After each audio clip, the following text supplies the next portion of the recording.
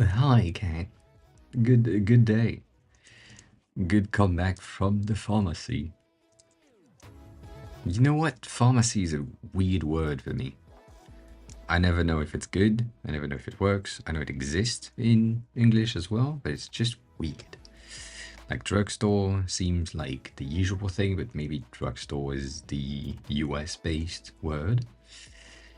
And I don't know about that. I don't. Just interesting. Yeah. I mean, pharmacy is the same word in French. It's just pharmacie with the French R. Mm. That is the main difference. Whereas the UK based pharmacy is the weird R. Um,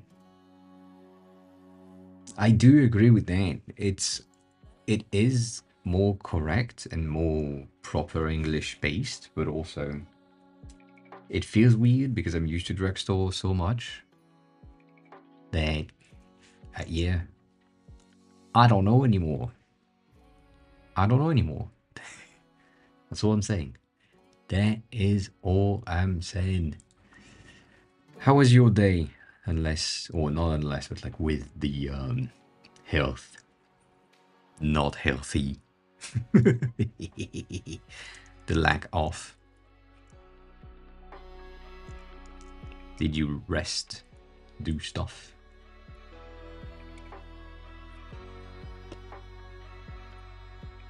Good. We have a bit of an issue. The whole OBS app crashed on its own before I even started streaming. Like basically 30 minutes to an hour ago, I launched it to set it up and it crashed. So there is a very high probability for this entire stream to crash multiple times. And this is one of the reasons why I kind of started the stream earlier. Just in case, like it breaks, I have some delays and feedback and all that. Cybersect, hi, welcome back. How are you? Yes. Stony, hi. As well. How's your day going? I have been on this creation day looking at things. We have a lot of sacks, which is really good, and Yorin. Hi. I Jeroen Van was Wissen raided my stream with 5 viewers. still not used to the fucking voice. That happens. But hi. I hope your stream was good, as always. For those of you who don't know me, hi, I'm AOA. I'm the helping designer. We just started. Nothing really defined. And yeah. Like it's we there. We are there. We have some things to take a look for, Aaron, specifically for today, which is a bit of the reason why he's raiding now. So, you know, dang. That is pretty good. That is pretty good. But yeah, we have like at some times we have the color that matches with your color, your profile picture, which is really good. However, I'm looking at your name. Your name is the size of the screen, and you're not the longest name I know. So I feel like I may have the need for a bit of um, a small font here. Because, you know, that, yeah. Welcome, hi. They are not. I was trying to break your streak, but apparently it doesn't work. God damn it. He got the notification.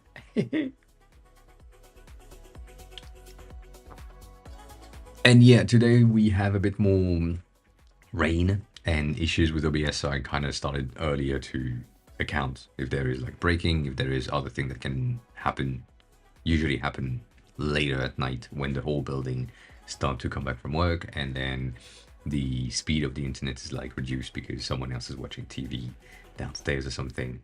So that's a thing. However, I have the new box. No, it is not the serious attempt. A serious attempt would be no notifications,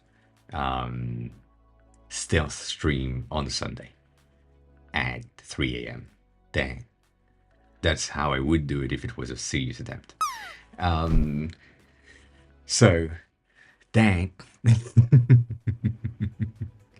That's the thing. So we have the new box. The new box is going to be installed on Monday. Therefore, as I said last stream, Monday stream is probably going to get out and not happen. And we'll see if that's an option, not an option. We'll see. But yeah. I need to do that now. God damn it.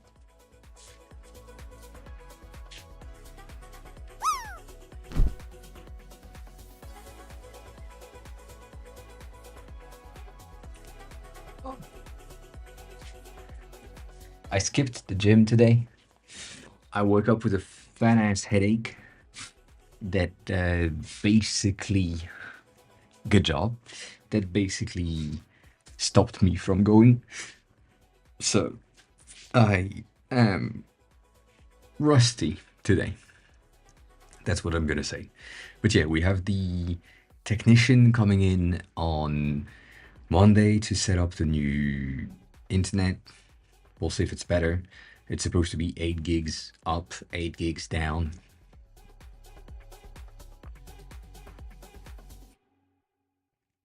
We'll see. If it is, things can change. So yeah. I woke up with a fat ass as well. That happens. So things here. Half reviews. There are stuff that we talked about with Joran yesterday that haven't been in place just yet. So that makes sense. The thing that we haven't talked about, which I wasn't sure that you had the different colors for the different sections. I know we said that it's not really necessarily a thing that you want to have, but you know, that. And I'm gonna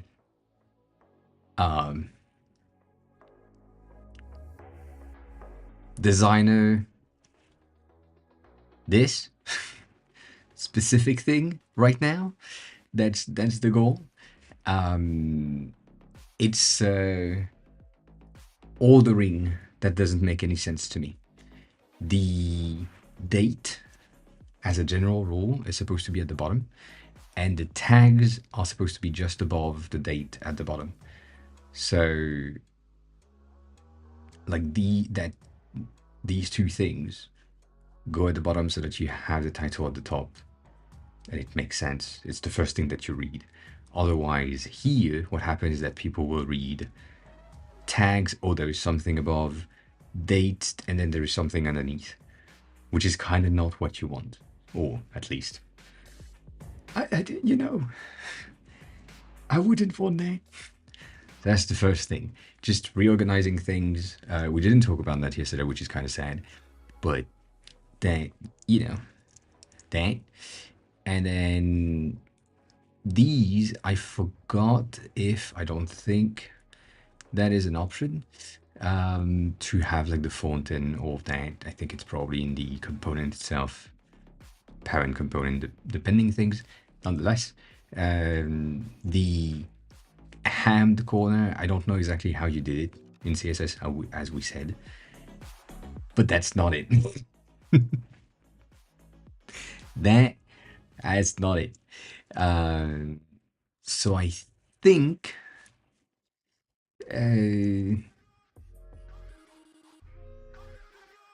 I mean, not think, but I don't really remember exactly how to do it, and I forgot the name. But in machining is this. So I'm gonna look for that.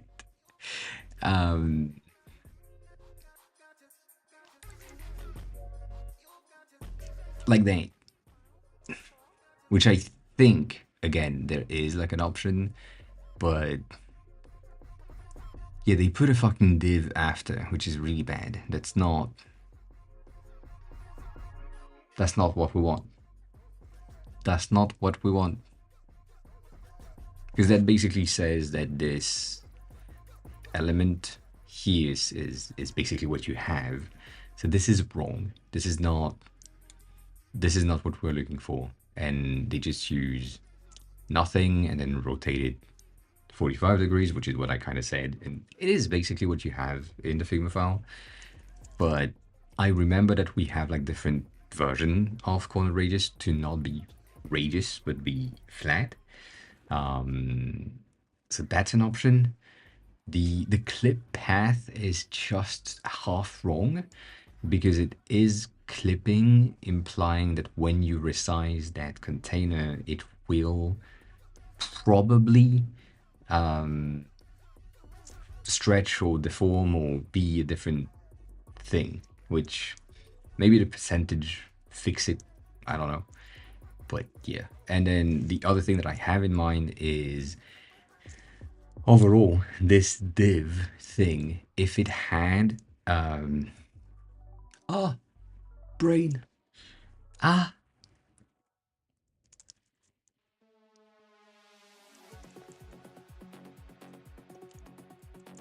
that, which is not the right fucking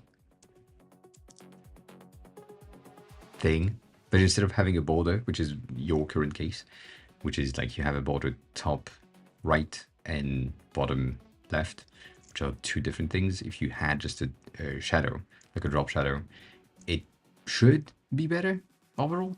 But I think it's filter like shadow or something.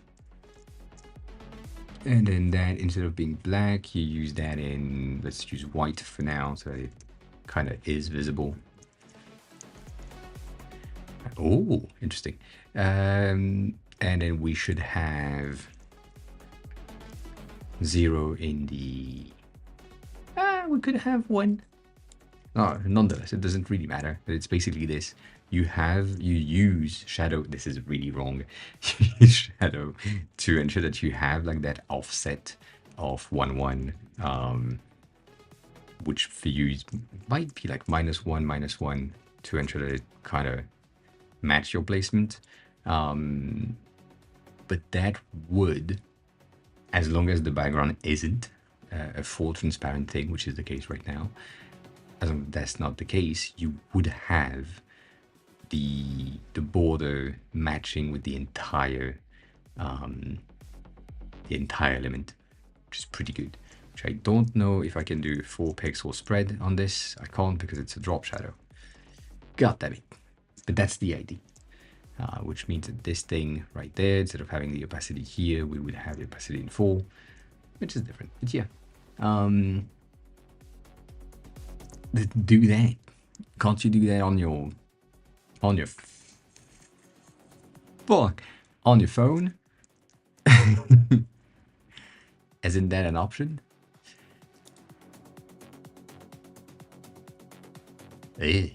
That's weird.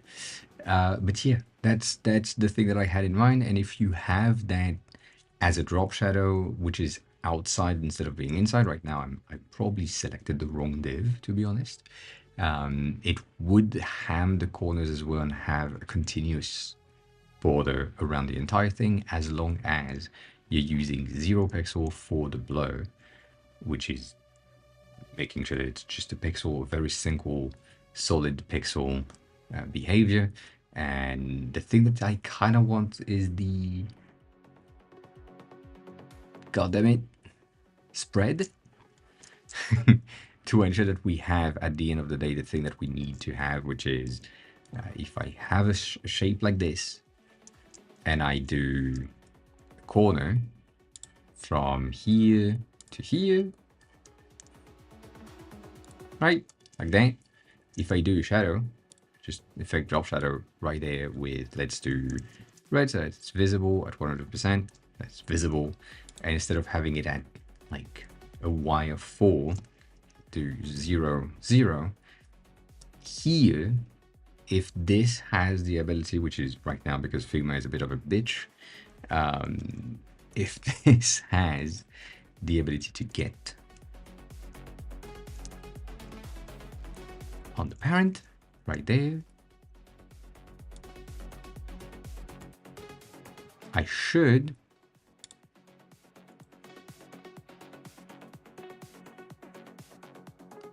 why no? I should be able to have, oh yeah, no, my bad. That's on me. I should be able to have that with a bit of a spread.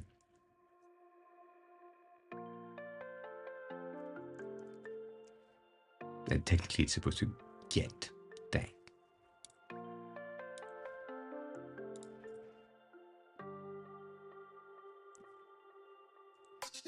But it might not work necessarily as I have it in mind, which is kind of weird. It should. Anyways, details. Not that it matters. But that detail is pretty important to me. I think these difference in border color is kind of weird. And then the amount of colors, we talked about it, purple, pink, green, orange-ish, is a bit much. The other pages are pretty good. Same thing, like the border around the selection is kind of weird. I really wish it went through on that hand corner, notch corner, to make it make more sense. But yeah, and then same thing here, as I said, date at the bottom, tags, either you put them at the bottom, or you put them underneath the title to have a separation in between both title and text. But again, this is not the best option in my head, so I would say that I wish I could just change the font family,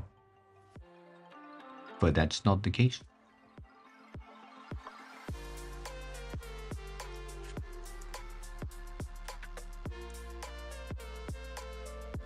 Yeah.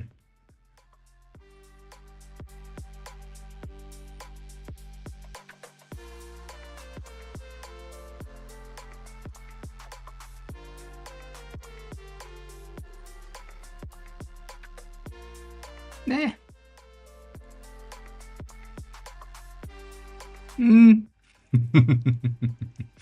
I don't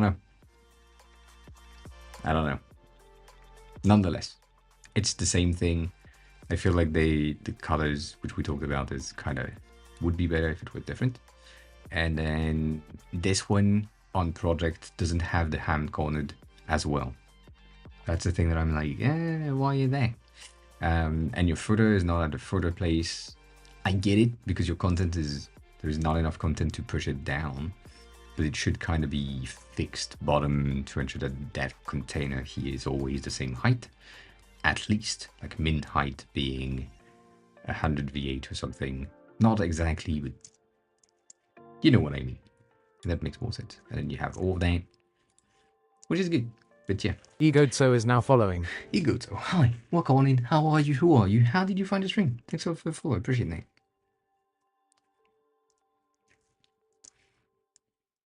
I see. I see. Okay. Good.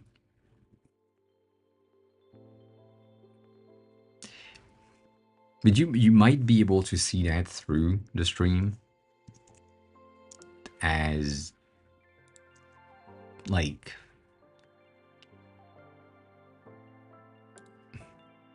bitch, not that.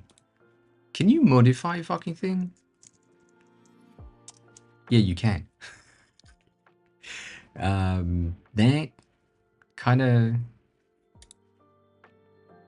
make it more visible compared to the rest. And then these, which I think are here, that's our text, our background. We want this to be, like right now it is 25%. I think if it was 15, it would make it easier for me. I would be at 16, obviously, because, you know, multiple of 8.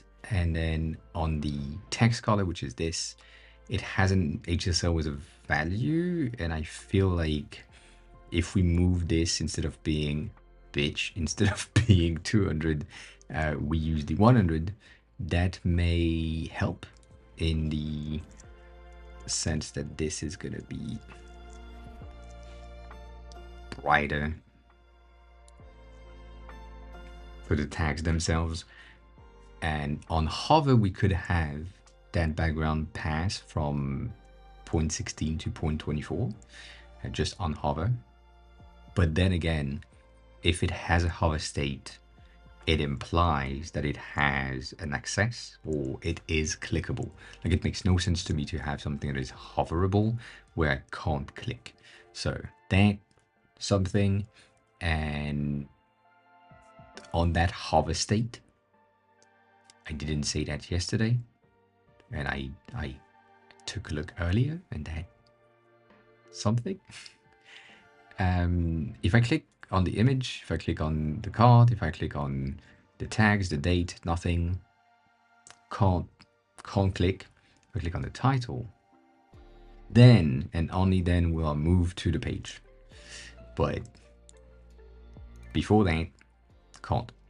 So I would highly recommend you to either have at least the images when you have images, or the whole card being clickable. Because even here, like I wanna click and see the content, but I can't. So yeah, whole card should be clickable, would be better. Yeah, but that's about it. I guess my issue with the thing that we did last time with the slashes is the difference of perceived weight. I think I talked about it, of the slash and the font, which I think we've done that here. Unsure now.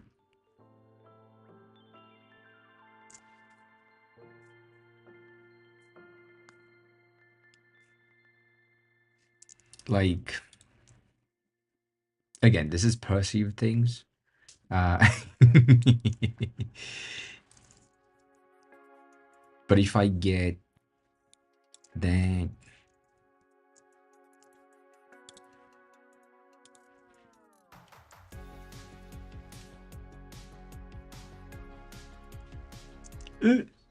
yeah, I mean, this shouldn't be.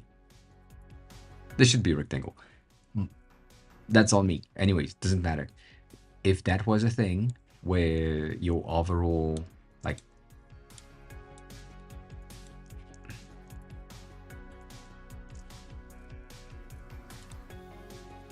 bitch, your overall slash when not selected is like this, and then when selected, instead of being like regular, you use bold or black, which kind of match the thickness of the slash. That makes more sense to me.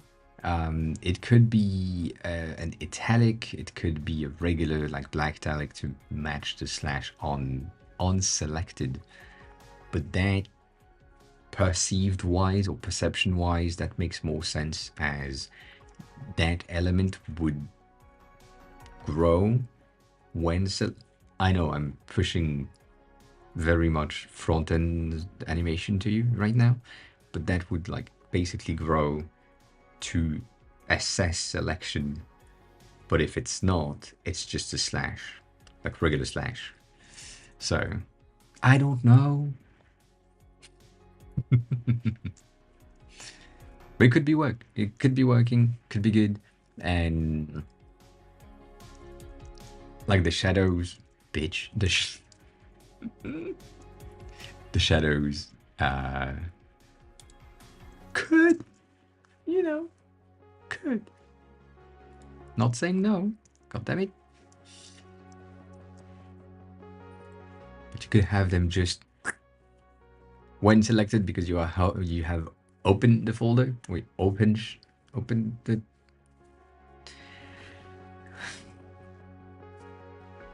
You know me by now. That could work. That's all I'm saying. This could be a pretty good, simple to implement thing to ensure that at the end of the day you have something that just makes more sense. And I feel like that's an option. I'm not really challenging you. I think it could be better.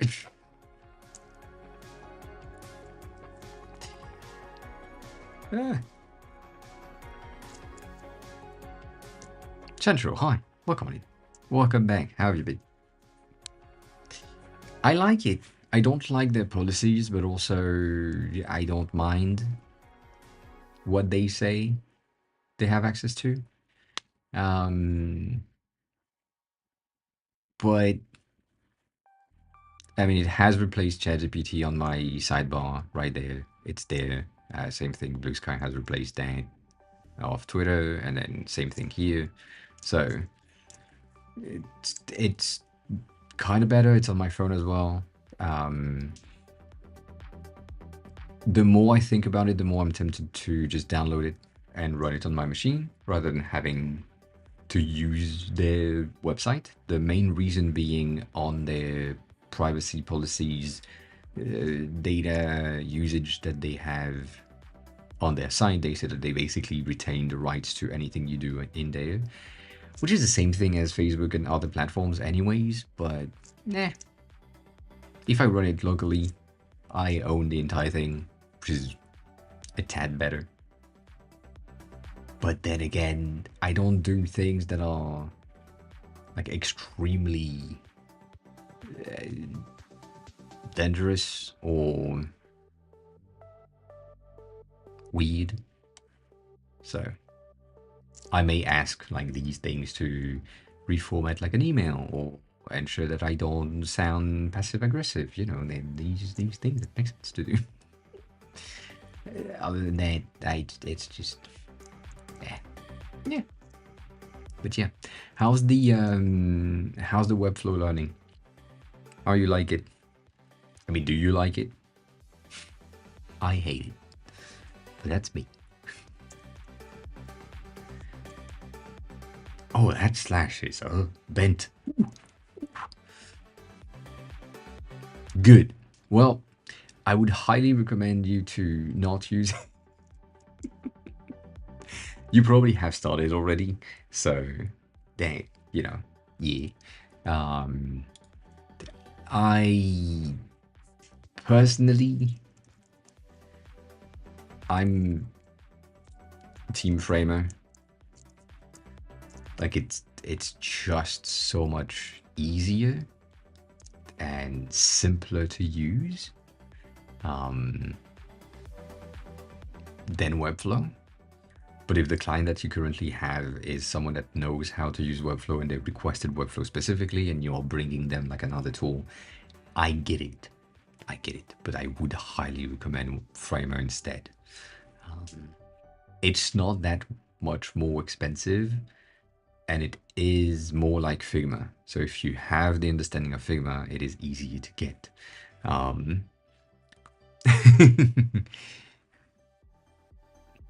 But I mean, as you can tell, this is like the old version of Figma, which I don't know if you have ever seen. I doubt it now.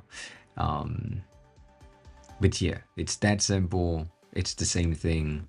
Webflow is just too close to code and too far off at the same time, whereas this is really off code, which makes sense. So yeah, I would. The more I work with devs, the more I work with like building my own stuff, the more I would recommend you to build your things yourselves without using either Framer or Webflow.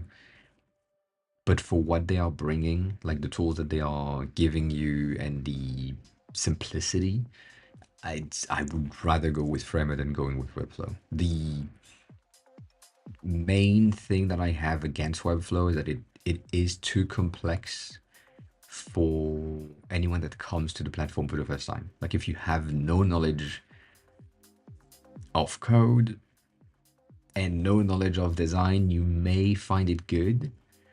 But if you have knowledge of a tad bit of knowledge of code and a tad bit of knowledge of design, you're like, yeah, this is more constraining than Figma has been. And Framer is basically just, you can do whatever the fuck you want. As long as it is feasible in Figma, it is feasible in Framer. Obviously, to an extent, there are like some limitation, but like this is a very simple thing, and it has effect, it has overstate, it has activities, pages, CMS pages, all of that. This is made in Framer and not in Webflow for many reasons, but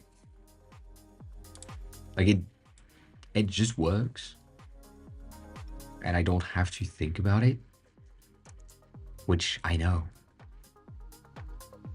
But it is, however, a tad more expensive than Webflow. I think for the client that you have, you would probably need the basic or the pro version to ensure that you have everything running smoothly and you have all the pages of the CMS and all that. But yeah, I think Webflow is $12 a month. Maybe you know what?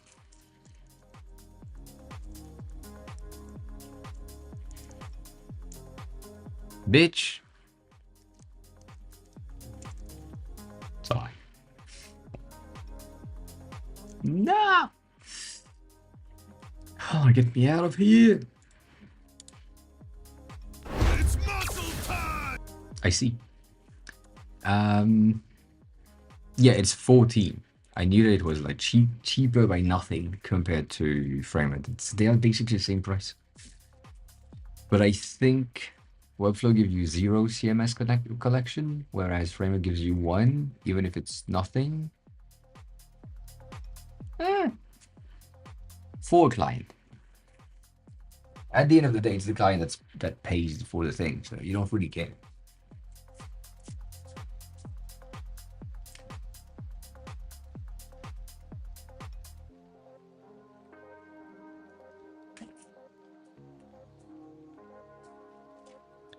I said, oh.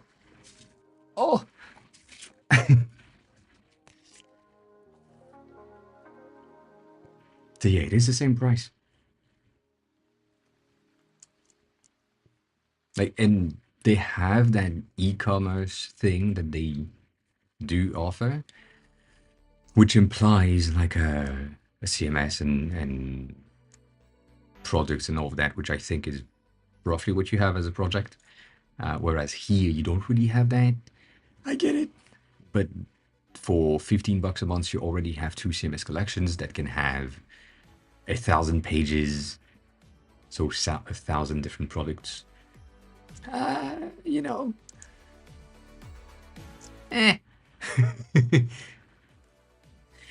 No. It's a bit of a different thing. Webflow e-commerce is their personal way of having e-commerce built in. Framer will go into the plugins, and in the plugins you will have like a Shopify slash Rasper underscore is now following. Thing. Rasper, thanks a lot for the follow. Welcome on in. How are you? Who are you? How did you find the stream? But in the plugins of Framer, you will have something like Shopify plugins to have e-commerce. So that's the thing. It is less easy. No, it's not the same. That's the good answer. Yes, I know. But if I was here, for example, I see. Well, come on in. From the other side. We don't know where you live. I think in the utility you had at some point you have things with Lemon Squeezy, which is basically e-commerce if you wanted to, or Gumroad, which is basically e-commerce as well. But you also have like Embed and iframes, which means that you can basically have something like a very basic Shopify integration, and it's good. Or it's good enough. I will say that it is good enough. But they also have like a ton of things that are really well integrated, and I mean, as you can see here, it's very simple. I just had like my content and define what I wanted to have displayed. If I needed to have like a video, I just add a video thing, add my file, load it, and then it's just there. It's gonna just play. I don't need to think about it much. Whereas in Webflow, I feel like I have to do so much more tweaking and details and things to make sure that it works every time. I really have a hard time with Webflow. So I'm saying, if you understand it, go for it. But right now you said you don't. If it makes no sense, I would give Framer a shot. Just try to do something and see how you like it, interact with it, feel about the app itself. If it makes more sense to you, no sense at all. Like you can have things like these that are like automated animations, harvest state and other things. Like it's pretty simple. You can have the exact same thing in Webflow. I'm not saying that it's not an option, but it is, to me, easier to achieve like these transitions here rather than on the other side. Meh, details, stuff. But yeah, I would probably say that.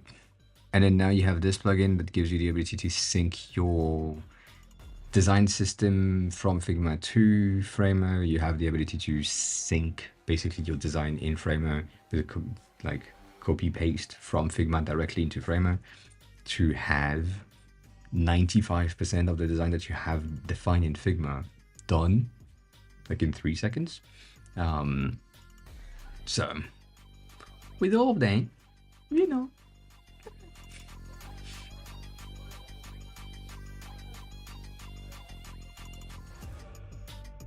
could work. What? For e-commerce specifically, I agree. It's a bit different.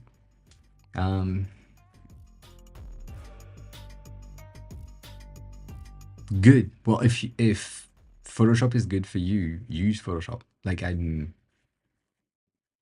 only thing that I hate about Photoshop is their pricing model.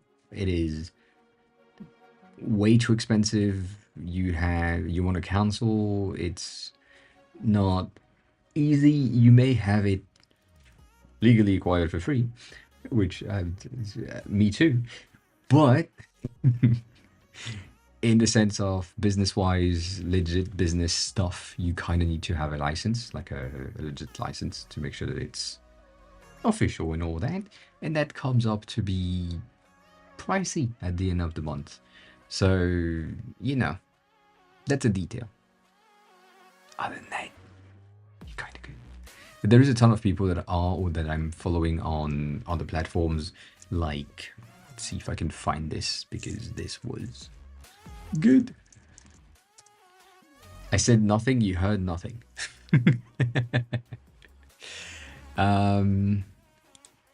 Where? Probably not in there. Probably not in there. I know you can't see what I'm looking at, which makes sense. There is a lot of ass for reasons. This is the social media. You can't see that. I can't show you. There's a very specific user creator on Threads, but is also on other platforms that is doing a ton of things in Photoshop and graphic design in general that might be of interest to you if you want like that creative, kind of interesting graphic design. So I'm looking for them specifically because I know they're good and I like what they do. I do have them on Pinterest as well, but right now my feed is just gym ass, which I can't show you. I'm sorry. I know. I know. Come on. But yeah, if Photoshop is your thing, use Photoshop. Like, the regular saying is use the tool that you are confident is or comfortable is. If Photoshop is your home and you feel like you can do whatever you want in there, just use that. There is no need for, there's no need for something specific because someone else says so. Like if I have the knowledge and if I have the experience in Figma, I would 100% recommend you to use Figma. But if I had the knowledge and the experience in Photoshop and not in Figma, I would recommend you to use Photoshop because it makes more sense for me as a user because I have used that. So if right now Photoshop is your thing, just use it. It's good. It's just expensive. It's just expensive. God damn. Oh, I can't find it. I'm so sad. I know their profile picture. I know their name. I don't know the name, which I would have searched. I know the last post that I like from them. It's a white background. I think it's a blue F in the middle of a poster. It is really good. I can't find it. Pissing me off.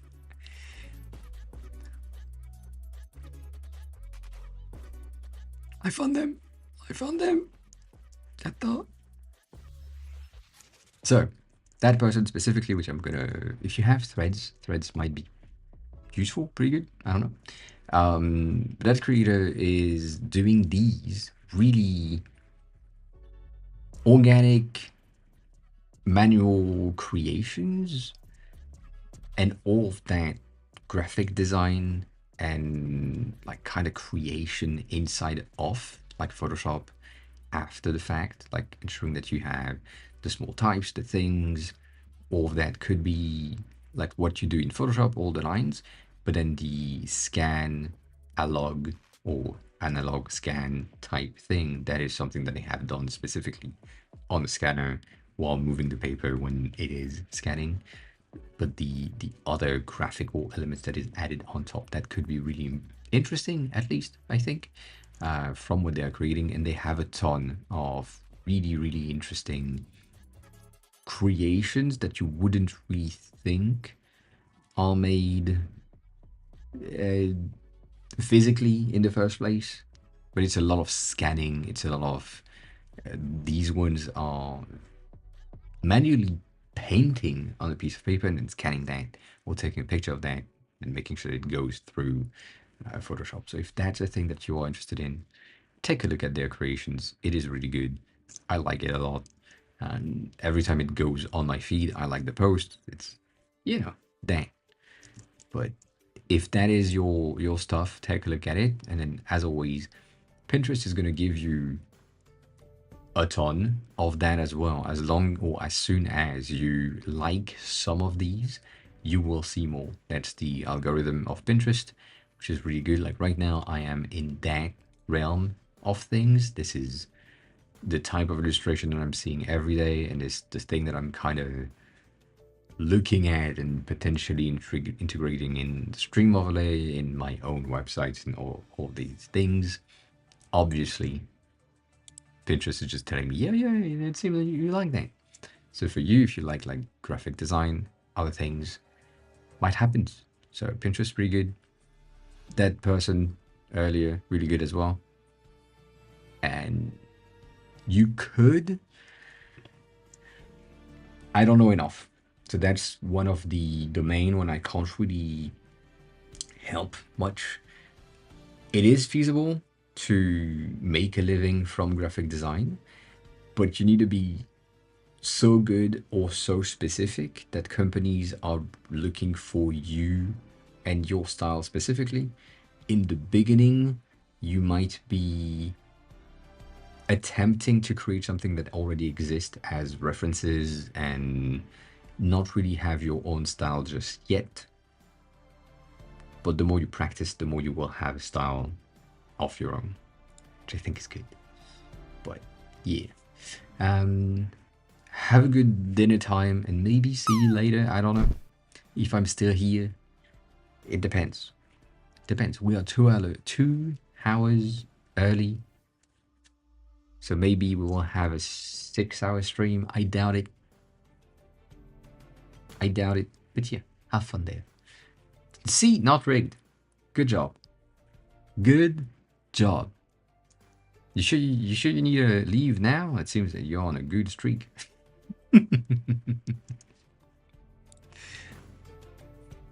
But yeah, shit like this could be really interesting as well. I don't know if that's your style, Chinchiro, but you know. Graphic design and Photoshop overall is or contain a ton of different styles. So yeah, just do that. Do whatever works for you. But again, what is happening usually is either you have a very specific style and people hire you for your specific styles, or you are known enough to do everything to be able to be hired as a graphic designer. Like this person, for example, has been doing things for a long time, apparently. I wasn't born there. You neither. But apparently this is some of their first work, which is interesting. It's not really work, which I like the concept of that. And then their style on this specific project / year is very pixelated, black and white, simple, interesting. But then you go in like 2017 and you take a look at what they have worked on. If it loads, which I have doubts right now, maybe there is a ton of content. Come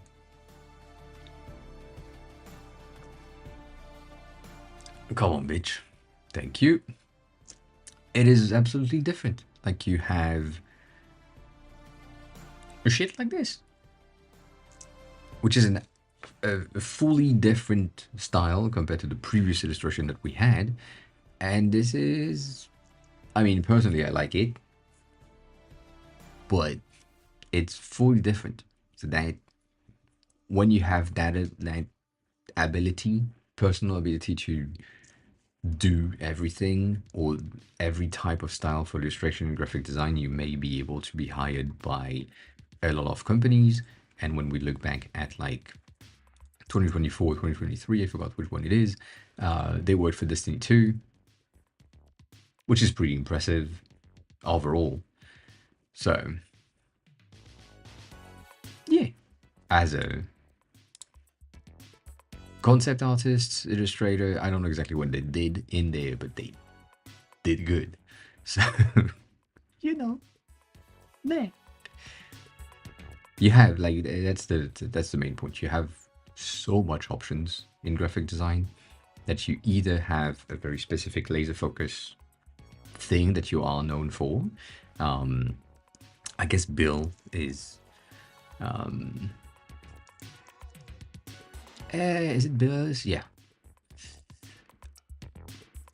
Like that person right there, Bill, has been known for these kind of skull illustration, creation, gold stuff. If I had to build at some point a gold looking death related 3D rendering, I would call that person. Or I would make my client call that person to get that. So, but I like, that's what I have in mind. That's the only person that comes to mind, and therefore they are the reference for that style. So yeah, if you are able to go to that degree of knowledge or recognition, yeah, I need to scare you in. Why?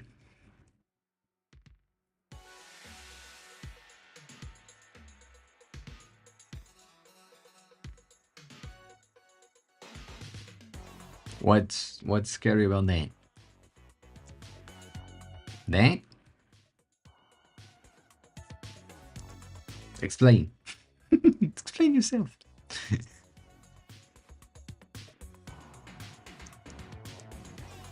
Is that bad?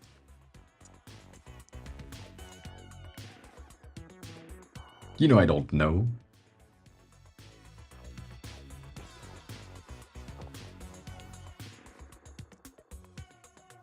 So you basically load the entire app on the front end and then you use that? Yeah. I mean, I get it. If you flush the cache after that, and that the user can just retain or reuse that cache for other websites later, then I'm fine with that. I don't see the issue. I personally don't see the issue. If it makes the experience better, I would do that. I don't know if you remember, I don't know if you've heard, but you know, it's something that I've said many times. It's something that we haven't really talked about, but for a long time, Google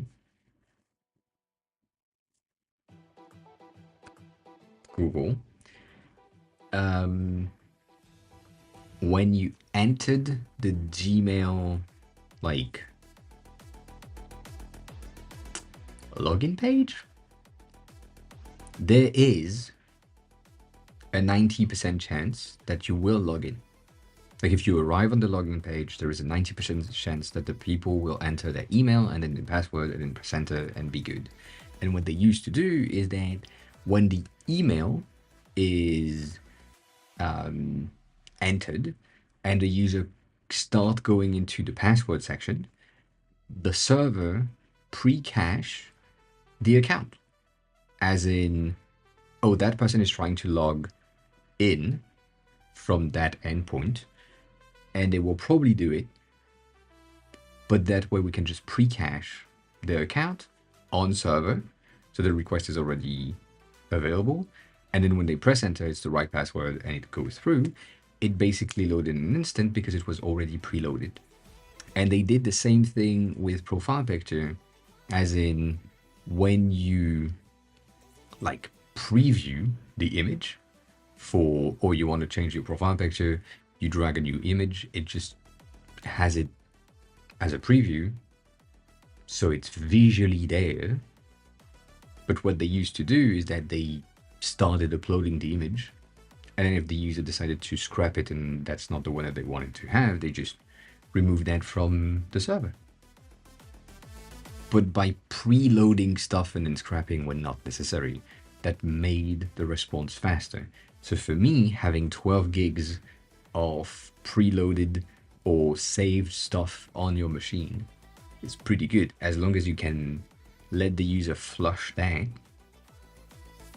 I don't see the issue. I really don't see the issue. Like, it's not saying that it should be automated, but yeah, that's what I'm saying. If you clicked the download for offline, you have access to your things, and then when you remove your download, it flushes your cached stuff, which makes sense. So I don't know why that would scare someone to say that you have 12 gigs of content cached because you have downloaded it. Like it is what you wanted to happen. So I don't understand what you said and why you saying that it's scaring some people.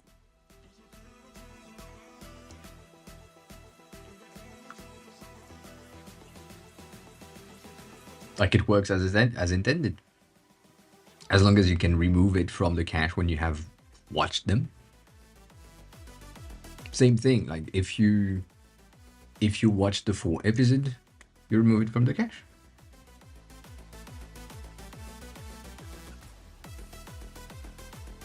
It doesn't. I know it's a joke, but the joke isn't making any sense to me, so it's not working.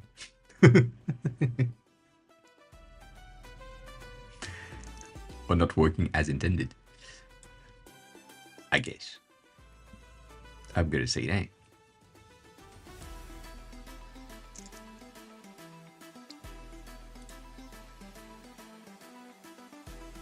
Anyways, I have fell. Yeah, I have fell into a rabbit hole of content earlier today in Pinterest again.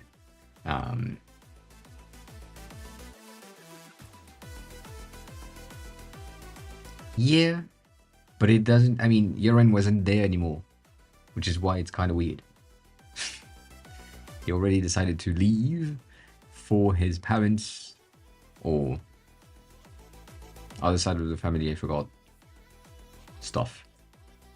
Anyways, as I was saying, I've been on a rabbit hole of things to basically prove my point that Pinterest is really good for showing you things and giving you inspiration.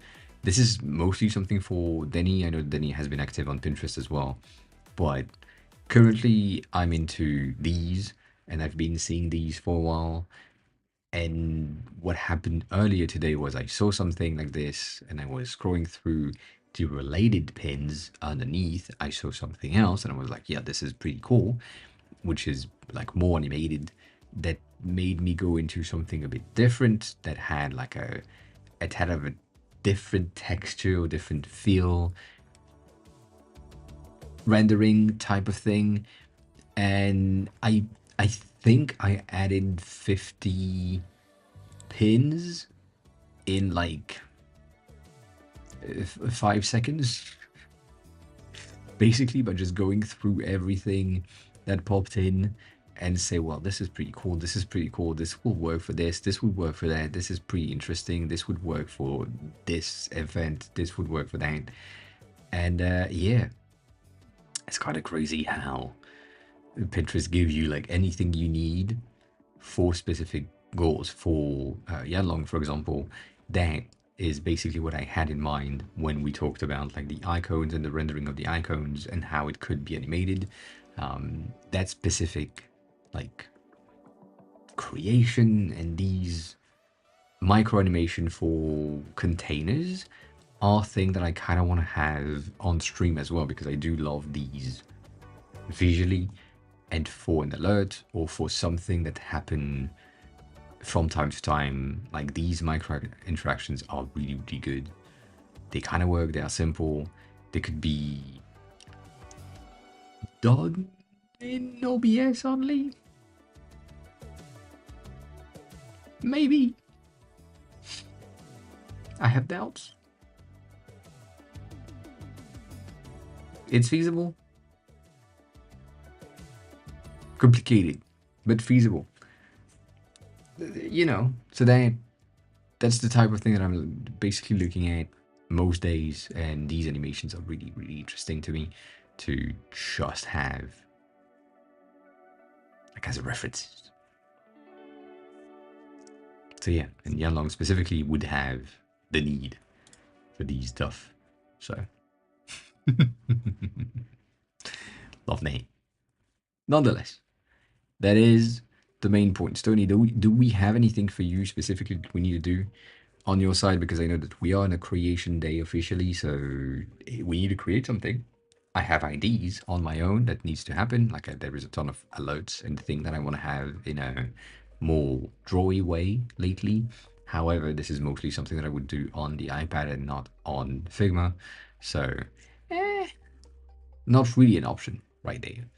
But yeah, do we have like a very specific page that you need something for at that instant? I don't think so, but I may be wrong. And I don't know. I don't even know if you have done most of the thing that we have done last week. So, then Is a question from me to you. Download button with option for what quality audio.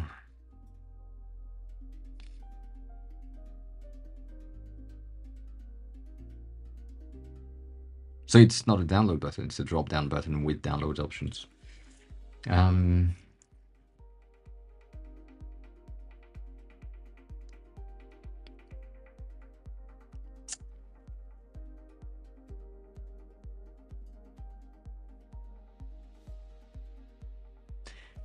I guess that's my main issue with most of the time when you have some things. Yeah, that's the thing that I would love to avoid, but I get it.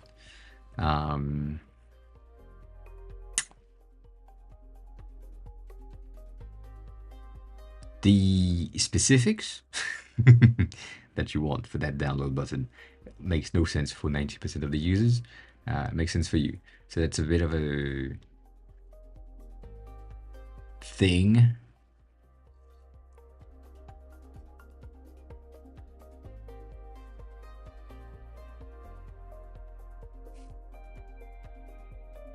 You could have a button like this.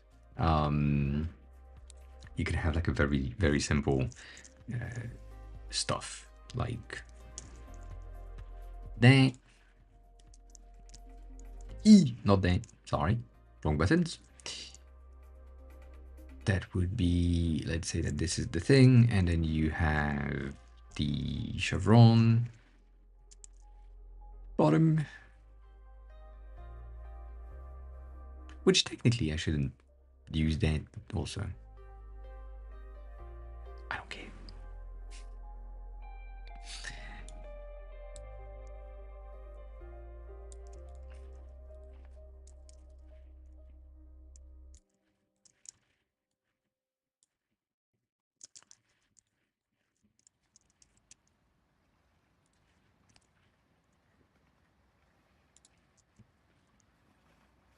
Like you could.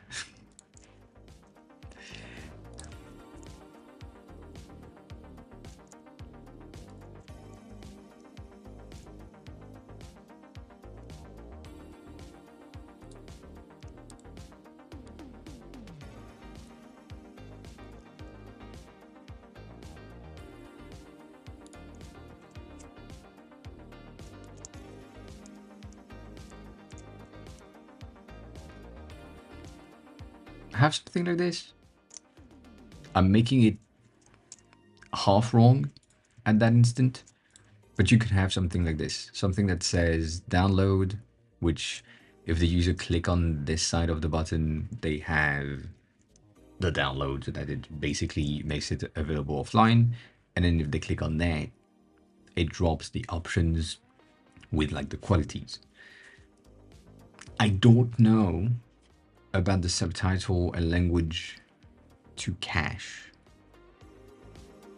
because I don't know how useful it is.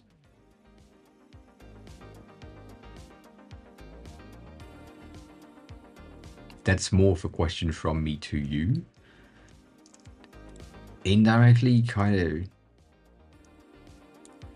I don't really care.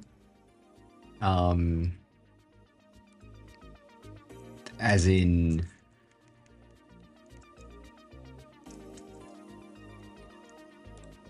if you are someone who watches movies in French and you watch your movies in French, it's set up in most of the movies that you've seen, it is in French, and you have the subtitle in, you don't have the subtitle because you're French, whatever. And that's what you've had as set up for the watching experience in the app since the beginning. The probability of you downloading a movie in English with French subtitle is like this small. So I'm not saying automation. I'm saying what is the setup of the user in the settings of the platform? Like that's it. Like when you have added content, As we said earlier, the full flow of adding something to the platform, you define your quality, your audios, and your subtitle tracks that you want to have. That, yeah, that's about it. Like, again, I know that this is mostly a thing that is for you specifically, but I would, as a user of legally acquired content, I wouldn't legally acquire an English movie with Russian dub and Japanese subs. Like I wouldn't.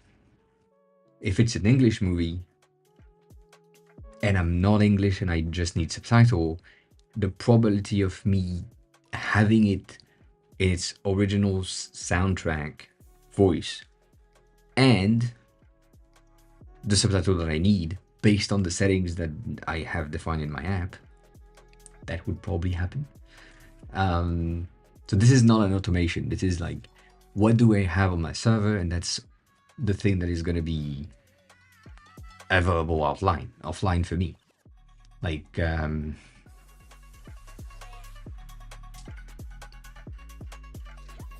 it's so I don't.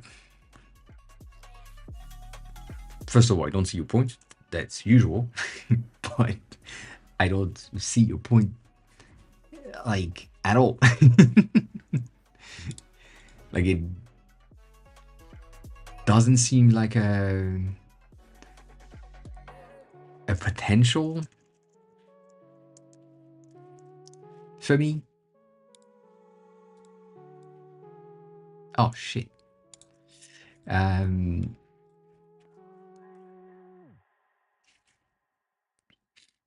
not saying can't guarantee that your preferred language is available just yet. I'm saying, and again, it is a me understanding of your app, which is limited still. If I have content and I put the content on the server, that's what I have. So the fact that my preferred language is not there, it kind of can never happen. Like, it's, if I have dropped a file that needs to be encoded, it's encoded with its content. So it has its subtitle if there is subtitle, and its audio files if there is its audio file. You, on your side, decided to add odd things, which is really appreciated for a lot of people. But the thing that I have on my server is like the thing that I have on my server, which is mine, which is in the language that I like it to be, and with the content related to it that I wanted.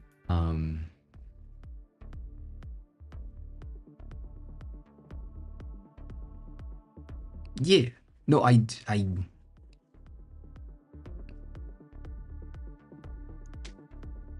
get that, but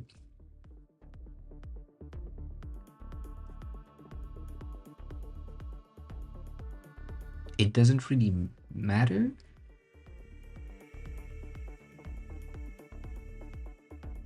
Like, I'm not arguing. I'm not understanding, or you're not understanding the user flow that will happen. Because in a regular use case, as what happened, based on what we have defined, what you are defining doesn't exist. Like, you add content to the server, it processes it, and then it becomes available. and it becomes available when it's processed and encoded through the platform. Therefore, your settings, your audio track, subtitle track is processed.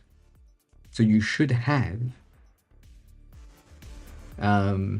already the thing that you are talking about. That's why I'm like, I don't get that. But nonetheless, this is basically what you need. You need this button that says download, which will take whatever is available, and that thing that will drop down a menu that says whatever do you want. Um, that's about it. And in the whatever do you want, it's gonna be roughly something else. Can you move that to the component page so that it makes more sense?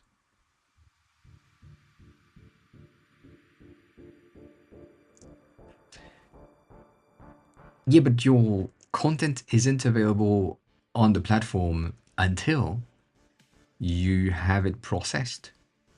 So the should, it takes time, yes, but it's like I can't watch a movie on the platform until it has been processed entirely, based on what we have talked about for the past 2 years. Therefore, this thing, the download button, would be unavailable until it has been fully encoded and all the things that you have defined in your settings are there. So that's why I'm like kind of not understanding what you're talking about, because it seems like something that should just work or be there by default. So yeah, that's the thing. Anyways, it doesn't matter. Um, it does not matter. This is not the thing that I need. I need these.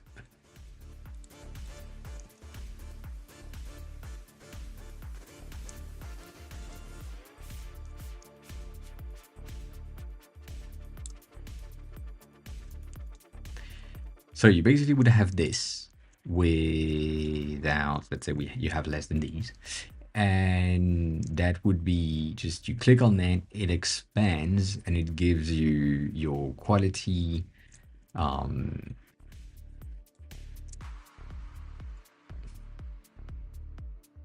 subtitle, your voice stuff. So you may have your checkboxes. I would probably have a checkbox just because you want it to be, on the other side, but whatever. Uh, and then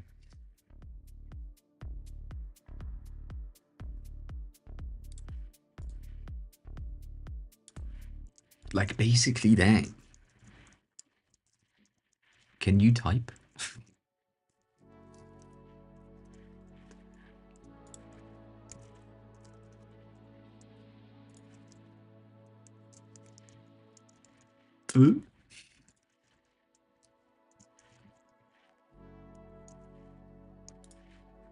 And so on. Like that's basically what I would have as a in my head as a simple, easy to put in place thing.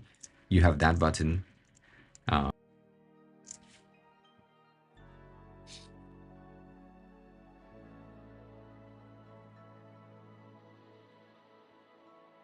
Like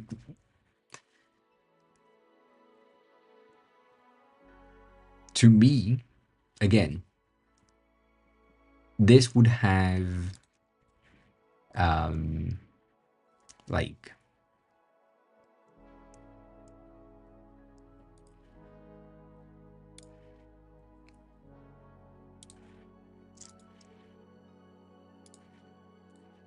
that checked by default in my head as your default download would be the selection.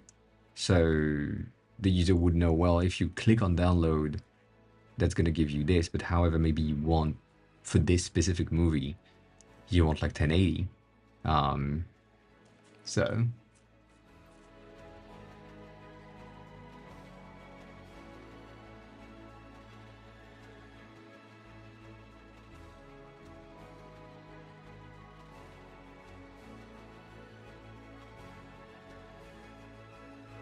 I don't know what that is, but yeah, I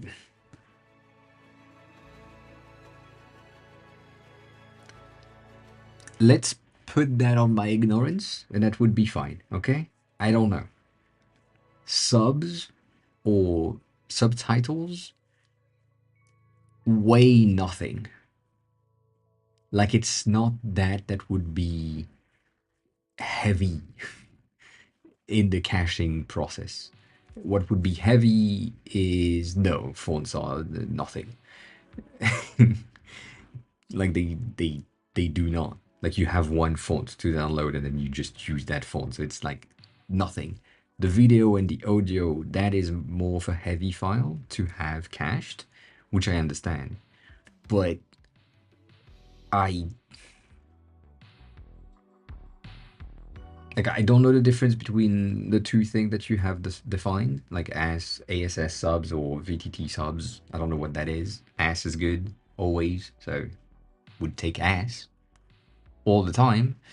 Um, but that's two fonts to have preloaded on the platform by default. They are there. So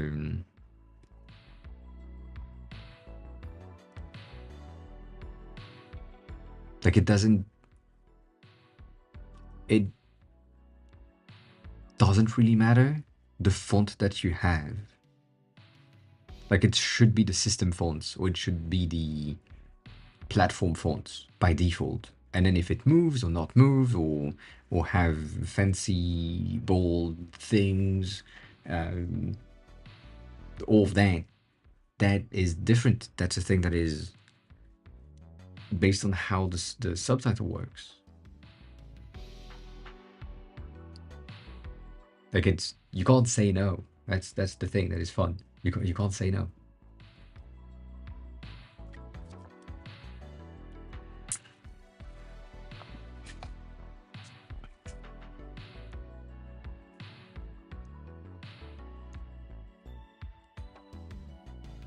So I disagree with that statement, but you will say that I'm saying arguing for no reason.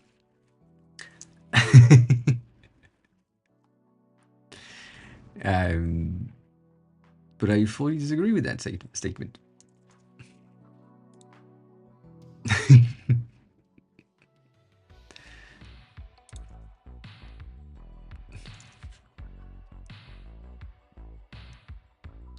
Yes, first of all, yes, 100%, but also because in terms of logic, Dapshi, hi, welcome in. And welcome in with the confetti. The If you don't have the font that you need and it's not loaded yet, you use the regular fonts for the subtitle. That is like it is a logical process of defining what is going to be used and what isn't going to be used for the download options. In my head, it's just I need this offline as a default, lowest available quality, default language of the thing, available subtitle first in row from what is available from the user. That's the default button, and then the drop down gives you the ability to download stuff specifically. But then it's just weird. Shape of Veil just resubscribed for 7 months. Yo, Veil. yo, how's it going? Welcome back. Thanks for the resub, I appreciate it. We are going to do some pull-ups, I'm sad.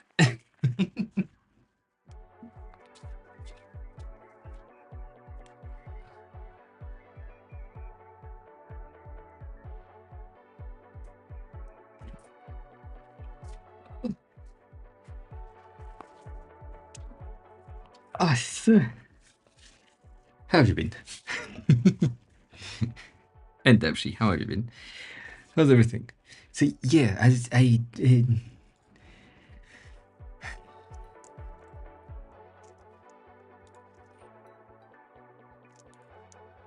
oh, that's weird. Sorry, I'm seeing things.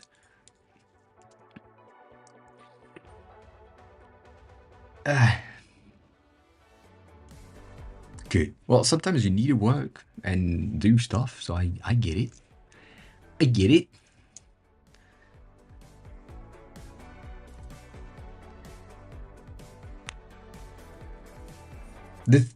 Again, with that, I'm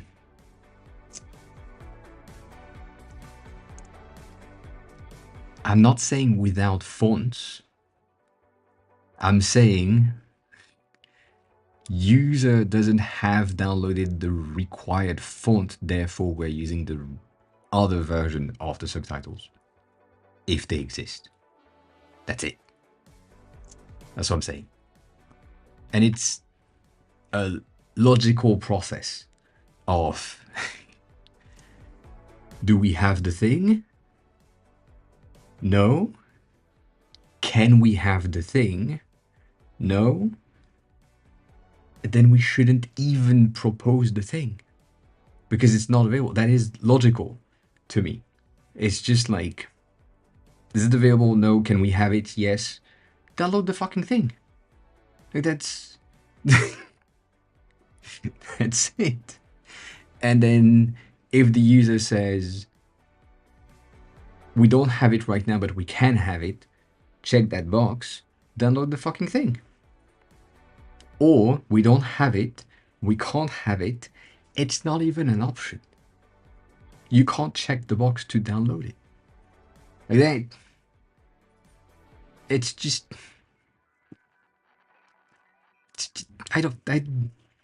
logical. The system of ensuring that the user has the thing that they need. If we can't access the thing that they need, we don't display the thing that they need. Like if I tell you,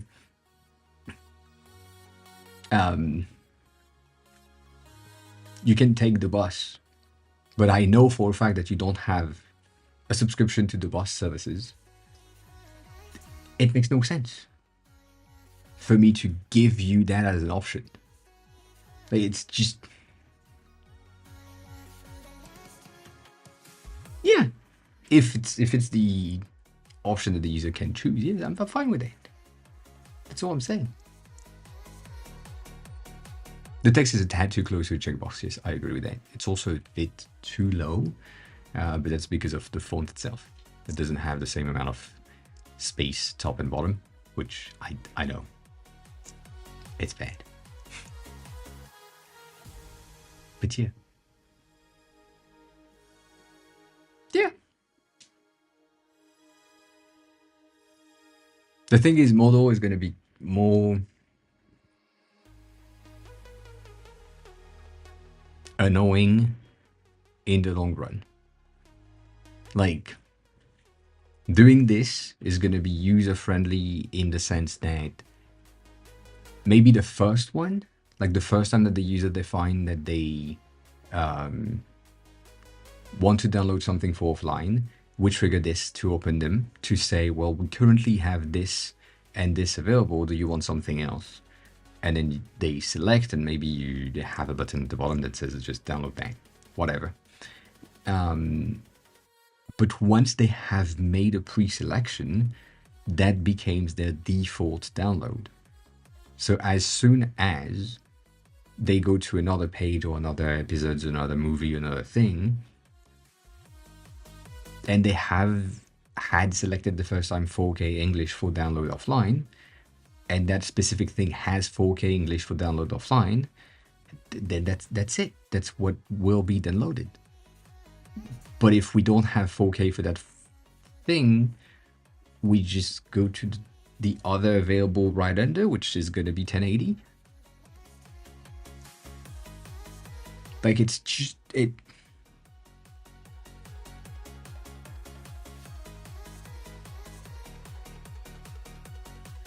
to just, easier. It's not automation. Again, to me, that is not automation. This is just user preferences hosting. And, yeah.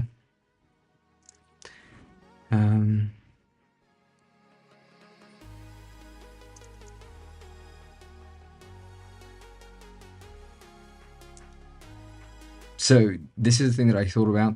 I thought maybe there could be like, we could have like a secondary thing underneath that said 1080 like FR 1080 or EN 1080 something as predefined thing, it is kind of bothering me in the fact that if the user for some reason decided to have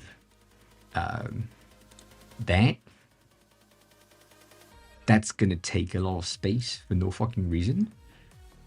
Which, first of all, I wouldn't, as a user, I wouldn't download offline 4K and 1080, whichever.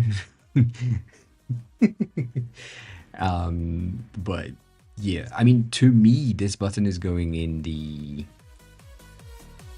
here, like right there, align with the rest of the options.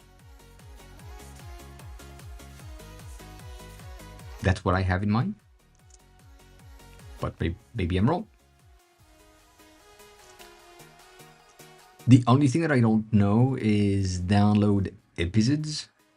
That's a bit of a more complex things to have because it's like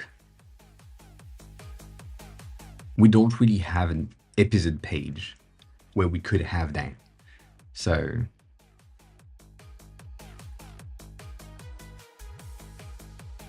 yeah, I would have that there, like next to it, personally. But also I would have like less things in there. We could just have an icon instead.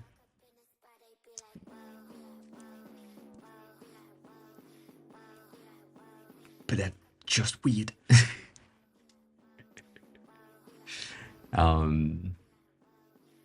Like the reason why I wanted to not have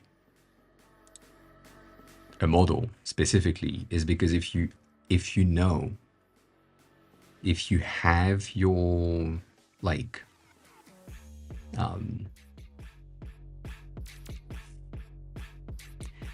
I know you disagree with this, which is weird, but again,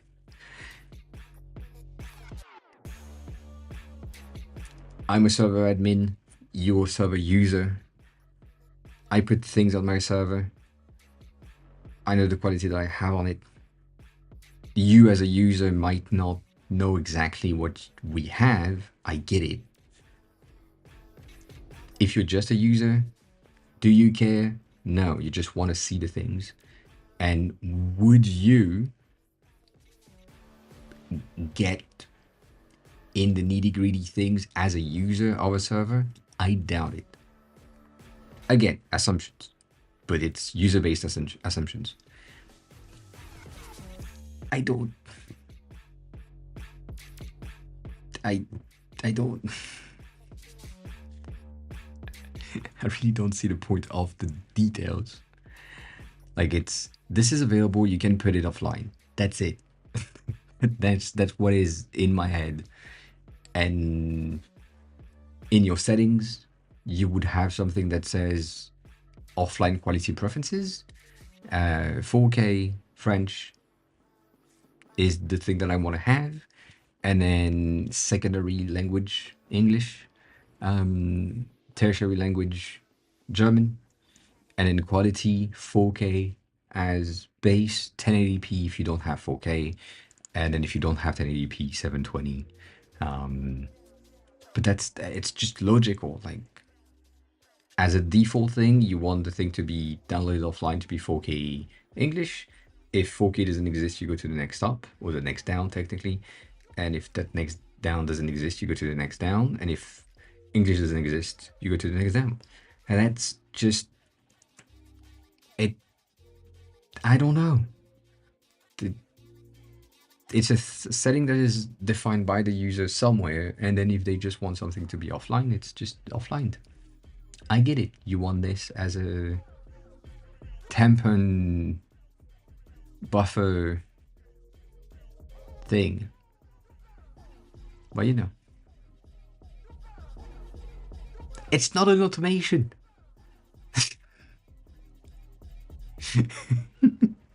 It's a logical thing. It's an if-else. If 4K available, then do that. Else 1080. Else 720. Good, good. Like that's, you do have the skills of if else. If else. You do. You can't tell me no. You taught me how to do it. So you do have the skills. But I get it. Um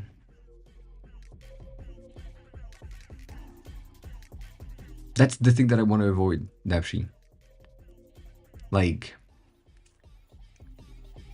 I don't want the user, again, let's say you are here and you're watching a TV show and you want to download the thing or make the TV show available offline.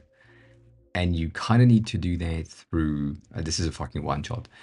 You kind of want to do that episode by episodes to ensure that you have like this episode offline, right? I would just have the button download offline on the episodes, but I would have a setting somewhere that is like in the drop down. Because if I have to click on this, see the model, and just press enter because it's already pre-selected with the thing, and then go back here, press the button, have the model a second time, press enter again, it is the most annoying thing ever. Like, think about it for 2 seconds. If I'm prompted with the same thing every time I do an action, and I have like,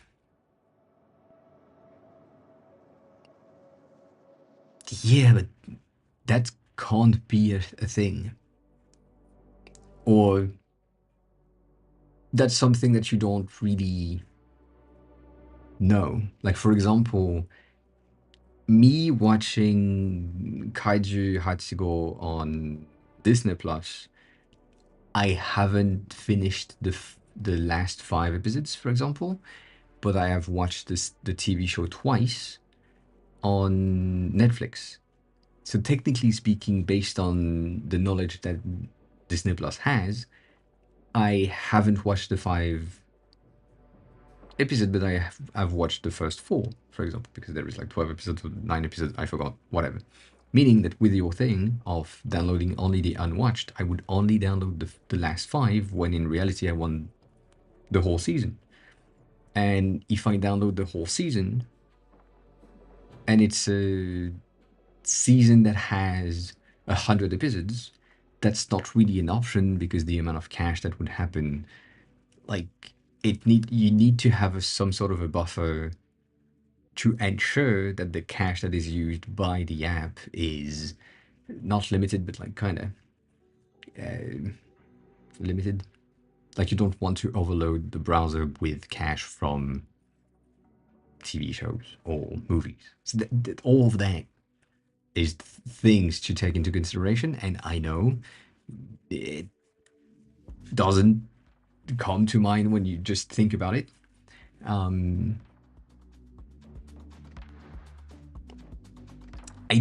It's not that I didn't understand it before. It's just that it doesn't make sense.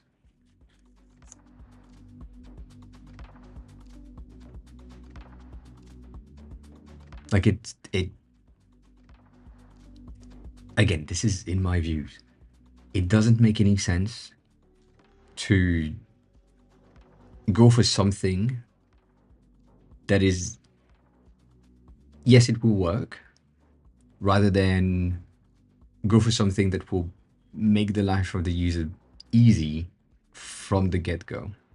Like, if you can, or if you have the ability to do that, which you do, like, it should be,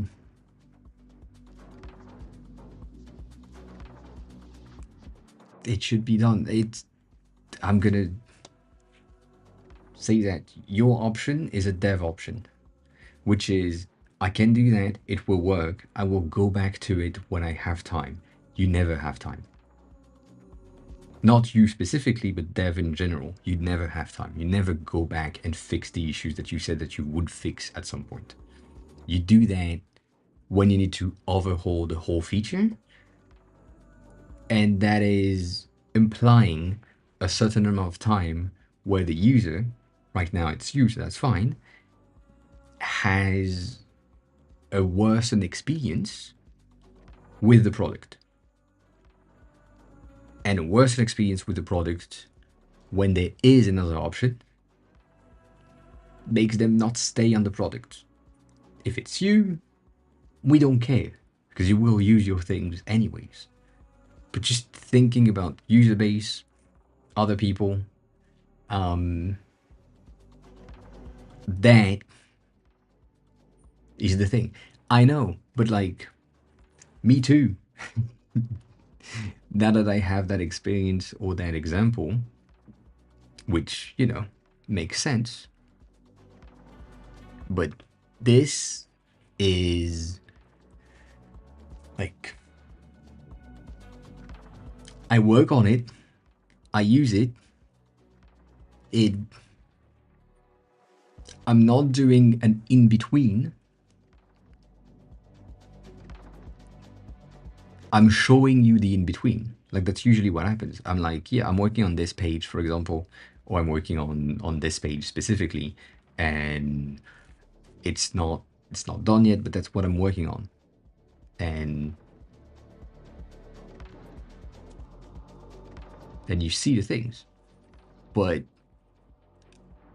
I want to finish the page to the extent of it is good and I'm happy with the experience for the user and for myself, but it's for the user first and then for myself. Whereas a quick fix to send, I don't know. I don't know. Like, that's, you know.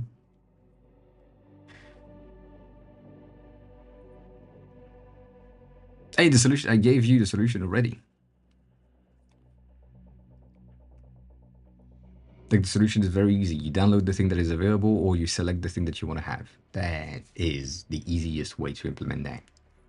The thing is, I don't know exactly how to do that for the TV show episodes because that is going to take more space.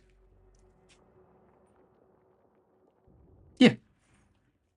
The localization is done on iOS. I need to fix it on Android, but localization is fully done on iOS. The app is fully in French, English, Italian, Spanish, Portuguese, German,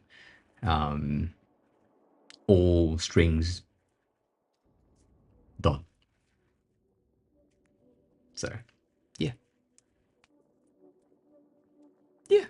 I mean, if you press the drop down button every time, I'm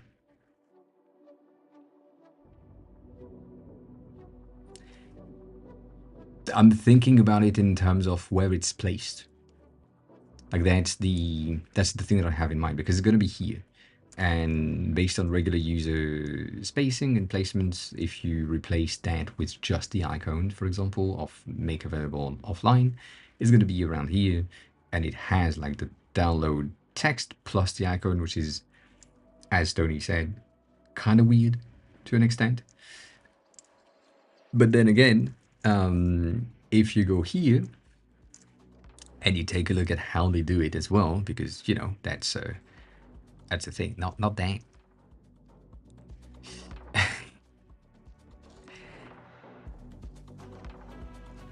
Like, the download is that plus button, I think. I don't even know at this point on Netflix how to make things downloaded offline. But that might be because this is the browser version, and so you can't really put things available offline on the browser. You need to be on the app, which would make more sense.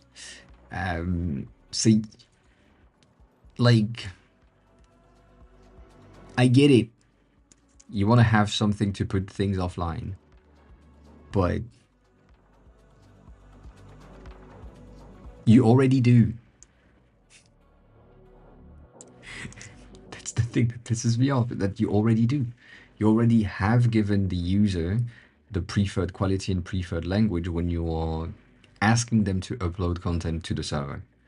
When they put things on the server, they define the profile and the encoding profile, which contains all the things that you need to have, which is basically the preferred settings.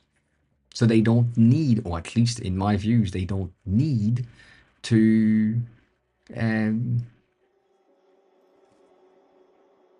select anything. It's just like here, instead of having the check, as you said, just having the download now or make available offline as a button, and you click on it and it's done. It's just download. And I don't really give a shit about the quality and the language and the things. It's just like it's there.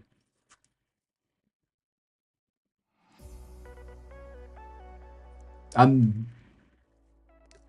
don't think I'm missing something. I think I'm simplifying stuff to make sure that it works better. But you're gonna give me a reason that I will agree with.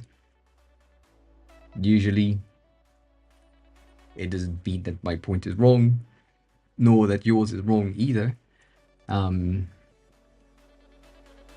Yeah. Therefore, what's your point there? Your server will download 4K, his server will download 720.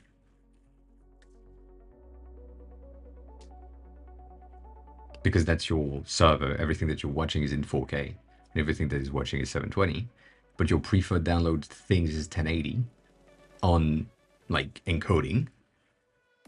So if you didn't have a preferred watching content at 4K, it would just download 1080.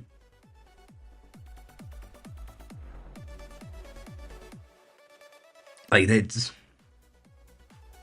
if the user has preferred stuff when they have like watched something, if I start something here and I define the quality right there, and I define the subtitle, and I say I want this to be in English and I want the language to be in Japanese, that is just held in user default settings. And if I want it, I don't know if there is quality on this specifically. It doesn't change anything. I would just say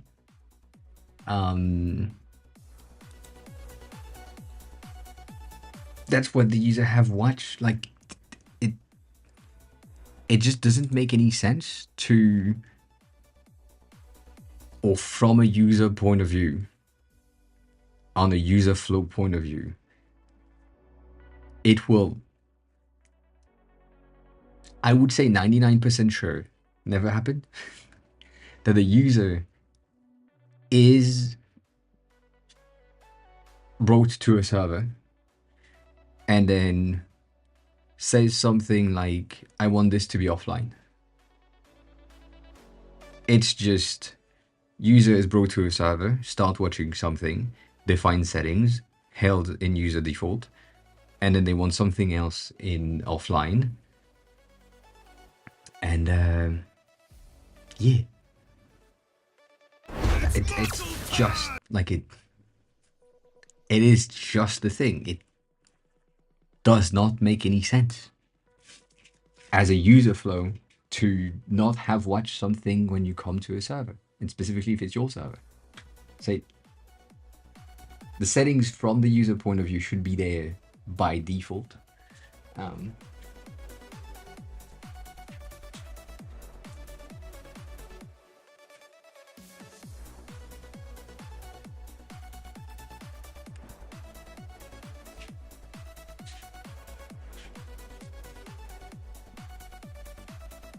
That's the thing.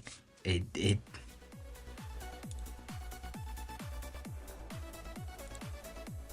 that doesn't change shit. What you send in DMs doesn't change shit. which even more proves my point. It does not. If that's the goal, which it's not, I will know and I will not get something in 8K. I know my limitations. I know what my device has. I will not use an 8K thing. I will just have the format that makes more sense to me, which is going to be 1080, or maybe it's going to be 4K. But that's the thing. Like that, it doesn't change anything. It proves my point even more because you wouldn't have a file that contains something that you don't need. As in, again, I wouldn't have subtitle in Russian. Will never happen. I wouldn't have subtitle in French. Would never happen. I may have subtitle in Japanese and English. And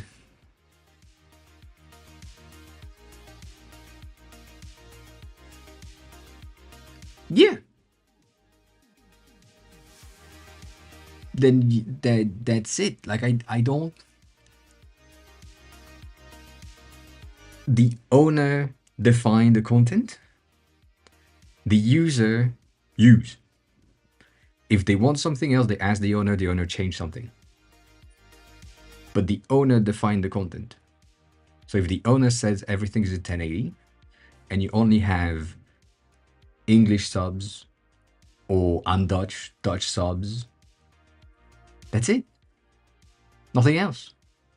Like it's the server admin that define the content. So I have no say. Like it's, yeah, your preferred choice is not available because you are not at home. You're at someone else's home. Like if I'm invited to a friend's place, not happen often, but if I'm invited to a friend's place and they don't have these, that's my preferred choice. Am I going to complain because they don't have these? No. I'm going to say, do you have water? Do you have a Coke? Do you have something else? Because this is my choice. But this is at my home. That's my server. You are in someone else's server. So you don't choose your preferred stuff because it's at someone else's place. Like I don't. I see your point. Yeah. But that's what I would have. That's what I would have at my home. And if you only have tea and coffee, I would use tea and coffee. And if it doesn't work for me, I wouldn't use that server. Or I would bring my own if I have the ability to, which is not the case. But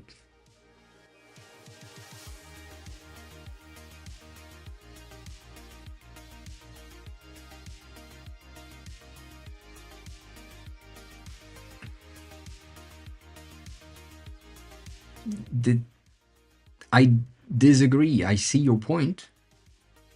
The thing is, this is more complex than anything else. Like if I'm a guest in someone else's server, I will have access to the guest settings and not the admin settings. But like it doesn't make any sense. Like it's basically the same thing as saying, well, the server has a content in 720p, but I want it in 4K, therefore it will download it in 4K for me specifically. That can't happen because you can't, I mean, you can upscale, but you can't upscale or make the admin re-download something. So that's the weird thing. Like if my preferred settings don't exist, they don't exist, that's it. because I'm not home. Like, I again, I see your point. I don't think you see my point. um, but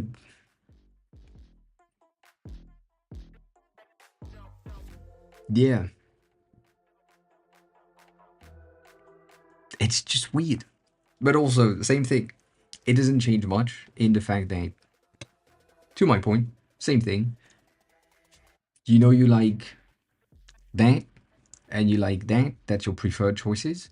And these two are not there because these are not the thing that you want. And then you press download, and that's saved in user info. And that's your preferred stuff. And maybe the only thing that you can do is you click download, 1080 is not available, and therefore it's just open the drop down by default. But then it's just weird. It's specifically where it's placed, and the user flow that needs to happen is really not good. Like, as Debshi said, opening that every time makes no sense. And you having a model is the same thing as opening that every time. It does it work? I mean, it does work. It does work. It does work. It's not optimal and it's not optimized either. Um, so yeah, but that's the answer to your initial question. You just have that button. That's about it.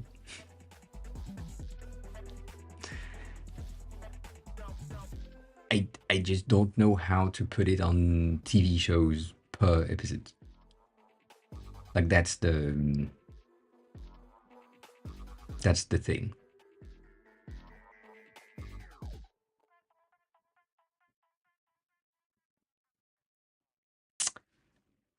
What I'm saying is not assuming. What I'm saying is user define their preferred things, and therefore you assume their preferred things. So it's not even assumption. It's just that user specifically has said they want to see things in 4K. Do we have 4K? Yes, cool. Do we not have 4K? Then lower down. Uh,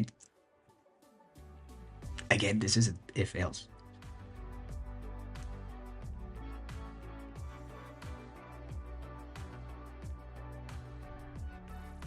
What if I mean, if the user preference is 4K, 4K doesn't exist. Therefore, we downgrade to 1080. 1080 doesn't exist. Then we downgrade to 720. 720 doesn't exist, and there is nothing else underneath that. That means that the file doesn't exist and that the thing shouldn't be accessible.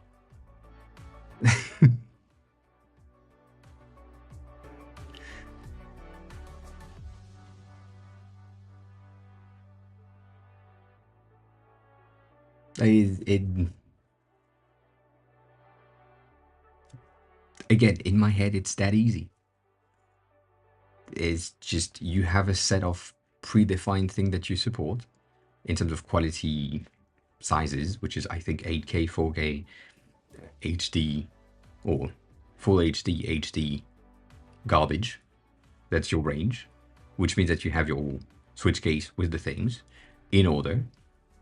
Pretty simple. And then for languages, I do agree that with the languages that you can support, that might be a bit more complex to have. The thing that I really don't understand is, like, if the server from whom I'm taking the file from or watching the thing from is a French server that doesn't have anything on, like, official English language soundtrack thing, then I wouldn't have the ability to see the things in original sound, which is weird. But it makes sense based on what you said earlier with the I'm showing the thing that the user can select, which is basically what I have here. So if you can select all of that, I would just do that. I may say something as like, in terms of definitions, but that's a weird thing, but it could work. Having a greater drop down, like that would be kind of closer to what we have on the selector. But again, this is going to be kind of weird, but it could work. Where instead of having this with just one drop down with everything in one column, maybe having something like this, which I'm butchering for a reason.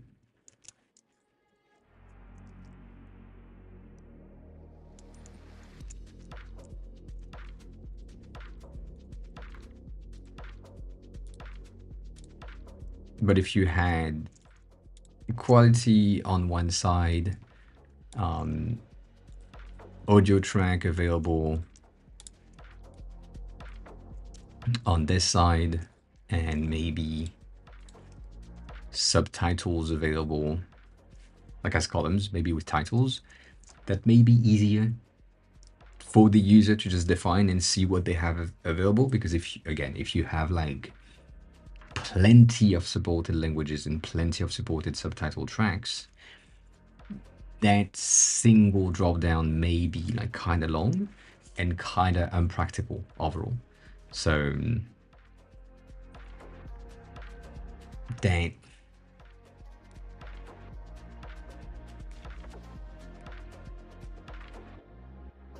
might be a thing.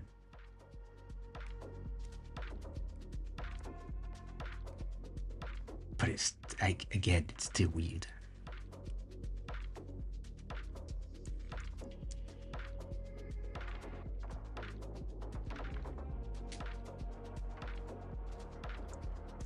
The only thing that we need in that department is potentially having something like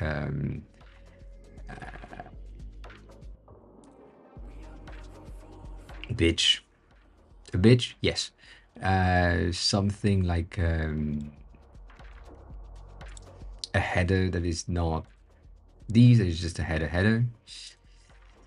Probably. Like same thing here.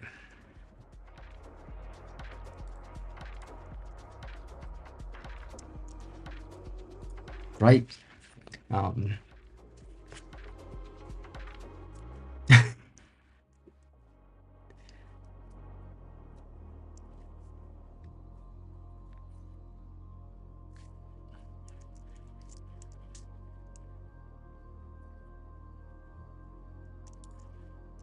Like,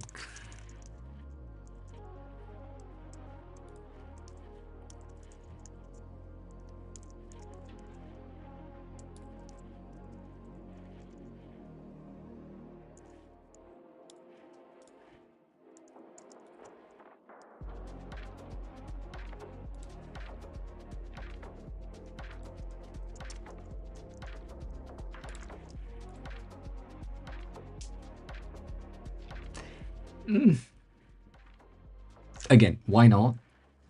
I don't think it's a good idea, but why not? Still, will not give you everything you need. Not quickly enough, at least. It's just in the case of many subtitles, which is weird. Because again, when you, from the places you get your content, you choose. You choose.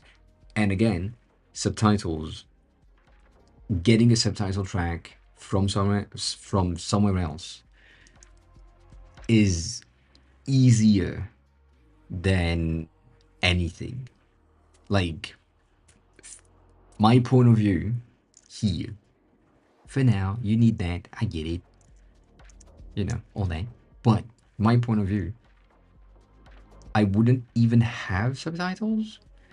I would have video and audio, and then I just on your endpoint, it checks what is the current video feed that we have. Do we have access to subtitle from one of the database that you use? And then if yes, you can just download the fucking subtitle tracks automatically. So yeah,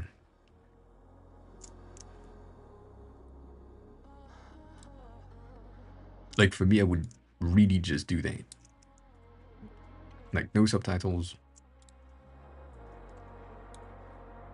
just audio track, and then when the user watch the thing, because we can download a subtitle track in like 2 seconds, um, there's no questions. Like it's just, oh, I need the Japanese subtitle. Cool. You click it, your server search for it, find it, download it. That takes one request. You have the subtitle, you display the subtitle, and it's the same thing as YouTube. I know. There are small companies that don't have a lot of money, and you have better infrastructure. I know, but um, when I'm on YouTube and I just want like subtitle for something that is not necessarily direct, like if I'm here and I'm saying I need subtitles right now, it's kind of taking the time to process the whole thing. But I want like a specific subtitle track that they already have. Then in the auto translated, I will have to go through Arabic maybe, and it takes the time to go through, and then it gives me the content. But um, like to me, like downloading an SRT file is so much nothing that it shouldn't even be in the drop downs. Um, so yeah, I know you have that, but it's just kind of weird. But yeah, nonetheless, this is a potential for you to get that, to make sure that it kind of works. You have your audio subtitle as different blocks. Um,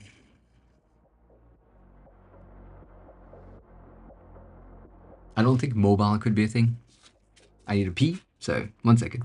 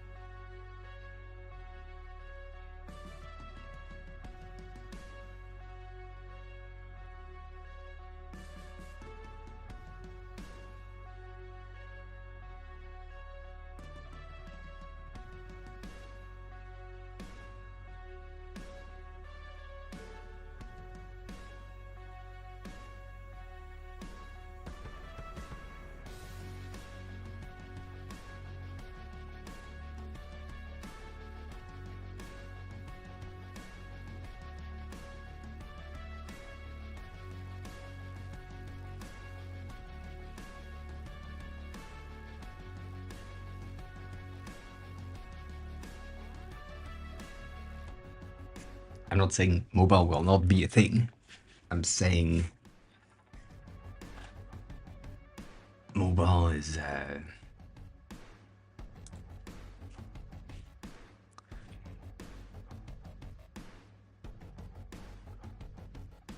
another behavior. I'm debating this, which is kind of debatable.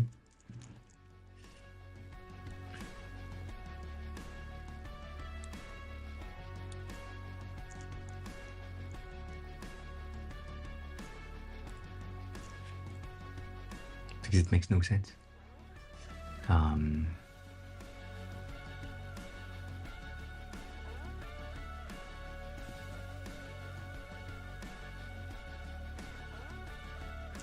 Because people will not necessarily understand what that is.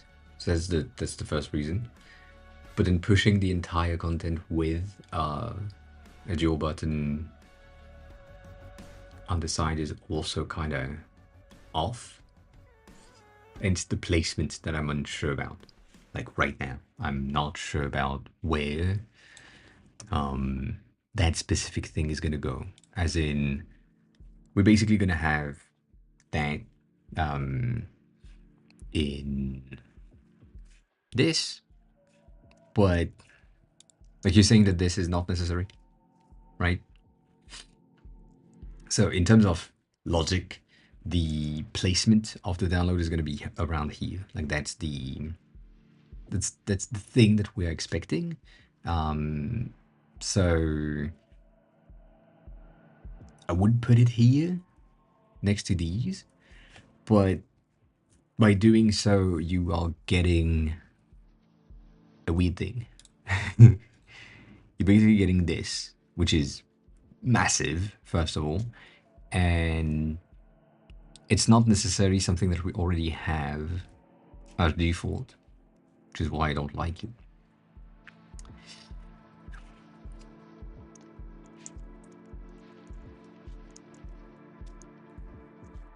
Like it's download, but download is weird.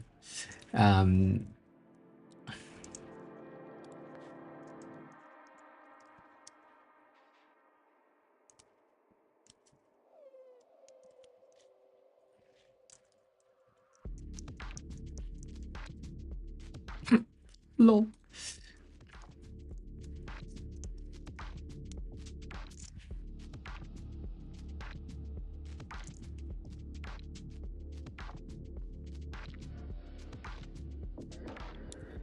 I'm kidding with the dash though, but it could work.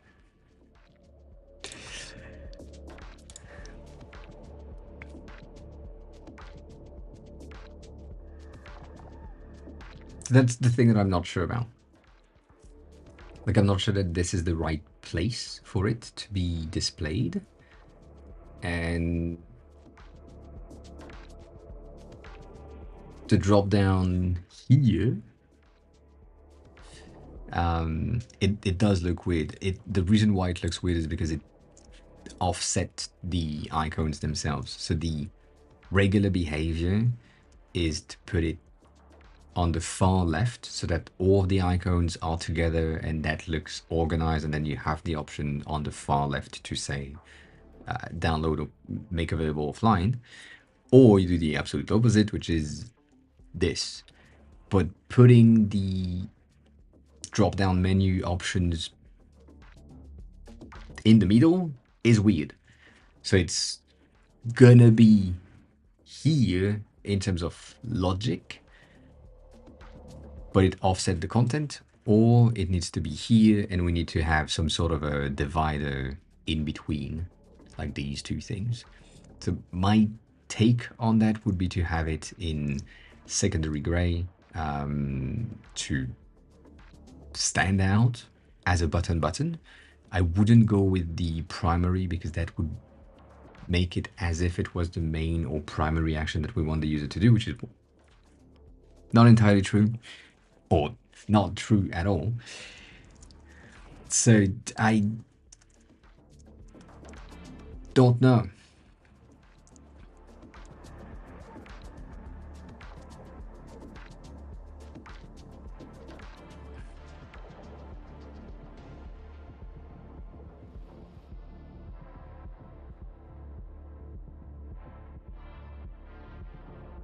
I think you're using CTA without really. I mean, you could. Downloading and putting things on offline is something that you can 100% do on the daily. Like, that's the thing. But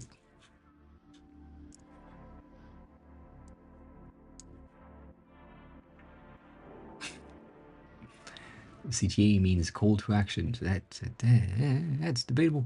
Um,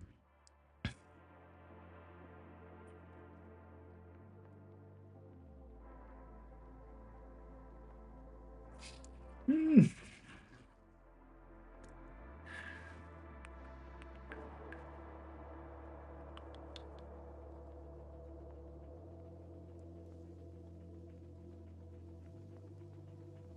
yeah, that doesn't make sense.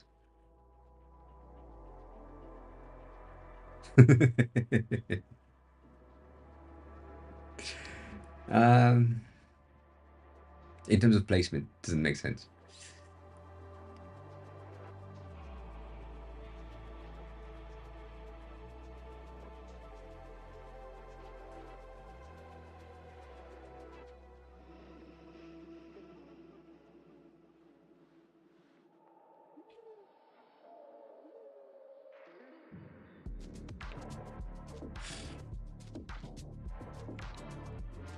And this makes not sense. No more sense either.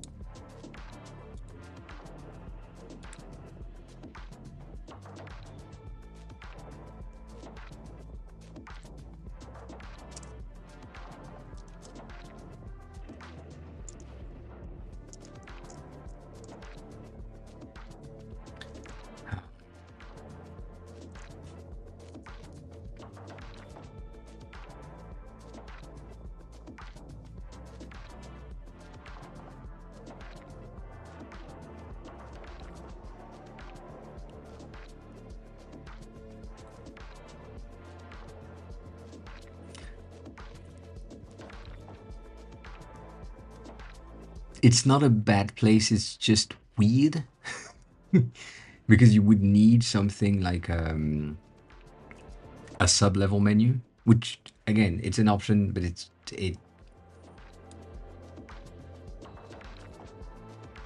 not where you expect it to be, or at least not where I expect it to be. I would think that the make available offline option is going to be front and center. Like in my day-to-day app usage, which again, not often. Let me see if I have that.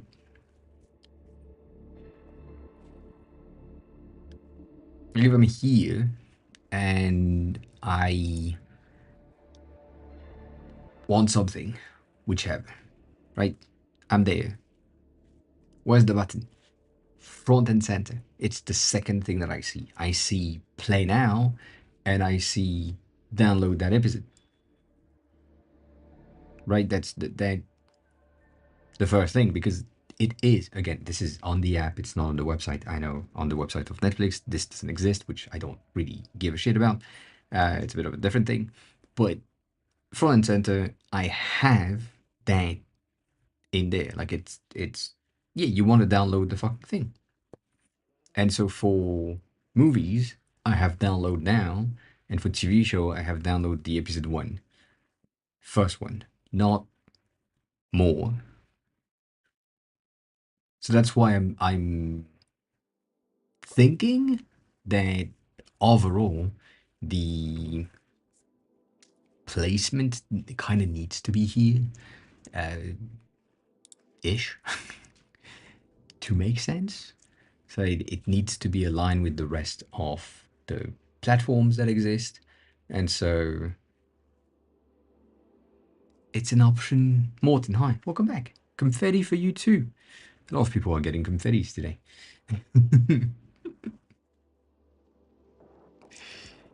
So if I go with the same process, right, of getting that here, and if we do the thing that you had in your head the first time, right, which is this, you click on that, that triggers a drop down with the options.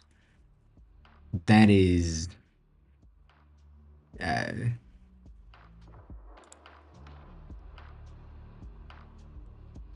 pissing me off. And it fully works with what you said in the first place. You need something that works now to go forward. I get it. I think it's dumb to do something like this, but I get it. It's an option, but it is play, download, and then play the trailer, add to favorite, more options. That makes more sense.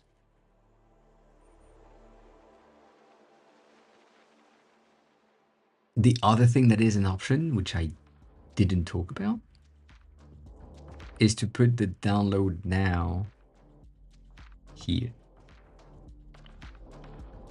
But I have a feeling that this is going to be too emphasized to make it make sense. Like, I'm not against it, but if we had like a button that says download now with a drop down to trigger the things, it could feel overpowering. Yeah, no, me too. I again, I think this is the best option, but this doesn't have a drop down, nor does it have a model. That's what you get. You click the button, you download it, that's it. Shut the fuck up. There's nothing else behind that. Whereas for you and what you're asking, you need something like this, something that can trigger a menu to see things. No choice is the best option, which is what I've been saying since the beginning. You shouldn't have a choice. Like it you say you want to download the thing, and download the thing in the quality that is available. And with all of the languages and all the subtitles and all the thing, which means that for you download one episode and you have like 16 gigs of something for one single thing because you have all of the fucking qualities and all the things. For me, it's always the highest. Like I get it, but I don't understand. But I get it. If I have the ability to get something in the highest quality possible, I would get the highest quality possible.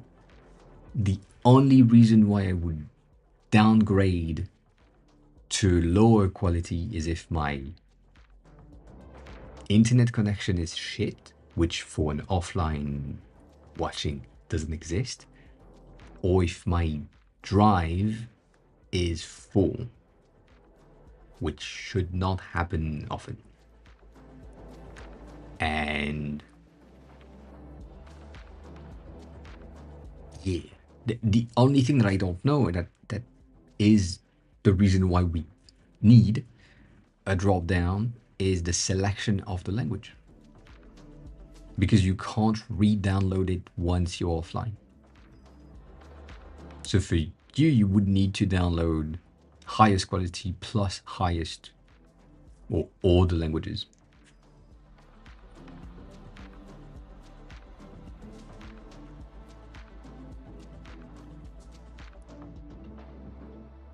So yeah, like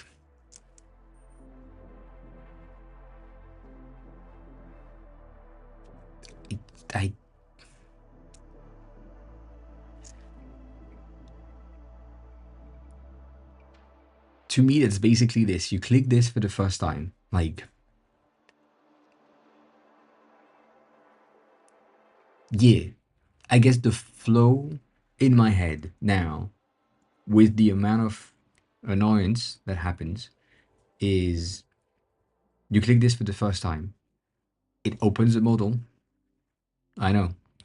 That tells you here are the settings for download offline. Select your preferred quality, your preferred language, and your preferred subtitles, if any. You select that. Then you press download or make available offline. And then on your next movie or TV show, when you say make available offline, it takes back that settings. And these settings are available in the settings. So that means that in here somewhere, I don't know where, but maybe here, you would have something that says offline quality preferences, like as a card, somehow, somewhere, I don't know where. But that way you have like the selector for the audios that you want and the thing. But yeah, that's the...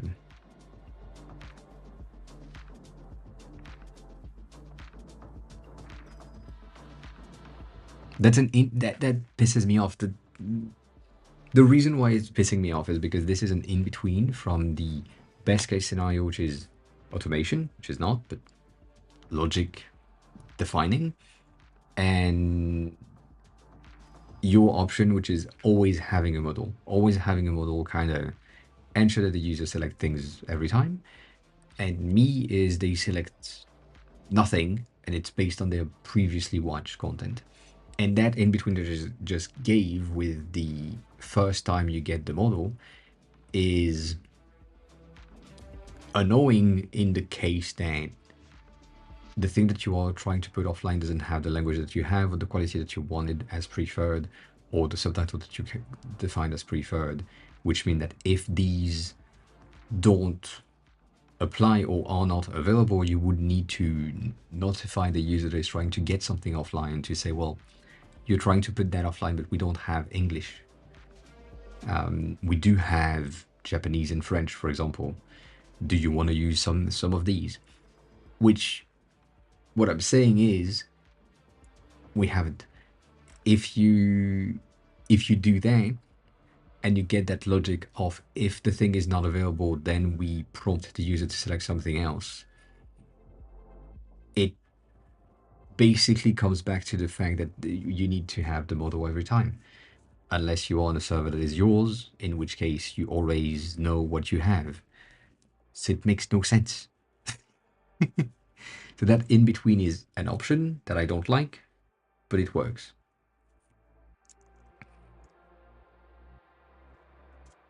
Yeah, that's what I'm saying. It pisses me off because it makes no sense. And then this, even if it was like all the time,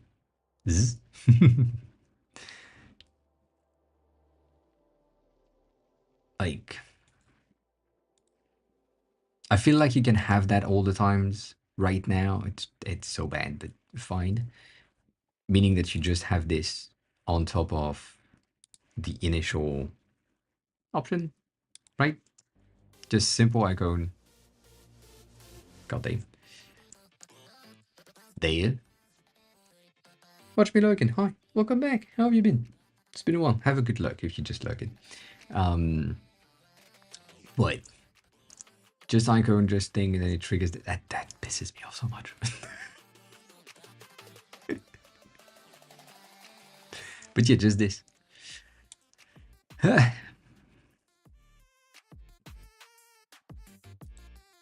For now. That. So dumb.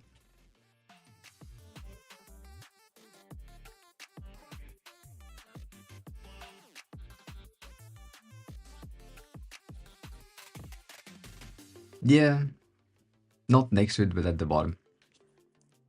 Which is not good.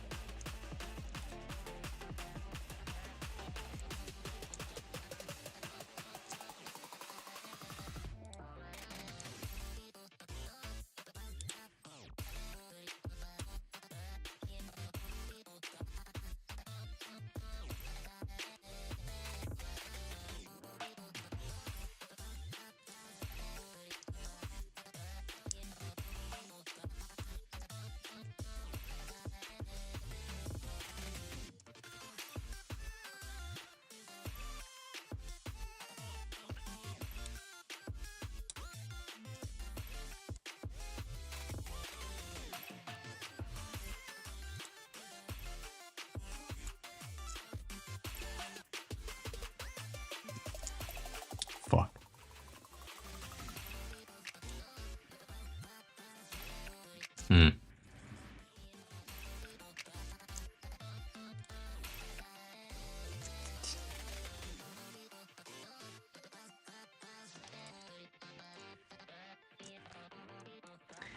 Ah.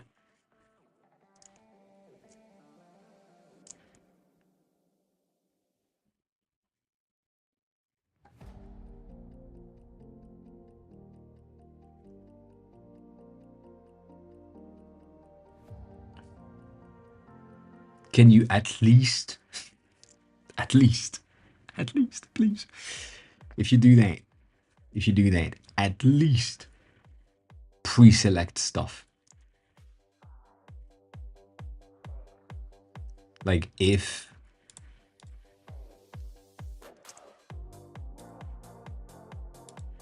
the user has said once 1080 English, at least pre-select that for the next time.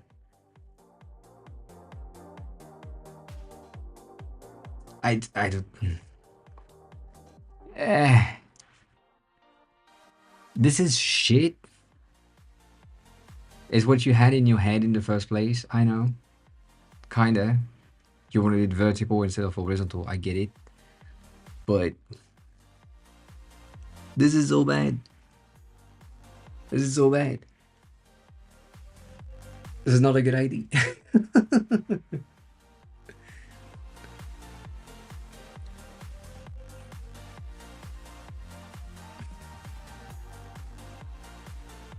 Or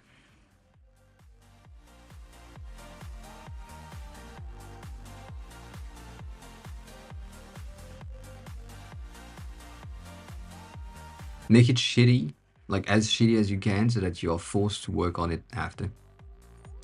Like put a bright pink background. And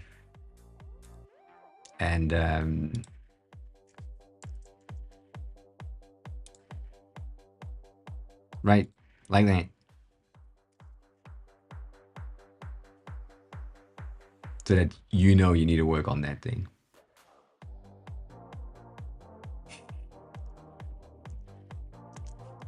I do that sometimes. I'm not gonna lie. That this is something that I have done in the past to ensure that we have something that does the thing. Yes, and and then I remember, oh yeah, I need to work on this thing. Yes, you've seen me do that many times in this file specifically, where we had shit like that.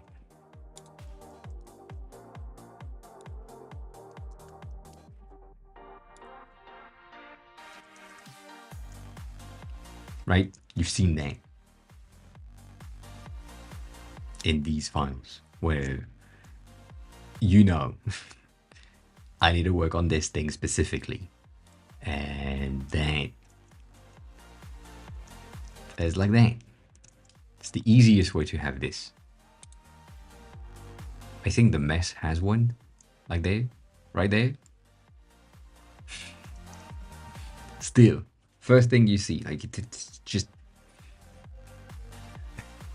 it's there. You need to work on that. Cool.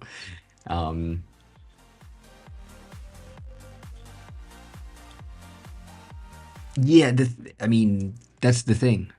I don't want you to work on it too much because the benefits of the best case scenario are way higher than the benefits of the oh, it works for now. And the thing is, the oh, it works for now that I've given you is something that you could say, well, that works for everyone. Because I know you now.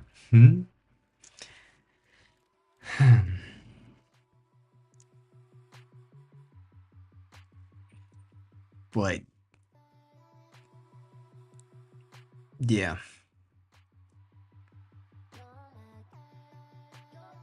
Again, the play button shouldn't be here, it should be there all the times. And that is useless. The make offline could be on top of that on hover.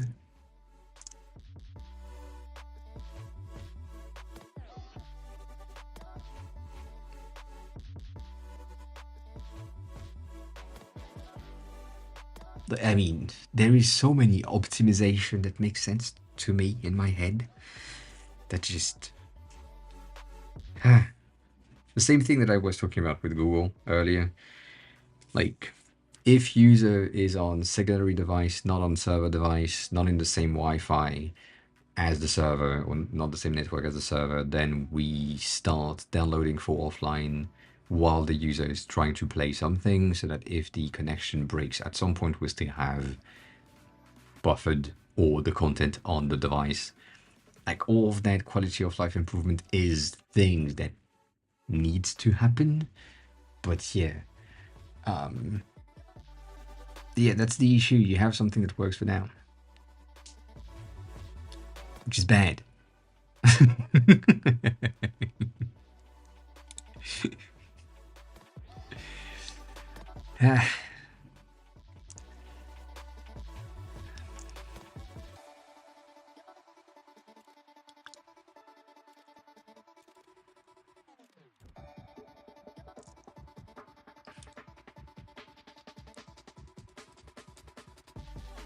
I see.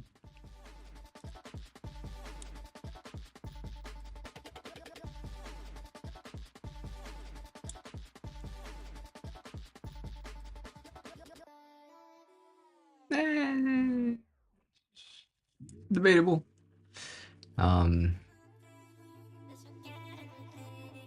Well, that icon wouldn't change, basically, because it's this. So it's the download icon. And it's going to be in active or active form, so it doesn't really change. If you click elsewhere, that should work, you know.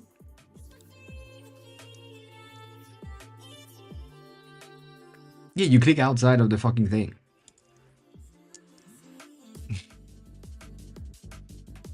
Like,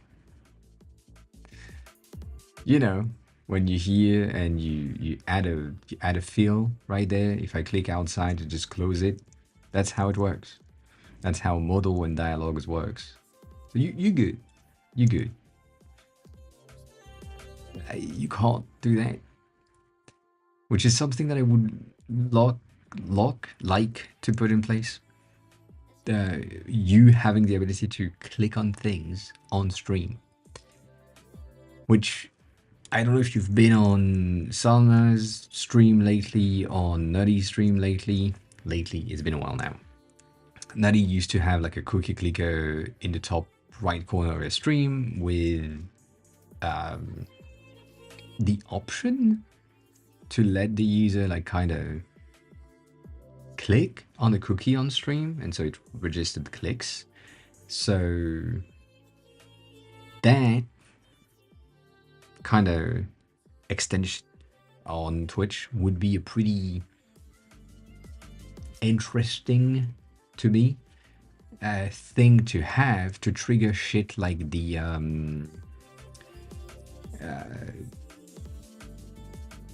background effects.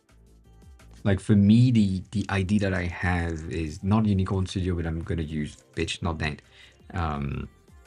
This, like, having things that would react like this one, right? Where if you have something in the background, like if I had a background like this that reacts to cursor, and you as the viewer has the ability to just move around on stream, and when you pass your cursor through, you can see my background kind of move and react. That would be pretty cool.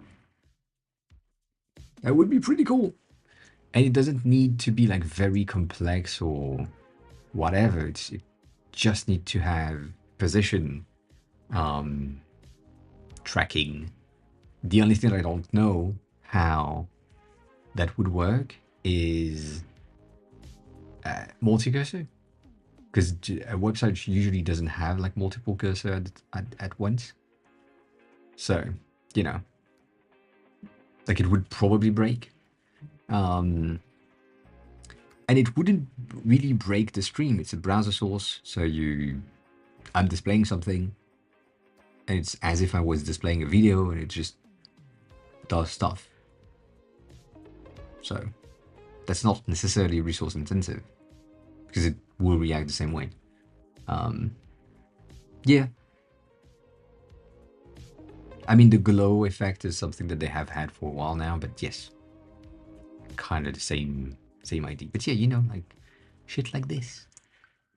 Like that's something that I had in my head for a long time now, and I still haven't done it, so probably will never. For obvious reasons. But you know, think about it. You could click on my note. Wouldn't do much. Specifically if I'm here, like you wouldn't see shit. Would just see the wave at the top or wave at the bottom that just change. You know, why not?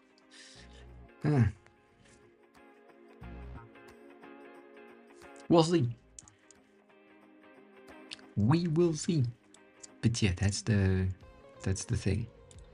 So what I did on the specific, 1 second, this is important. Yeah, no. Don't care about that. 1 second. I don't know Microsoft front page now. Or maybe I do, but I don't know the name. Send me a link. Please. Anyways, here, what I did there, which is kind of wrong right now because it doesn't have maybe, I don't care.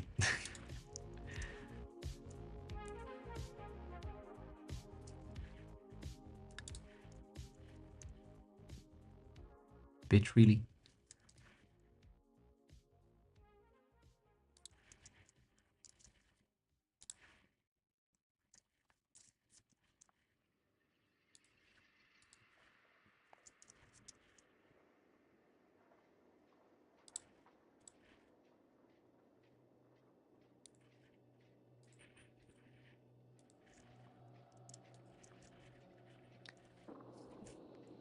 Send me a link to something.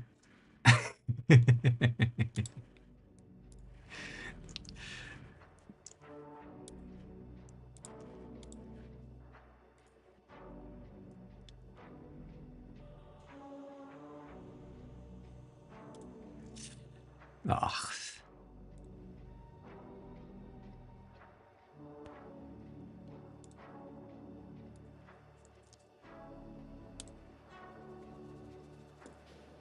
I don't know. Well, dang.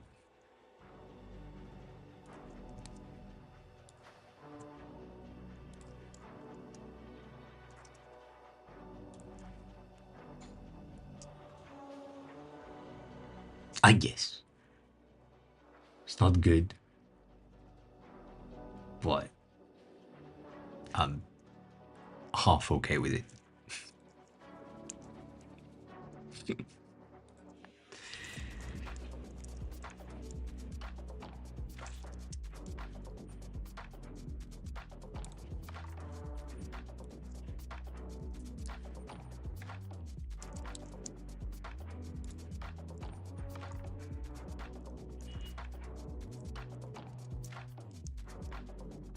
Interesting.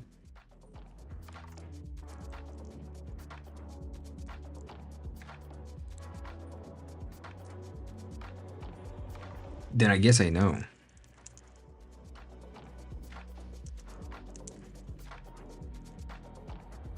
Yeah, I do.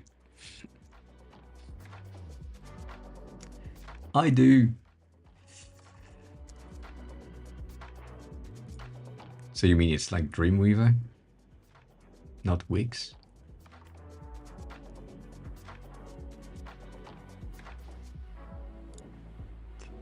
I do.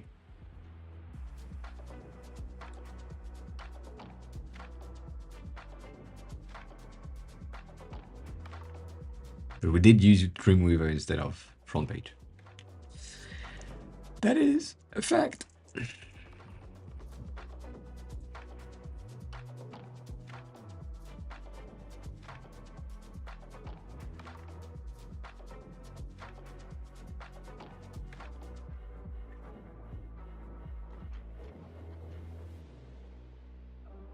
Something is pissing me off. It's fine though. You'll figure it out. But yeah, I would do that. I would do that for the time being, right now. Um,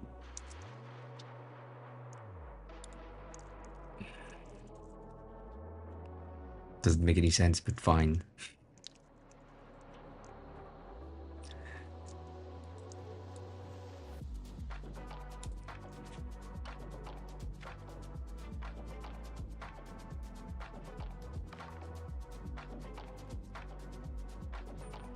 Like it kind of works. The only thing that I'm not sure about is the space in between the sections, because it could be bigger, but if I'm making it bigger, it just breaks. If I do that, it breaks the what gives you separation in between the section, which is kind of wrong. I like to have that full element at the top. So yeah.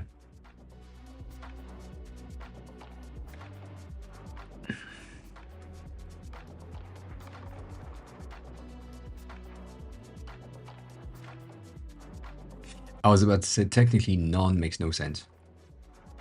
Because you can just disable it in the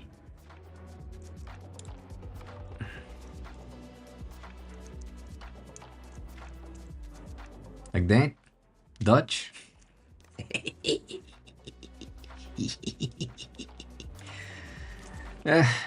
Sorry.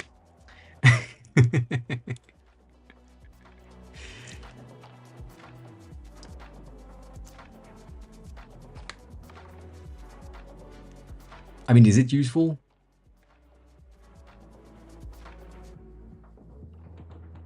I guess that's yes. The quality, yes, is a pretty good option, pretty good thing to have. However,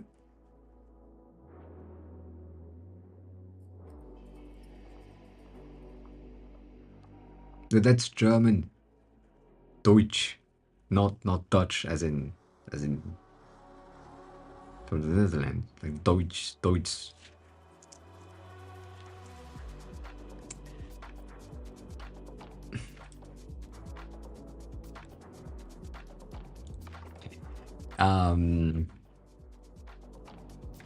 Yes. So, actually, yes.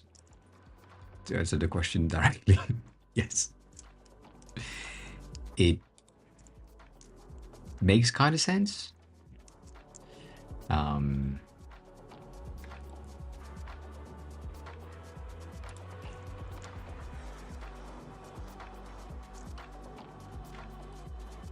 Oh shit, not that.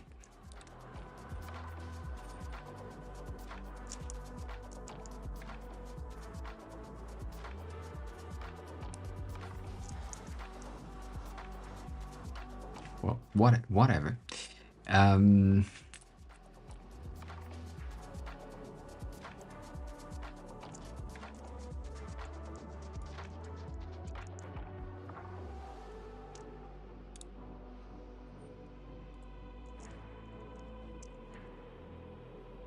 Shit.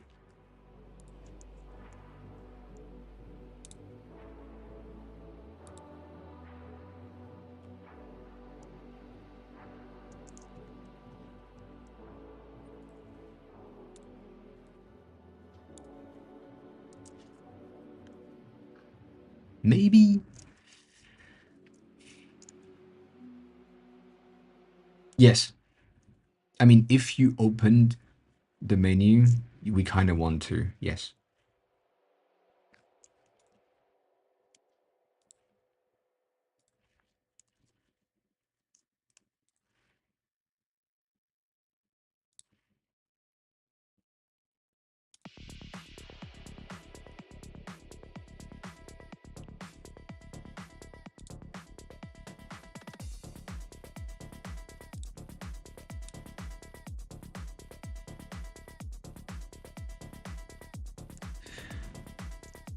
I don't know. Pick out. Hi. Welcome back. How are you? I am pretty good. I am in France, sadly. Um,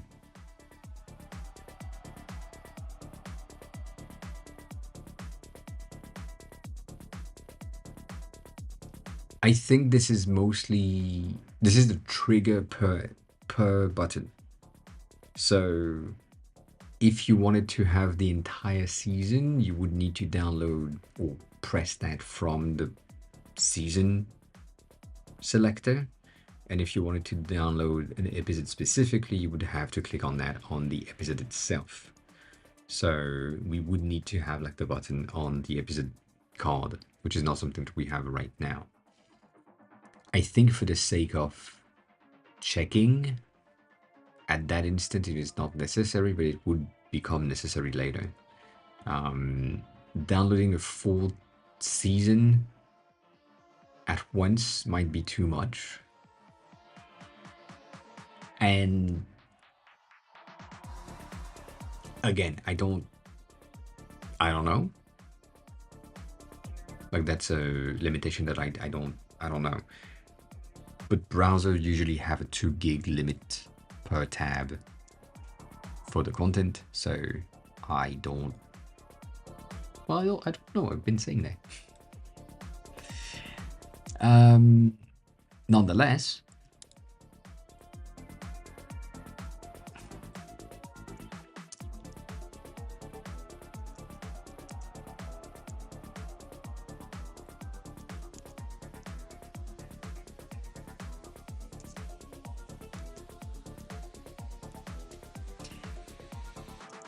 which is debatable, but you know.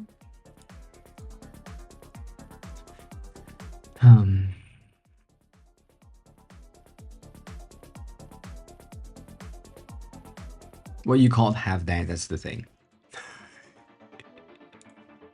Like if I'm here, I'm on like the whole show.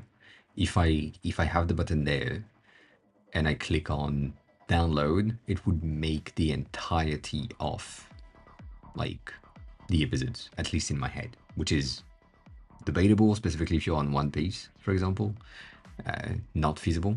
And the other thing that I'm thinking is in here, if you had like a button next to the title with the download now, maybe in the corner right there, that triggers the same menu as of right now. That would work, technically, per episodes, but it's a per episode thing. So you would need to go through like the 12, 10 episode that you have one by one, which is fine, but it's also not a thing that you would do.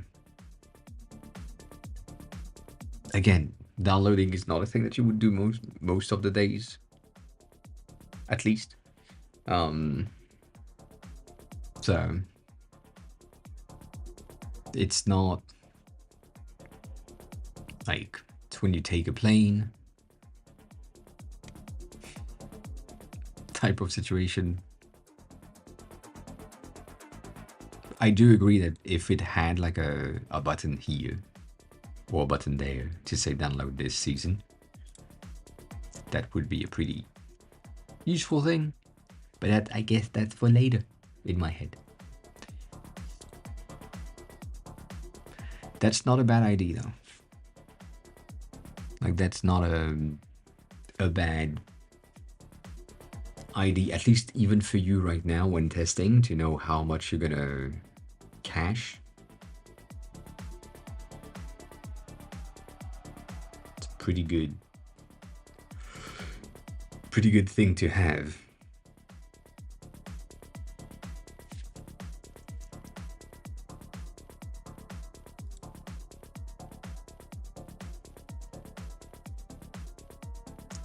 Yeah, that's the thing.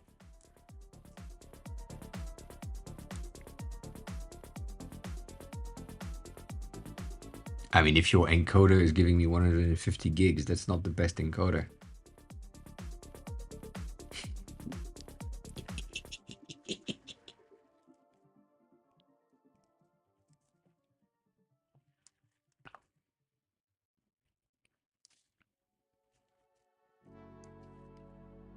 put the tabs component and select and pre-selected depending on how the user you opened it.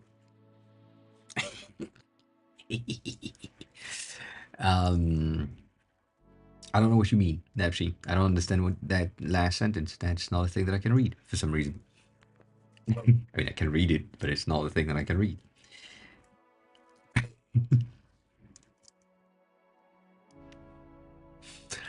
um,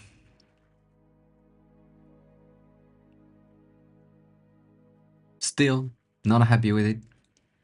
You don't care. I don't care. It's all fine. uh, mm.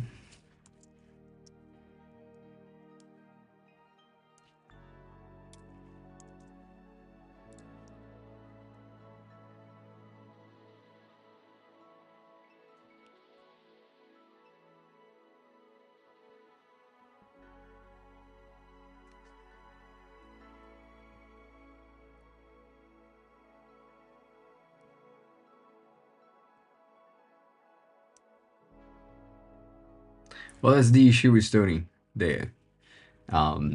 As in, from an episode, it needs, like, maybe you want one episode in 4K and the other in 1080 because you know that that episode has the most amazing fight. I don't know. And therefore you want this one in 4K, but the rest you don't really care. So, you know, dang.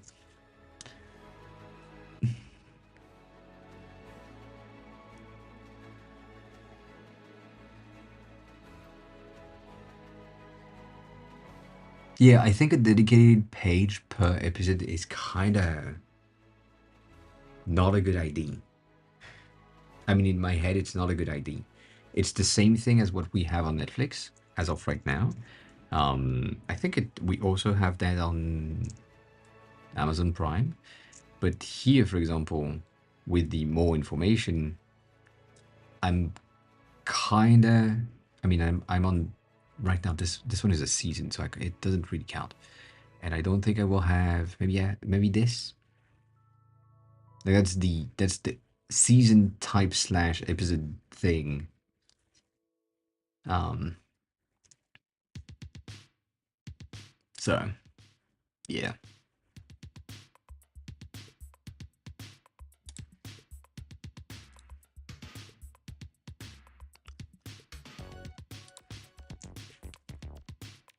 I don't know. Yeah. Doesn't change much, to be honest. Um.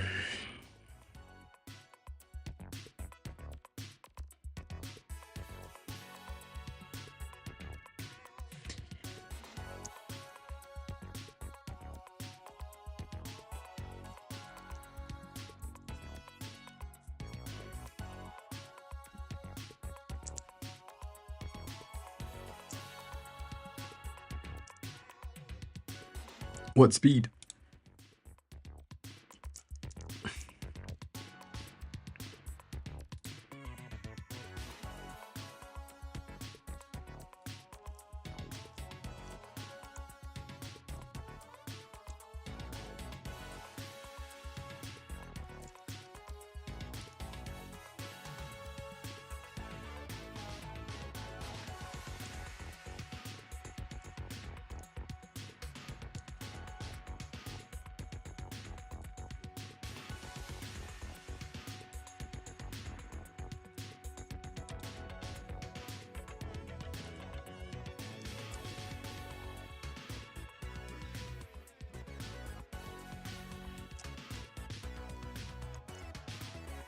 You mean on Netflix?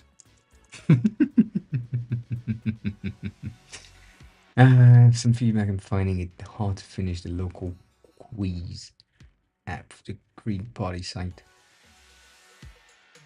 I mean, send the link. Hold on. Send the link. I can take a look at it. That's the most important thing.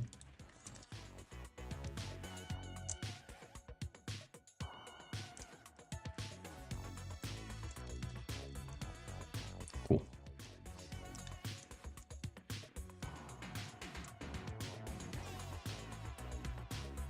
I'd probably do that, Stony. I don't know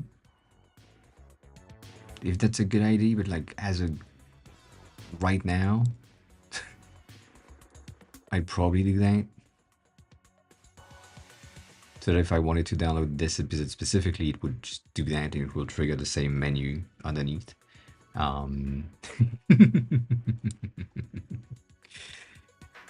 Could work. Could work. I mean, I feel like it would work. But yeah. So give me some feedback. Give me some context so that I can give you some feedback. I appreciate that. That's a big ass face. That is a big ass face. God damn. Let's just take the whole chat on my phone, which is kind of crazy. Not the whole chat, just jump at me. But yeah, give me context and specifics of what the issue is or are, and then can have a look for sure. For sure. Yeah, that's pretty speedy. I agree with that.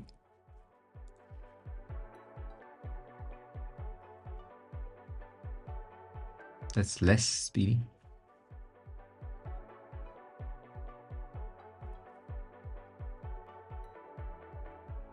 Also, that's kind of broken.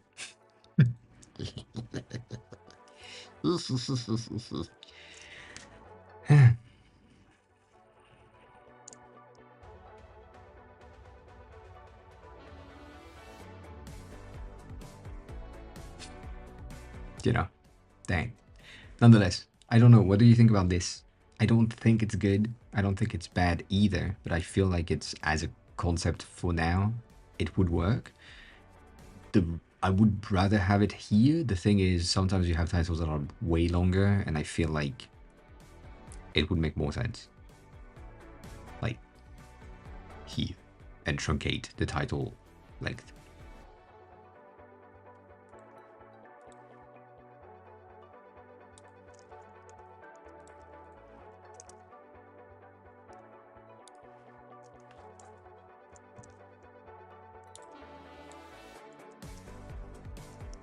Bitch.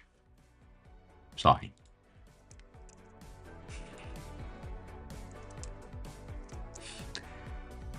Bitch. For what?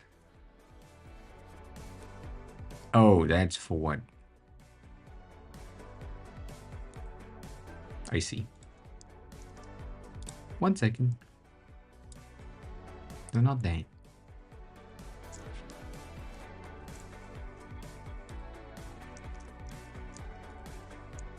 Take. I'll be there. I'll be there. It's gonna be fine.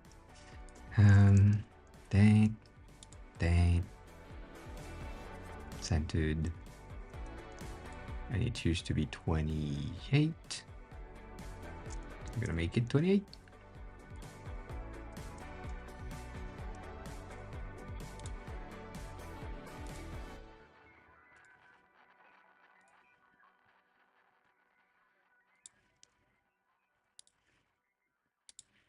I feel like this is another option that kind of works. A right click makes no sense to most people. Like that's a...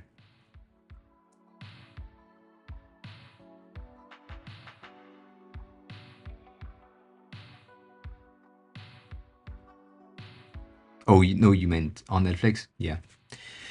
This is the 60-second quiz. We sent out flyers to see what resident would like us to do and how they feel about things. Like the flow, but the design feels off 90%. Interesting.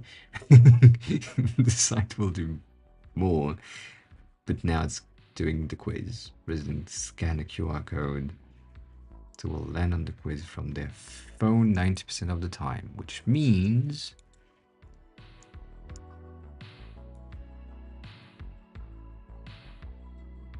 dang. Right? Phone sizes. Yes, it is. Which is interesting because when you're here, that container has space around it or padding, and then here it doesn't. But fine. First of all, this accessibility, readability of the text on top of that image is not there. So usual recommendation is to have 60% transparency of black at a minimum in the overlays to make sure that you have the understanding. So that could be a thing. Or you can have like a full card. A full card would work. And then I'm gonna assume that this is supposed to be here because that's where it breaks.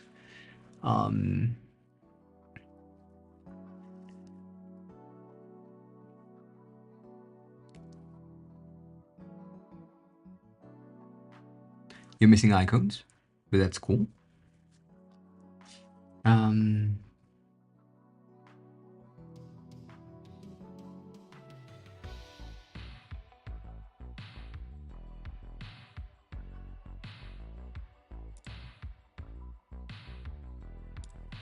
So yeah, these are. Oh, that's interesting.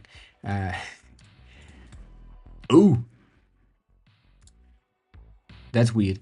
And I agree with that. Actually, the card changes sizes all the time, so they need to be fixed. That's for sure.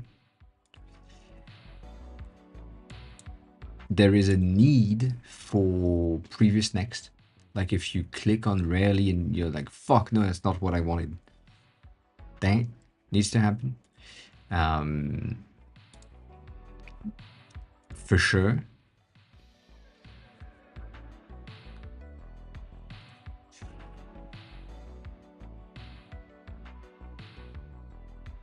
I'm gonna. You've seen it before. But I've made quizzes before.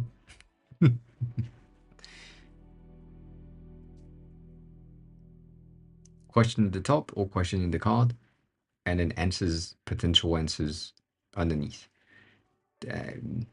Takes the whole screen, resize based on the screen sizes. The answers are where your fingers are, so that you can type them really quickly. And then the question can take like 2 lines if that's an option. But you know, you have space.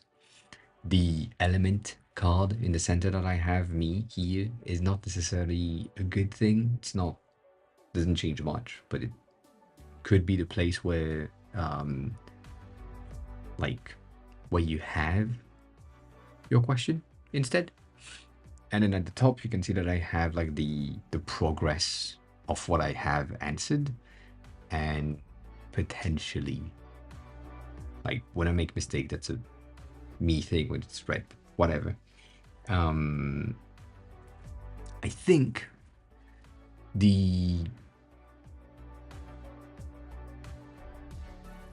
what Debshi said is the main point, as the cards questions are changing sizes all the time, which is not what we want to have. And then the overall like accessibility of that on the phone is kind of wrong. Welcome back, Lauren. How was the dinner? Have you done the dinner? So that was good food. Good. I need good food soon, to be honest. Good food would be good. Let me split these or do that.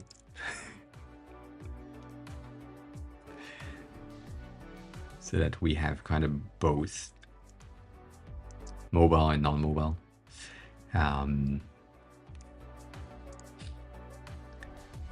Yeah, I think the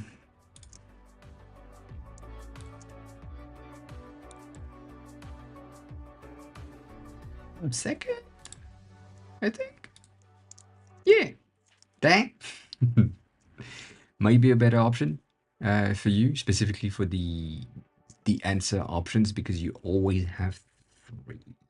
You have one with five, but you mostly have three or four, so you can use that as a system. You have your main question at the top, and then that doesn't exist for you, but then you have like your plain thing. Again, the ID being from your point of view, the user are gonna scan a QR code, and then arrive on the website through their phone. The thing needs to be optimized for mobile rather than being optimized for the web. So right now the design on the web is better than the design on mobile, mainly because it has spaces and all of that, but then this is weird. And the card is the same size, and then it changes here because that question is shorter. Got it. So that makes sense to an extent. And then here, that if you have a small phone, that doesn't work. You said that you wanted to have like a stack effect.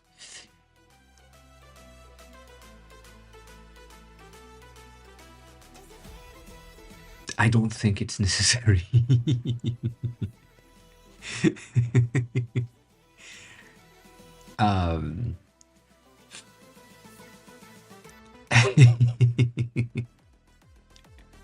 I'm not against it. I don't think that the people that will... I'm going to be political on this one. I don't think the people that are looking at the Green Party are technologically advanced enough to understand what a stack is or how the thing works. So it needs to be as straightforward as you can and as user-friendly as you can to make sure that people understand what they have to do and how it works. So, again, visual reference for question games. Something that is or would be like that makes more sense based on how you have things set up. Like if you had a question like this with your question at the top, which we have like a bit of a screenshot lower down, I think. Not really, god damn it. Not there.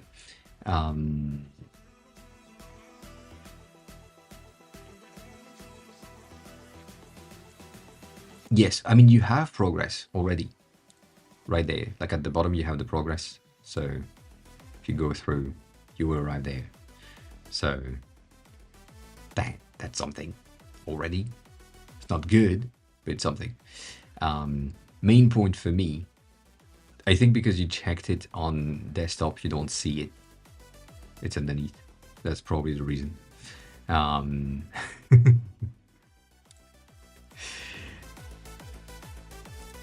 But yeah, something like this-ish. I guess a vertical would make more sense, mainly because of the question type that you have. Like this is a three. I mean, I don't go back there. 1, 2, 3, which could be stacked. I understand that it's like right side, left side, very important, not important. The thing is, very important and not important are the two opposite. Important is not neutral. Like, if it's not important for me, but it's not important, I just don't give a shit, I'm probably gonna click not important. So, not important, important, neutral might make more sense. Just to skew the balance a tad more. But yeah, could be something. Could be something.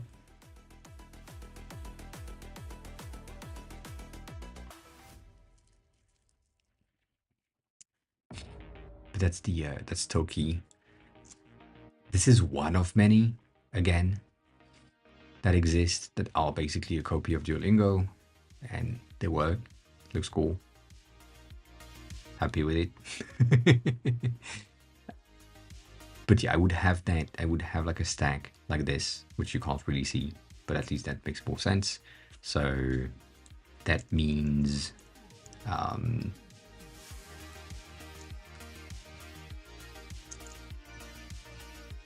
main question, and then options, options, options. So based on what I've seen on the preview, I would have my questions, my answers there so that people understand where it is. And then that card specifically, like with the question, would be there. So you would have... not that. You would have...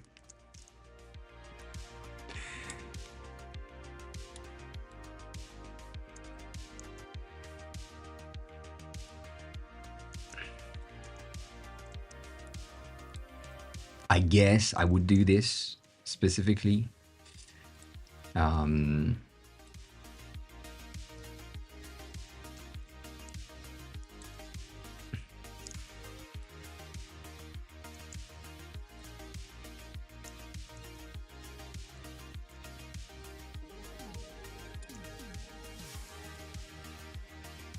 many questions do you have in total? That's basically what Dabshi said with the amount, like total amount, things.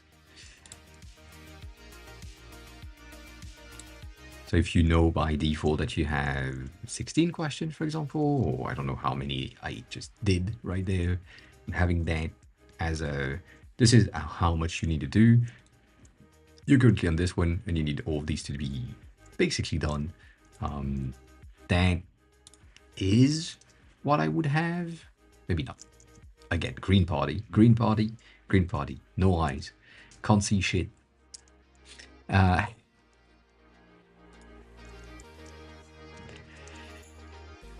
Right, like you've done that. You still have this to do. That's an option. Option number 2 that I would have or say is if you figured that you made a mistake,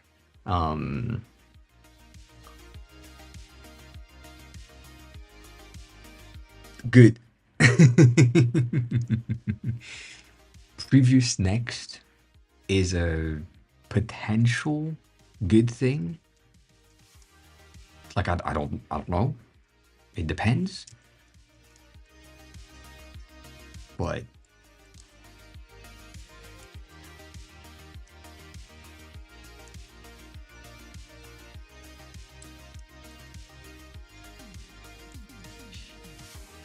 so I would have this, blah blah blah, answer, and then the reason is when you arrive on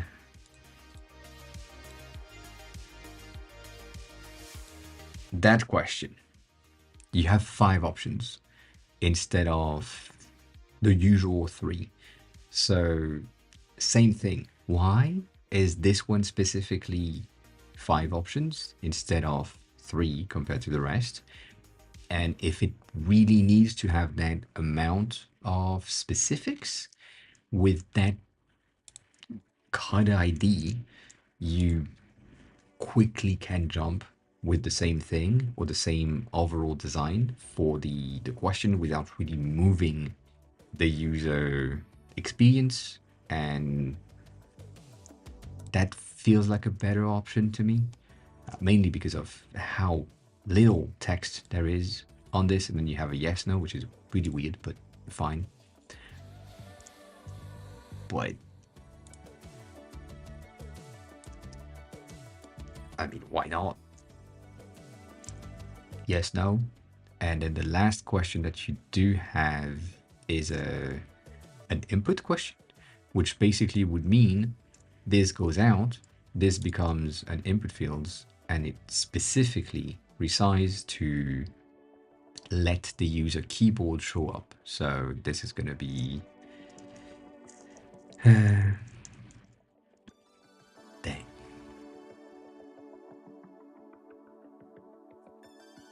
Feedback and email phone capture. Interesting. Good to know. Good to know.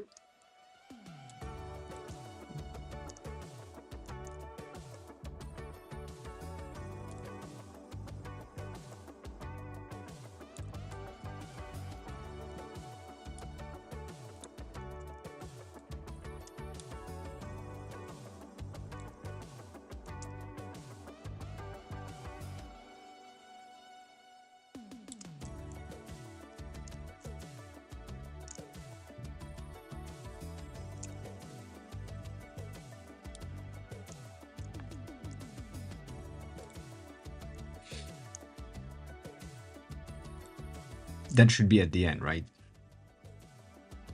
Feedback and email should be at the end, I guess.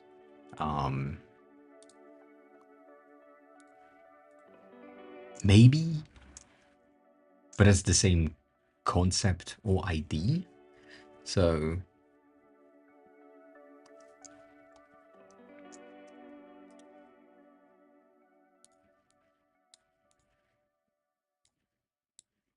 interesting.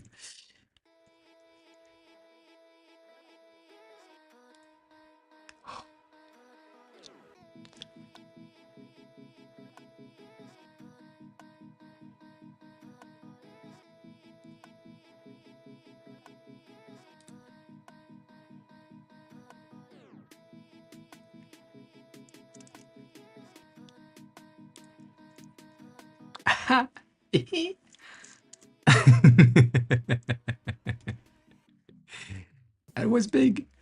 That was big. Bigger than expected. I know. I know.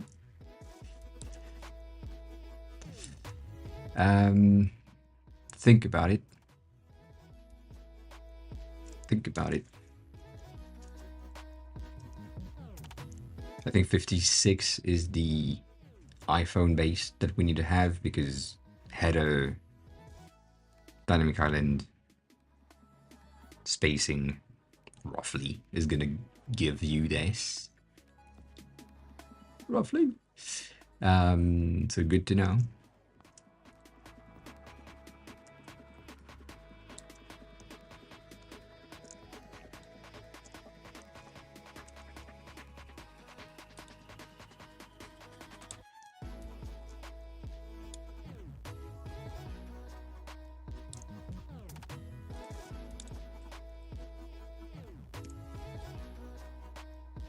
Oh, interesting. That's the wrong button. And then bottom you need, I guess 48 is going to be fine.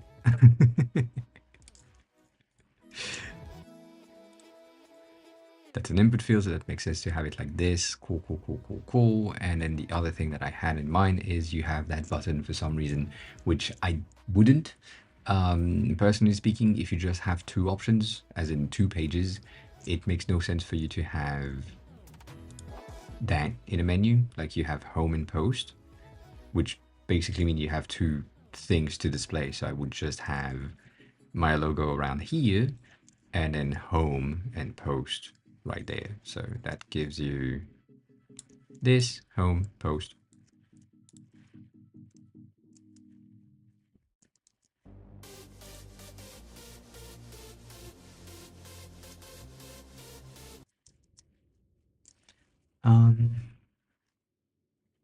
I see. But is it just maps and events? Because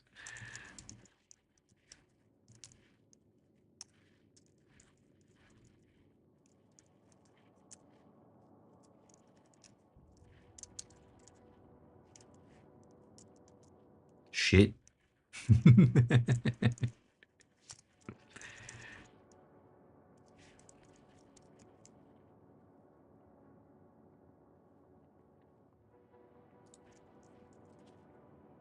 Thank you. Appreciate it. It's been a while.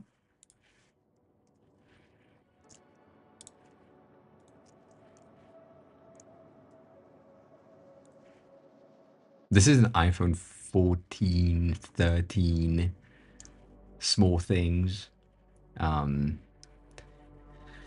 post quiz, events, email maps, leaflets. I see. That's a bit more. That's a bit more. Can't deny that. Can't deny that.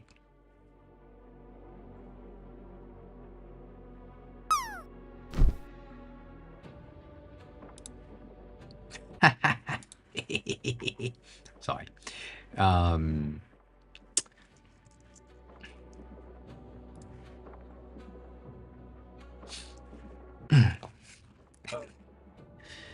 You're losing the target with your rocket.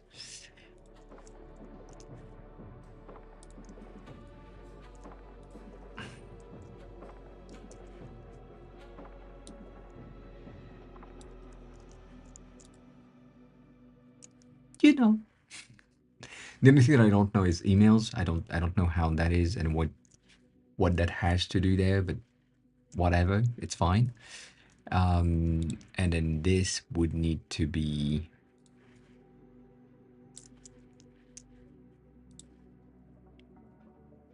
there, but that's gonna be an issue.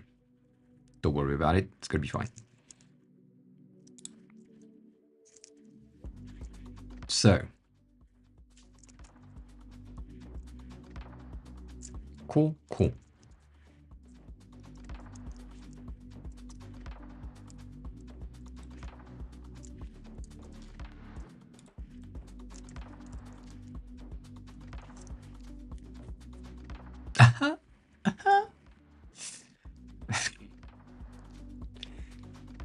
Um,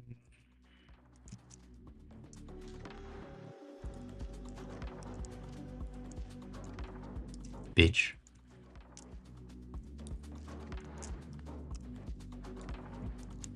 Cool.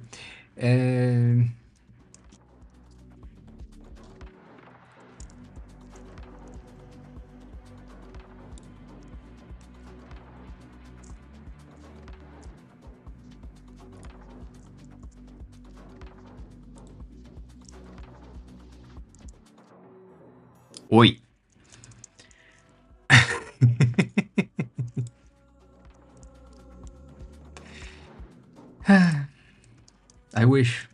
I wish Figma just knew, you know.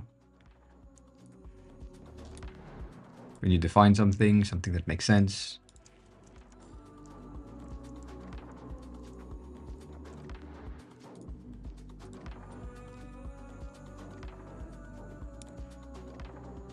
Yeah.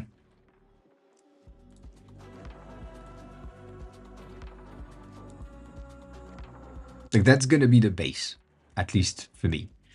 To make it better and to make it like easier to understand for most people, where they arrive on this in regular mobile version, which for you it's going to be on this side, and then right here, let's see, or let's say,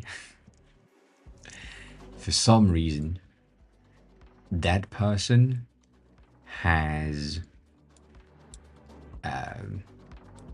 this thing called low vision. You know, could happen. And they don't really, I mean, they just scan the QR code on the flyer somewhere and they don't really know what they need to do.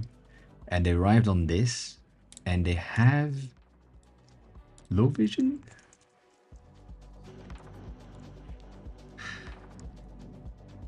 They need to pick up their glasses and find something. It's just like, what the fuck is this? I don't know.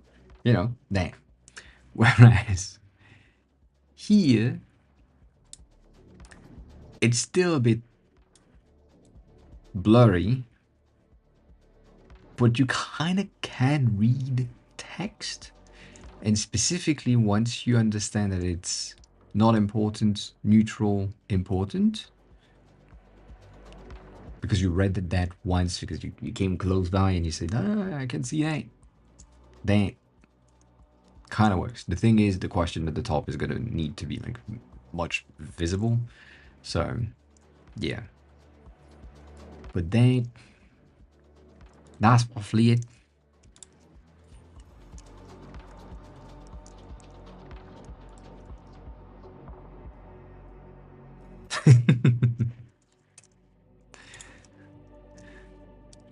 Which one? The blurry effect? The blurry effect exists. It is in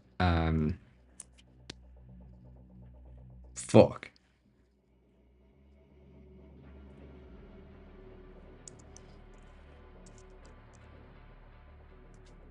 It has a blue icon. I pay for it.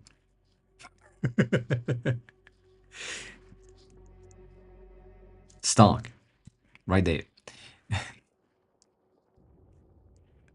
Stark has option for vision simulator with like blurred vision, ghosting when you have like people that have like duplicate or ghosting in their vision, and also like bright lights or low spots.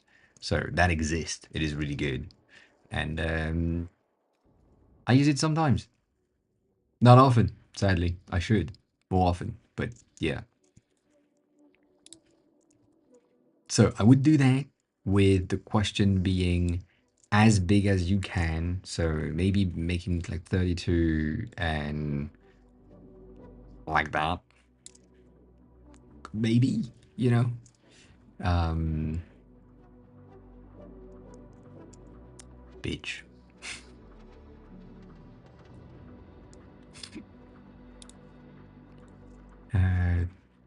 207, which makes no sense, but fine. And then that's 1616.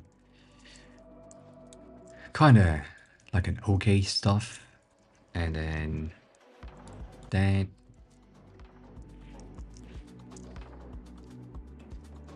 For your questions, like this, not useful, kinda, but you've seen it in the first page. This is the most important thing, and it is less visible than the name.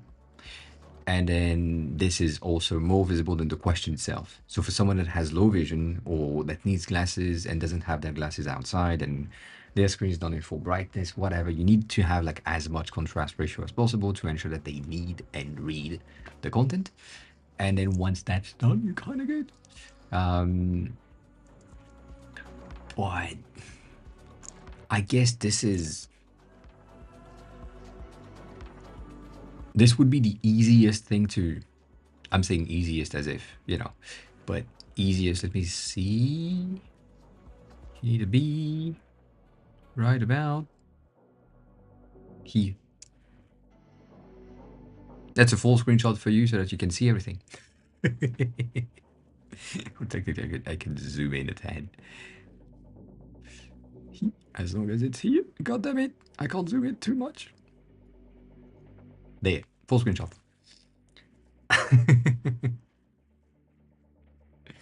Ah, shit, I have this corner that is taken. But that would make more sense if you still want to have like a menu on the far right to have all of your pages, do that as well. Remember that the home is not necessary because it's the logo. The logo is the home, and then the rest is just like quick access. So I guess this would be the easiest changes that I would do to ensure that this is more accessible and more understandable by the people. The previous next question is something that I kind of think would be necessary as well. So that may be something that you have either at the bottom, like close to where the thumbs is, or just here. Like you just need like a previews button. That's basically it. Like when someone does or makes a mistake and they say, oh shit, that was a mistake, and they just have like a previous button. Like something like here that just says back. Bitch.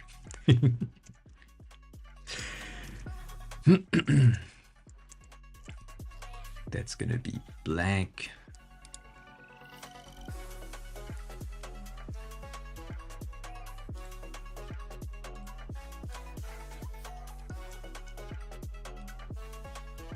Oh, I'm gonna end some people's lives again. God damn it. That's crazy.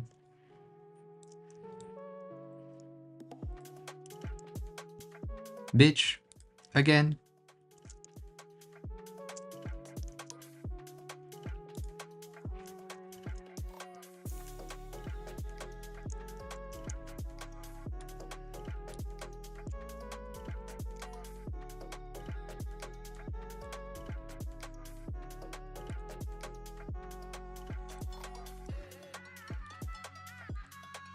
Oh, I see. Sorry, I made many mistakes on this one. Hug. 4. 12. 4.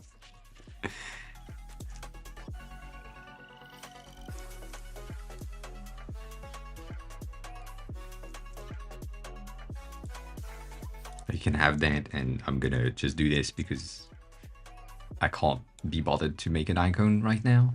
But just giving the ability to go back to the previous one, not the next one because you don't really care, you just need to answer again. But that may make more sense. Fair point. Thank you. Appreciate it.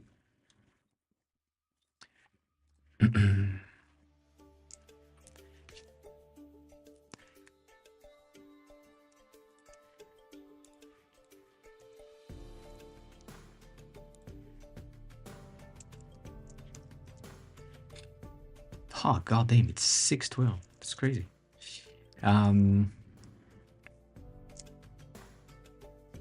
It feels weird to me right now to have it like here, far away. But yeah, that could be something that is good enough.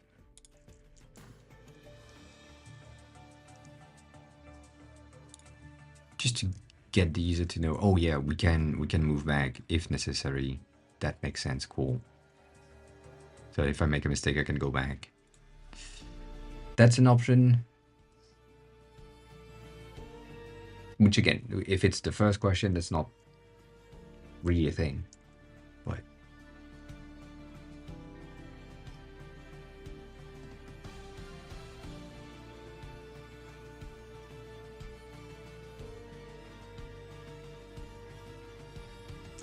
I guess.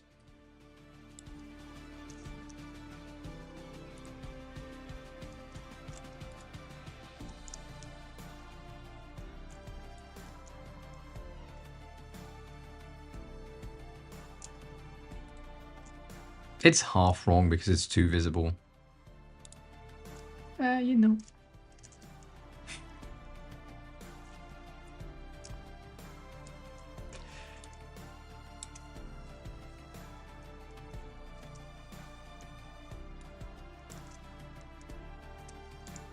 No!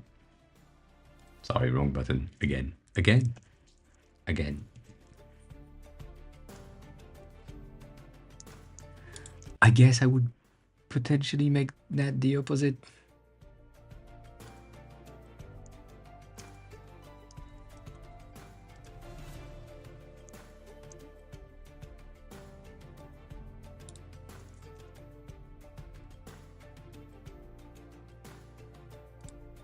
Maybe.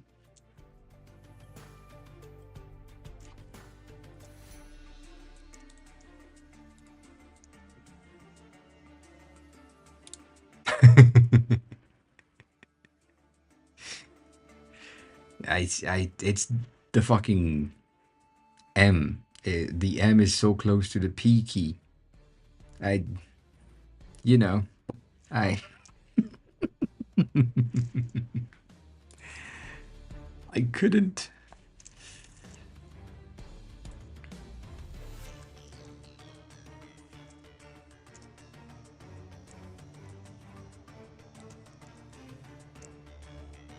Nope. Huh. Interesting.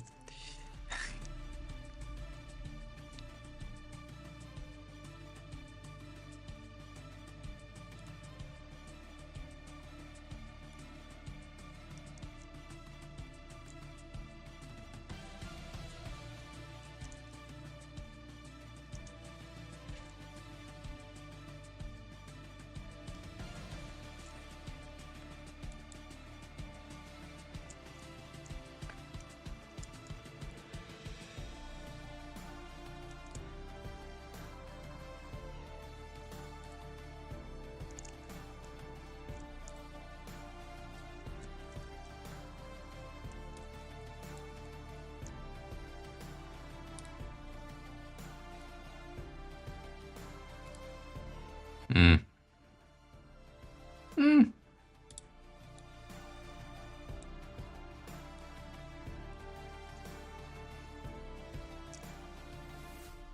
Eh. Debatable. Debatable. Eh.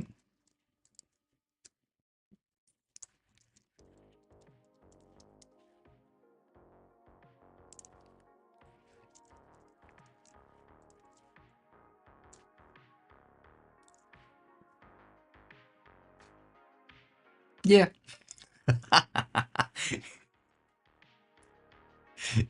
I know. I know. Don't worry about it. It's fine. It's fine. Because using a tab menu as the bottom of the screen be an option? Yes. Um, yes, using tabs would be an option if it stays the exact same amount. So if we are 100% sure that it will be home, post, map, events, we're good. However, it seems to have emails, it seems to have other things that may need to be added, and a tab bar at the bottom of the screen is necessary, not necessarily, but like usually 5 elements maximum. 6 is kind of crazy, and Twitter is just garbage. So 8, but usually 5, so that you have one in the center. And for this case, you would have the logo in the center, so that kind of makes sense, and remove some space at the top. But that also, with a quiz, brings some issues, as if it's a website and you by mistake want to tap on this element and you tap the tab, you lose your quiz progress, so you need to do it again, which you will never do. So with the as far as possible moving out of the current page links, the best it is. So that's the first thing. But nonetheless, if you just want to have like the 3 lines instead of that, you can.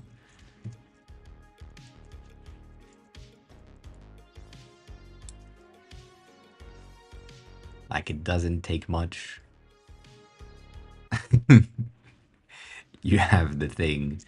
It takes 3 seconds. That implies that this is also pretty good placement for like the status bar.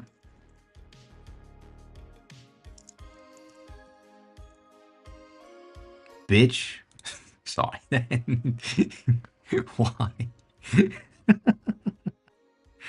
Holy shit. Uh,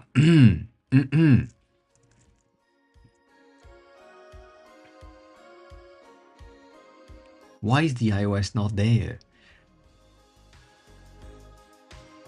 I just need the basic fucking iOS bar so that we have something. God damn. There is a necessity of it to make sure that we have the right amount of space at the top. Not that it matters for what I'm doing right now, but still. It does make a change. Activity view. There. That bitch right there. That's a model. Lightful. God damn it. Dang. Give it to me.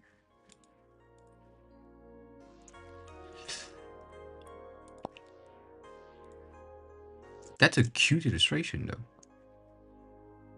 That's cute. Good job. Never seen it.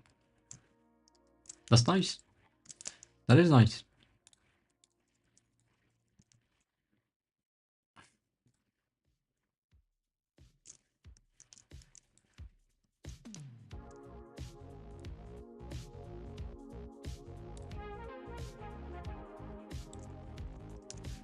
That was kind of close. By from memory, remembering the size of this, I am exactly on point at 56. That's crazy.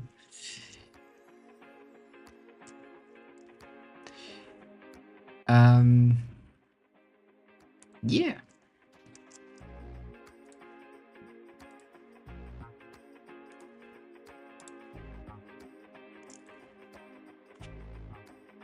I guess. I'm just right now. I'm just unsure about the previous button. I feel like it's out of place. It's also too small. That's what she said. Um, doesn't reach. You know, all that. Uh,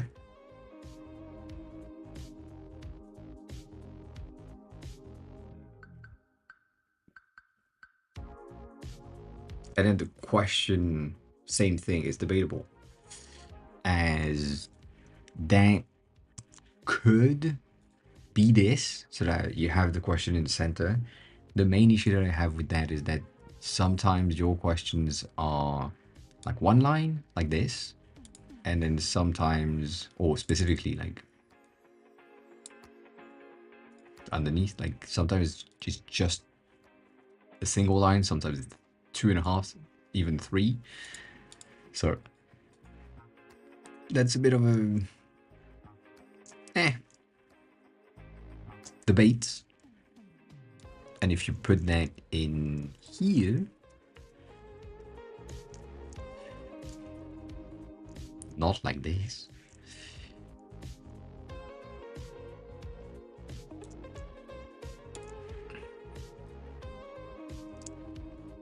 you know, that could, might, shall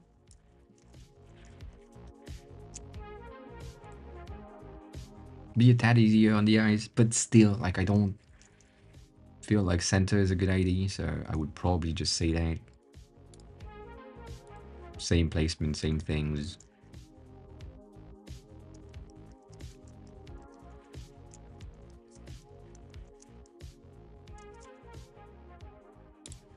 Makes more sense. Easier to grasp.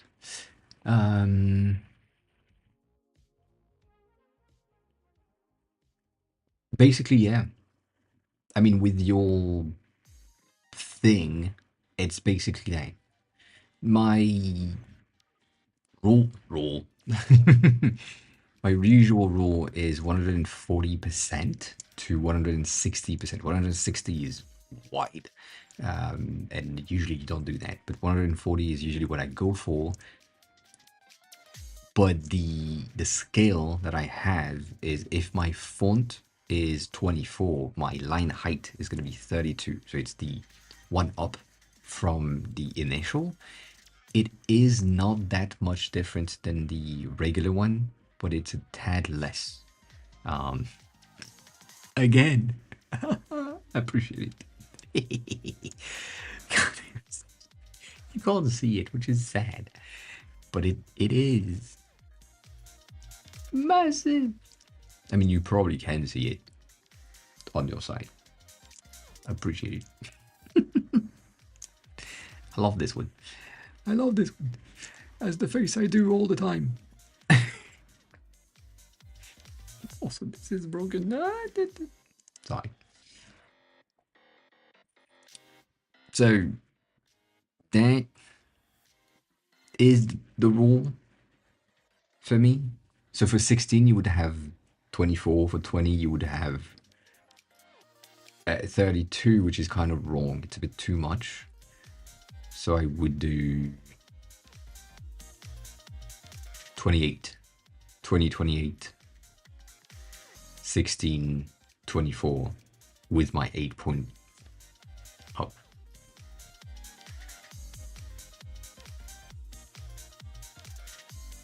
Yeah. I mean, there is timescale calculator, but the thing is, on timescale, basically, the usual scales that they use for these is kind of half wrong, and it gives you values that you don't have, like a 1.44 RAM or 1.728 RAMs.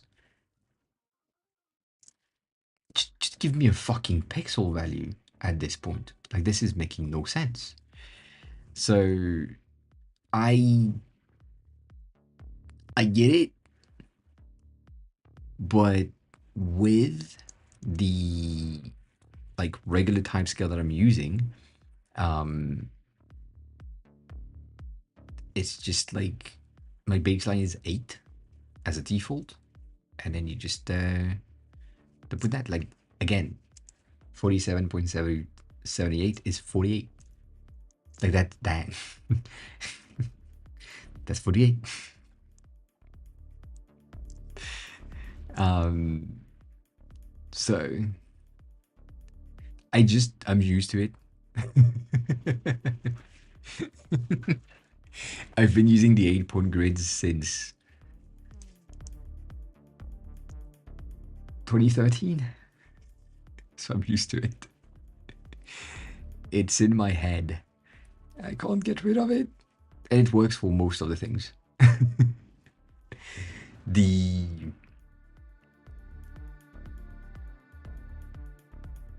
the reality is that my 8-point grid is not really 8-point anymore. It's mostly a 2-point based 8. So I have the flexibility of having some things at 6, some things at 10, 12, which are not exactly a multiple of 8, or something at 4 sometimes.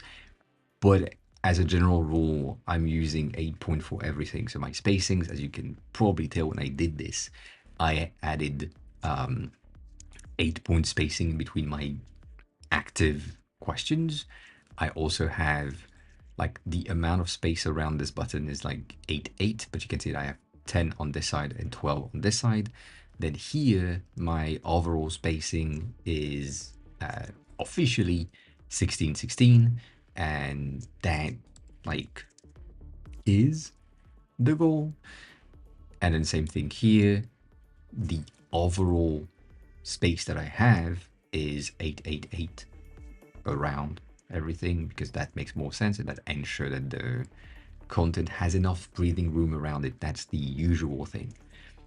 But yeah, and then here I have like a 12, which technically I could just do that and have a 16, but then this is kind of too close, so that's why just had it at 12. But there's 32.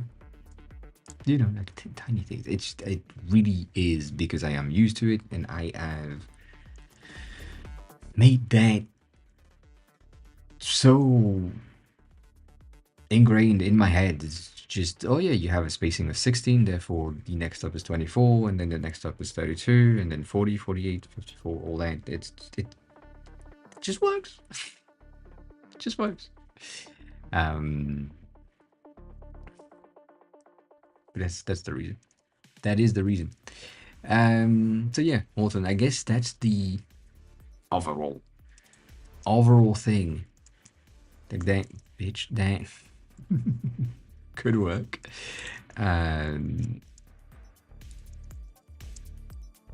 Could work. It's pretty simple. It makes the answers easier, I would say, now that I'm looking at it a tad more. There is something good in the visual rendering of the answer that you have selected. So what I'm talking about here, for example, if I'm selecting the right answer and it's going to go very fast because I want it to go through, on press you can see that it's going darker, but then it just goes out. Like that's the thing. If I make a mistake, it's gonna have a bit of a different background color on tap, and then it disappears. So there is a bit of a feedback, visual feedback in what I'm doing, which, you know, this is a quiz when you have right and wrong answers. So that doesn't really matter for you. In terms of things here, it could, you could have something like this, where you say, this is your answer, and then that happens. So for like 2 seconds, you have a transition, 2 to 3 seconds, you have a transition where this one is highlighted and then it moves on to the next step. Just so that it subconsciously, weird word, subconsciously, whatever, tell the user this is the one that you have selected. And then we move on. Which is basically what you kind of have. Like when I'm tapping, it has this very, very tiny, I should just zoom in differently though. Like if I click on it, it squish, and then it release. Squish, release. So that's the option that you currently have, but I don't think it's good enough. Like if I don't pay attention and the buttons are too close together and I'm like, there, oh shit, that's not what I wanted to click, but I don't know exactly what I clicked, you know, that. And going back is not working, so. Maybe, again, not necessary, but could be useful in the long term to just have something that just says, well, this is the thing that you have selected, therefore we can move on. Details. Details, and that's about it. Just think about this. That's something that a lot of people are not thinking about when they are building input fields and text zones. I have seen and I have done this many times, or this, where the thing is fixed and then you click on open keyboard, it just goes on top of it, so you don't know what you're tapping. That happens so often. So take that into consideration. Or place the input inside of the keyboard. That's the thing that you could do potentially in some places. But that, yeah, that's a thing. If you want to keep the effect that you had with the stack,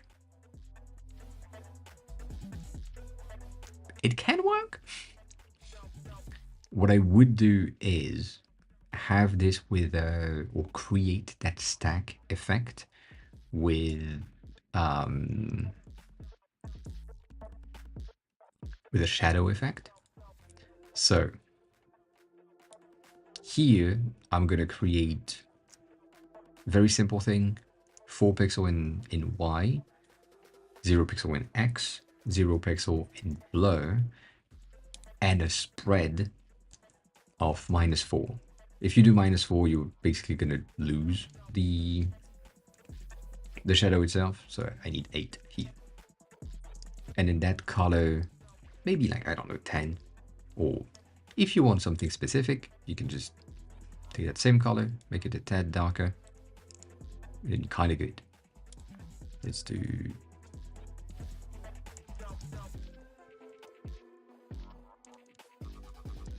let's do that.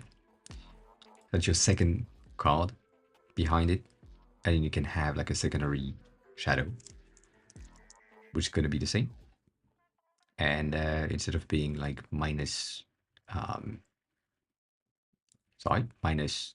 16 or plus 16, it's going to be plus 24 with minus 16 underneath. Limit. So you have your secondary shadow, but right now it's broken and blocked by something else. But that's, yeah, that's the ID. That is the ID.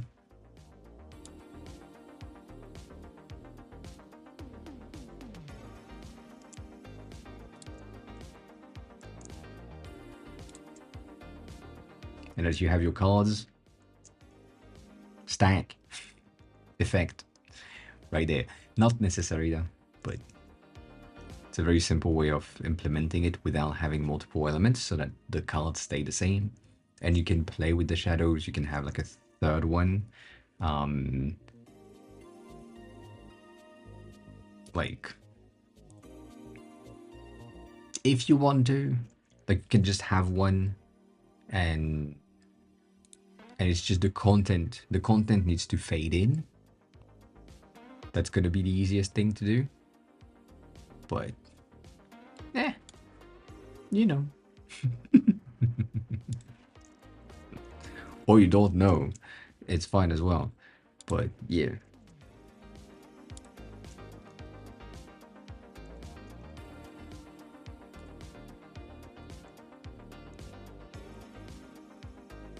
subtle rendering works.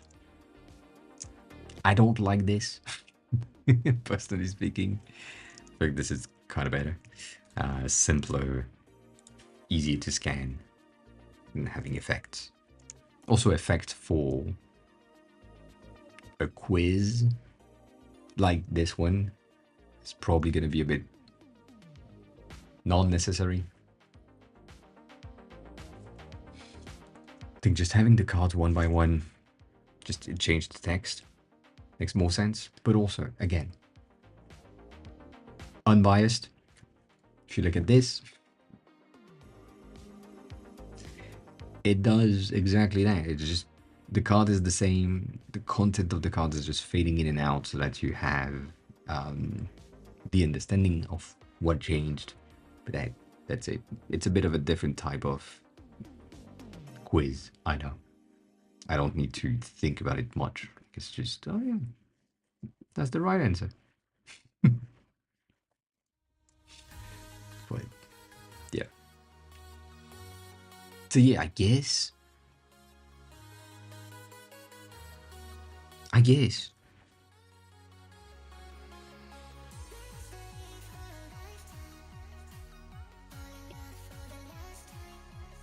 That gives you a good screenshot with everything, I guess.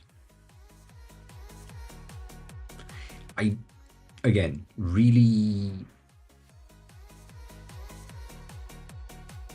repeating myself, but if you can have the exact same amount of answers possible and have the same answers, like not important, neutral, important, every time, that would be good. But you also have things that are names of people. You also have the 5 options, like that. That's the thing. Sprawling, no keyboard height. Yes. Technically, I think there is a safety for keyboard nowadays anyways, so you're kind of good. But keyboard is system, and browser is potentially not system. So if you use Safari on your iPhone, you should be good. Like, the Safari will know to push the content of the web page up. But if you are in a different place, different browser, it might not. Usually, yes. If you are using Chrome, it kind of reacts. Firefox for mobile is also working. Arc is weird. So that's a thing. But yeah.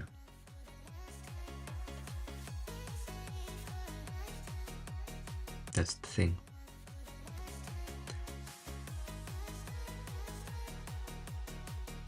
I feel like the white boxes are really big.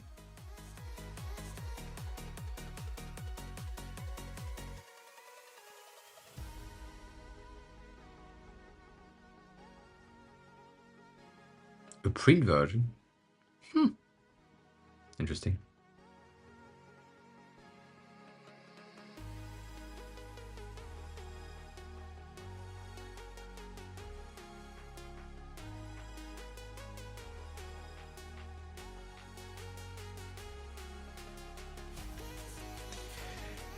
And there is a ton of things that you can do in there to make it better. But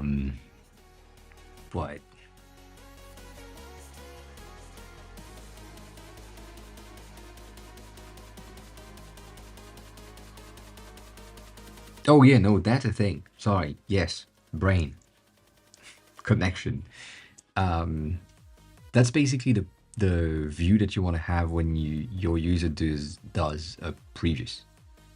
You want to go back to the question with the one that they had selected, and then they can just select another one if they want to. But that way you can also see, oh, this one has been selected. So that makes sense. But also, again, technically speaking, you need to host and hold in memory, local memory, that which are the answers that the user has picked. So that might not be. Also, this is really cool.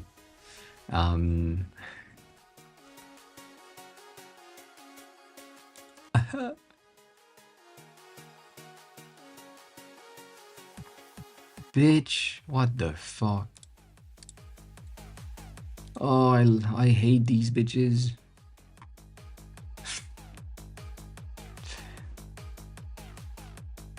I see.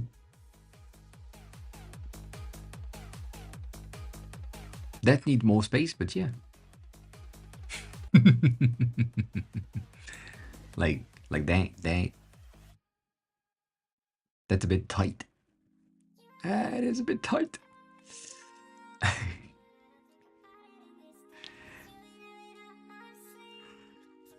Did I get it? They printed the Excel sheet. I get it. Also, this is so wrong. I mean, I know, but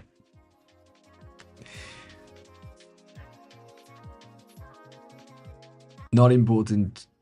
Cool. Very important. Fairly important. Still means it is important. Which I know it's the Green Party, but goddamn.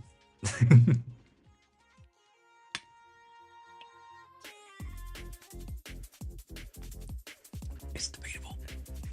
I know. I like that top section though. That's a very not Green Party. Black ink. Goddamn. Needs to be laser or yeah.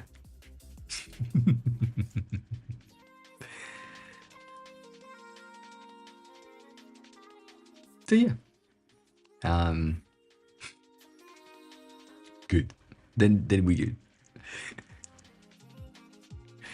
Then we good. But yeah, other than that, I think that's about it. Most of the thing that I talked about are kind of repeating myself at this point, and just having these kind of quality of life improvements to ensure that the user knows exactly where they need to tap would be good. And if you phrase your question properly, you should be able to say, or you should be able to remove the choose one, or I think you have select one sub question. I closed the website, so I don't know now. But yeah, you have like select one, whatever, something, all day. So maybe that's the thing. Maybe that's the thing. But yeah, that's about it for this thing. At least we had a creation day, which is pretty good. I like that. It wasn't wrong. So I just want to repeat that what you did wasn't wrong. What you did was working, but not best. So I would say that's the main difference, right? You could have done something easier. That's basically what I did. Simpler on the eyes, not useful, but like something that you know can exist helps. And also the fact that I'm also building a quiz thing, that helps a ton.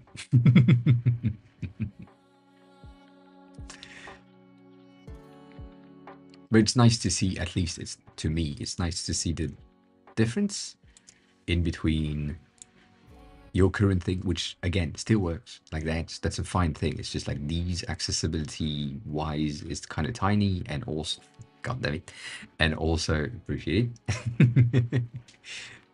Also the fact that Dapshi, when they tried, didn't really see that there was like a progress at the bottom.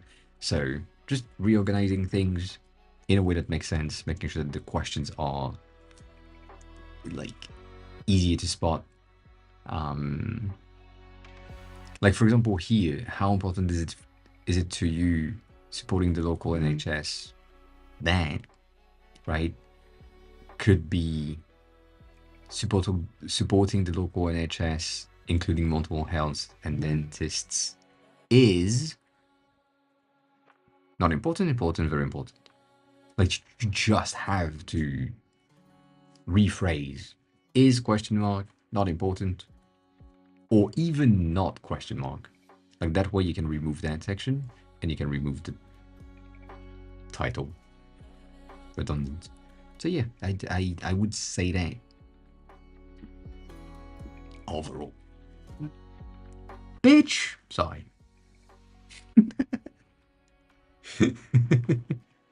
I'm getting spammed by notifications. Can you stop? I can't show you these notifications. Yeah.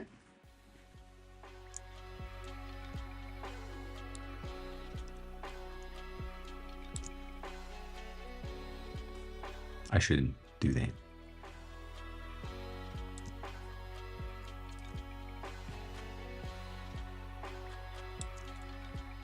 Cool, that's better.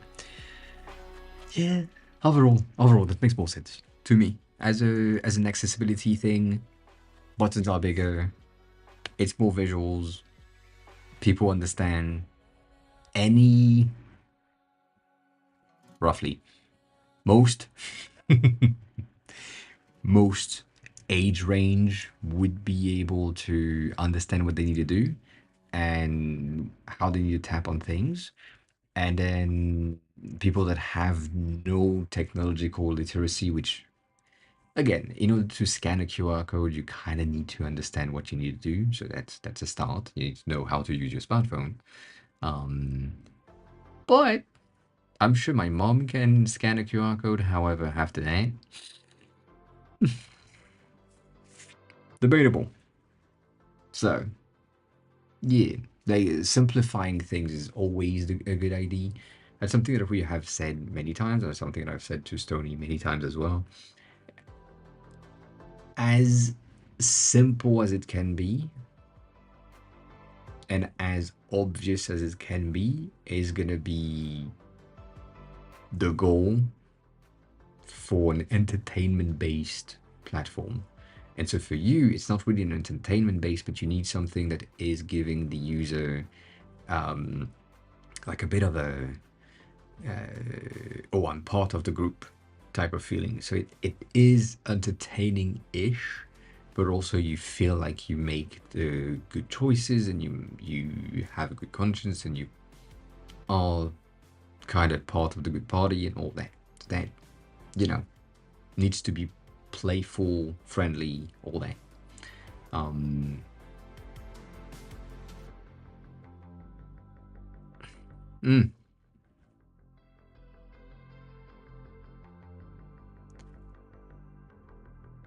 yeah.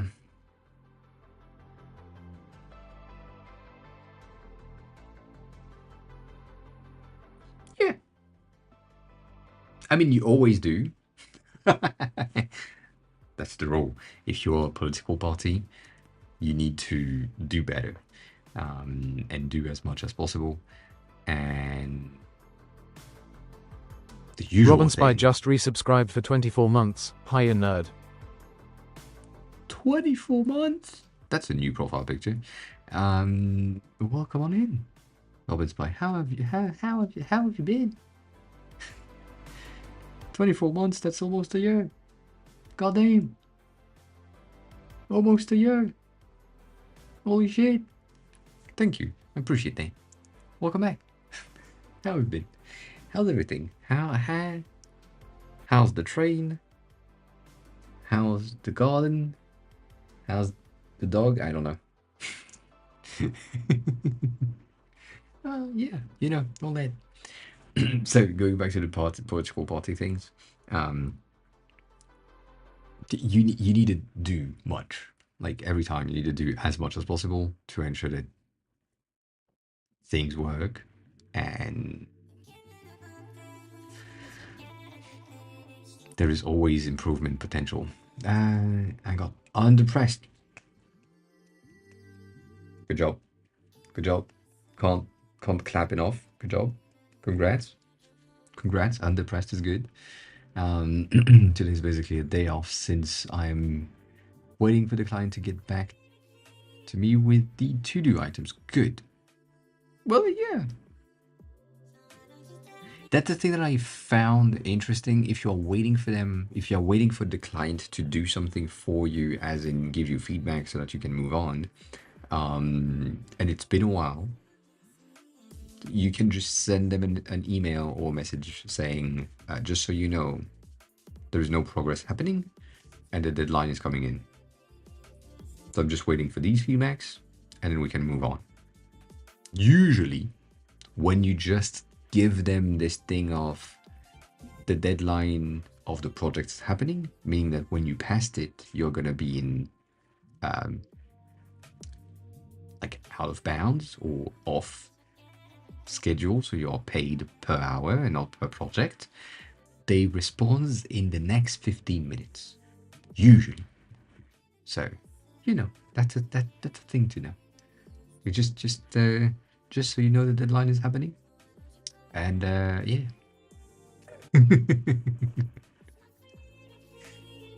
So good.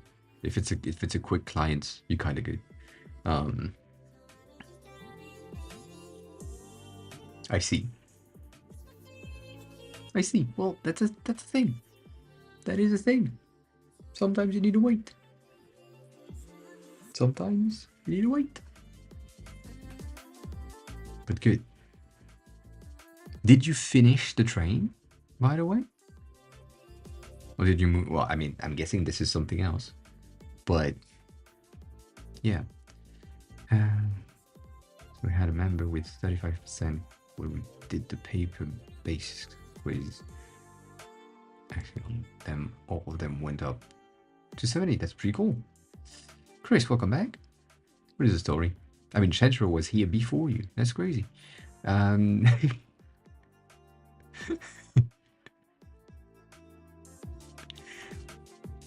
I have, well, since the last time you were here, Robin Spy, I have made so much shit. Last time was November 22. Yeah. And before that was October. So you have seen nothing.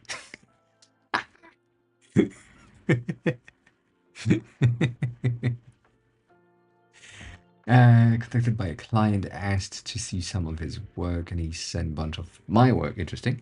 She then asked him to work on specs. He got nervous, told him to tell her he doesn't work on specs. Interesting. But would be happy to work with her with the contract deposit in place. She stops responding. Interesting. Good job. Good job. I mean, yeah, congrats. Nothing else to say on that. So, Robin Spy. That happened. Which is... Dang. I built this thing. So depression, I found out that I need to work with someone in person at least some of the week. Interesting. So I had to start commuting, which I hate. I has taken away a lot, and has taken away work. Product with benefits for my mental health, which is good. Yes. Good job. Yeah, that is good.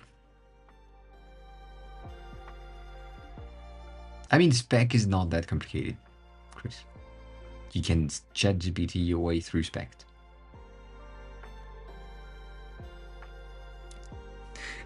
It works. But yeah, so this happened. Build this entire thing myself with AI. Yatta.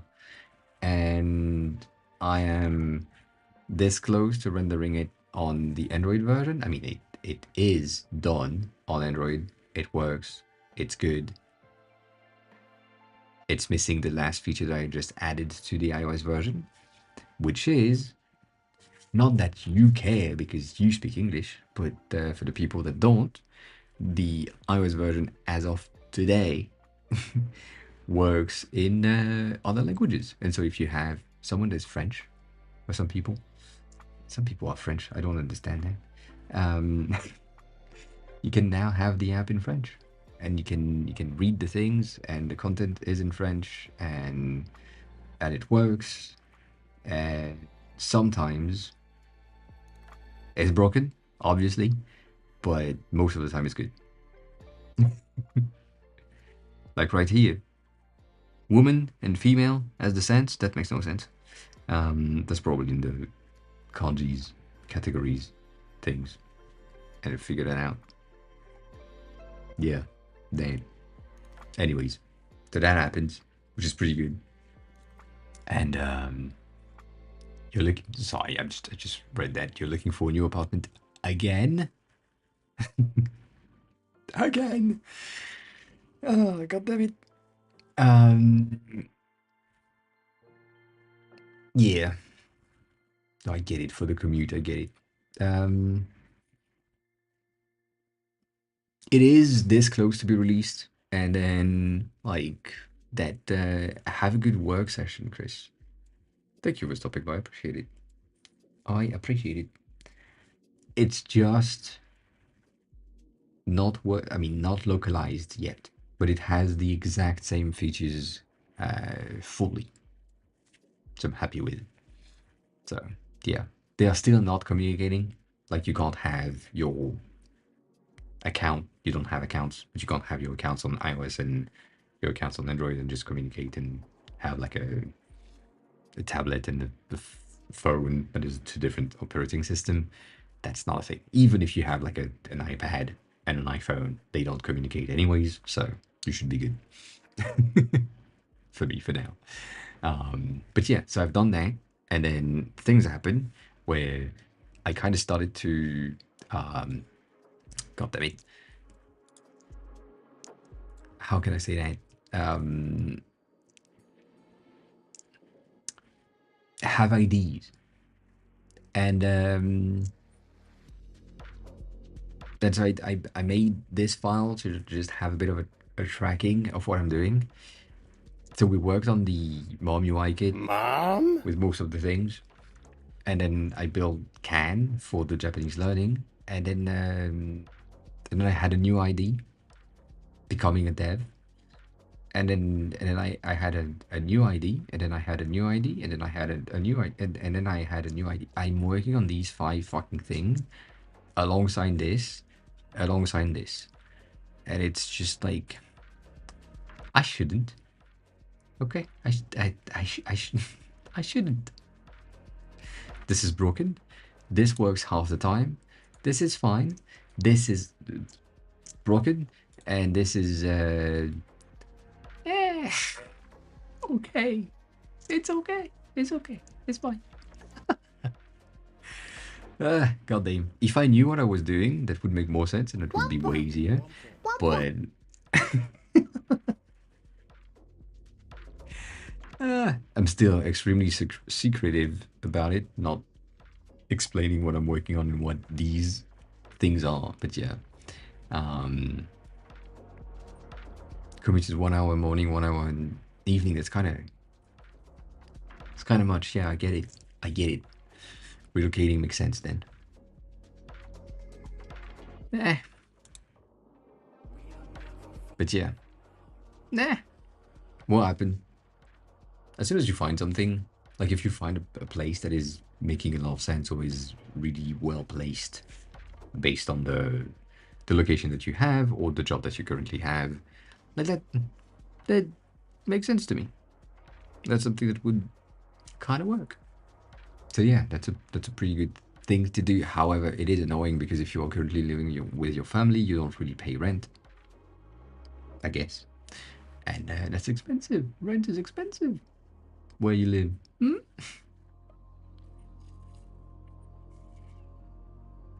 So yeah, that's a thing to take into consideration for sure, for sure.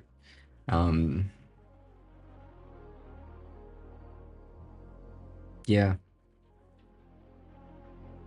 I mean, I get it, but you can't really do much about it. I mean, you can. The only thing that you can do is um, double your prices if you have the ability to do so, and hope that the clients that you have stays. Which again, usually you have certain amount of clients that like to work with you, and you just say, well, it's the new year, we need to up our prices, and half of them say, oh, we're good with that, and half of them are like, yeah, no. And then you can just say, well, because you've been here for a long time or whatever, we've been working with you, you can retain that specific thing for, I don't know, 2 more projects, but you need to sign me up for 2 more projects, retainer type of thing. And basically you just have the old rate and all that. Um, yeah, it's not that the amount of money is going to go up again. What I'm saying is that you just said you need to kind of build a couple of months of savings. So if you just double the amount, that couple of months of saving is going to go faster than if you just wait. That's all I'm saying. Um, like if you are aiming for this apartment complex and you need to save, I'm gonna say something probably wrong, 20K, and you have clients that are currently paying you, I don't know, 5K, and you say, well, the prices are doubling for like the next month forward, and some of them are saying, well, yeah, 10K is fine. And you have 2 clients, you're done in the next month. You can go there. You can just say, well, that's it. I have I have all I need right there. Next month. So, faster. Whereas if you stay at the same rate, 4 months. I don't know.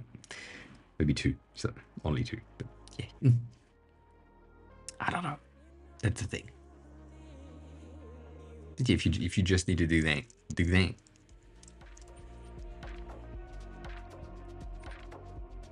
Double the amount. Get more stuff. I see.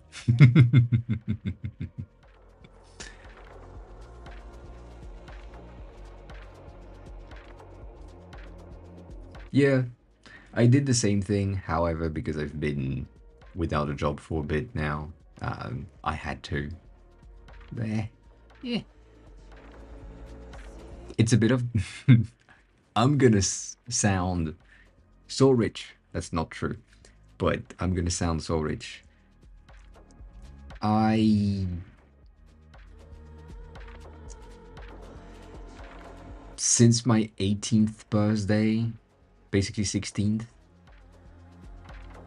I have never had under 40K in my bank account.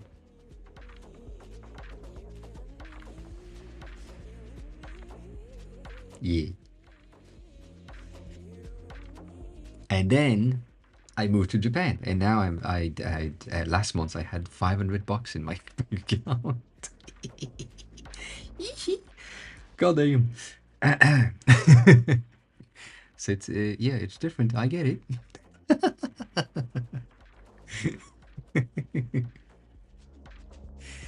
And now I'm debating: do I touch the savings, um, and then move back to Japan forever? Just like, oh yeah, it's a new visa. Just just do a visa for school and then hope for a job while you're there. So I don't know. It feels weird. It feels weird. Probably won't happen, but And I mean, taxes for you in the US is really not. I mean, it's annoying. It's a lot. I agree. But mostly you have, or at least in my point of view, um, not much understanding of what it's used for, because it's not used for you. It's used for the government itself, and and you don't see any benefits from there compared to me French.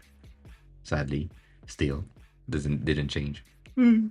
I can see like some of the fucking 48% taxes that I'm paying as a freelancer. They are going toward things that makes more sense, like free healthcare and all free, all that. So that. Yeah, basically, I mean, basically the same. And I didn't buy a house, but I could have bought a house with what I spent in Japan in rent last year. Like yeah, there are houses so cheap that I could have bought. Ah, goddamn. But yeah,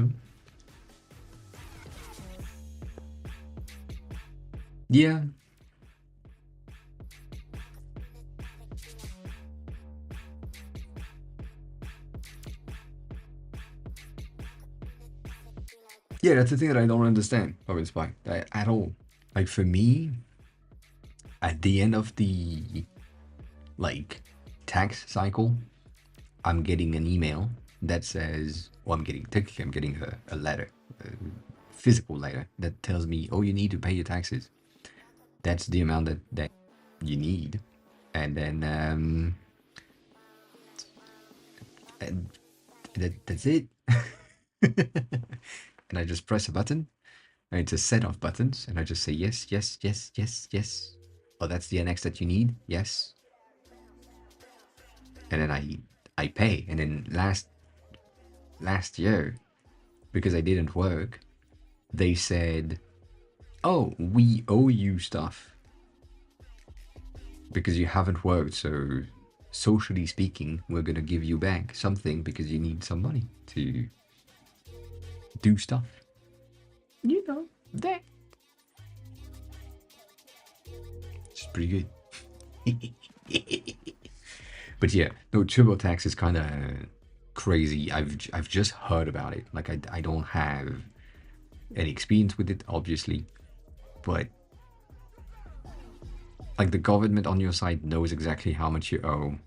The institutions knows exactly how much you owe, and you can't know. And if you ask, they don't tell you.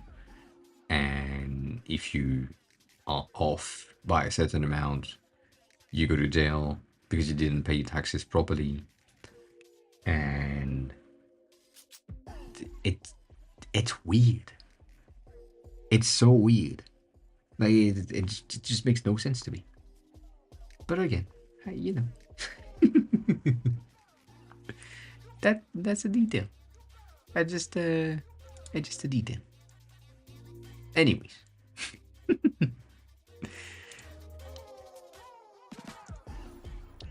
what did I do? I pressed the wrong button. I see. Um,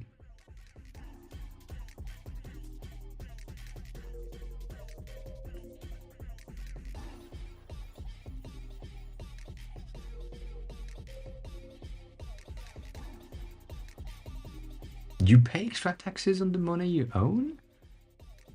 How? That's interesting. I don't do that. Do you mean like the bank account fees, like the yearly bank account fees as taxes? Um,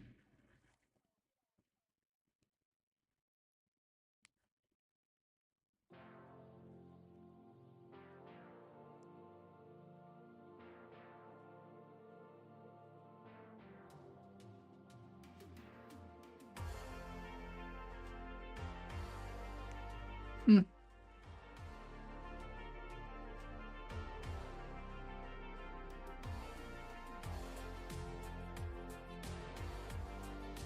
Oh, interesting. I don't think, I mean, we do have this, but we don't really have the same thing. But yeah, like, I pay taxes on my house or flat on a yearly basis. And again, like, the thing that is annoying when it comes to taxes is that if I am paid $100, the government is, as a freelancer, the government is taking 25%. And then every time that I'm spending anything remaining from that $75 that is like remaining, 19.8, 19.6 in France, is going to taxes. So something that cost like $10, €1, €2 is going to the taxes. And then that tax that is added is paid by me on the thing that I just bought. But then the commerce or the shop that received my money needs to pay taxes on that amount, which is not the same as the 20% that got added as added tax. So I'm paying 20% more to pay the taxes, and then they, as a commerce, is paying 20%, 15 because commerce, on what I gave them. So it's just crazy. It's just crazy to me.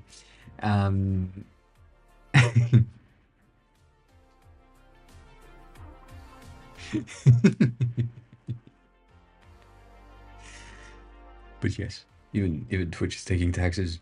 That's a thing. Like, I appreciate it. The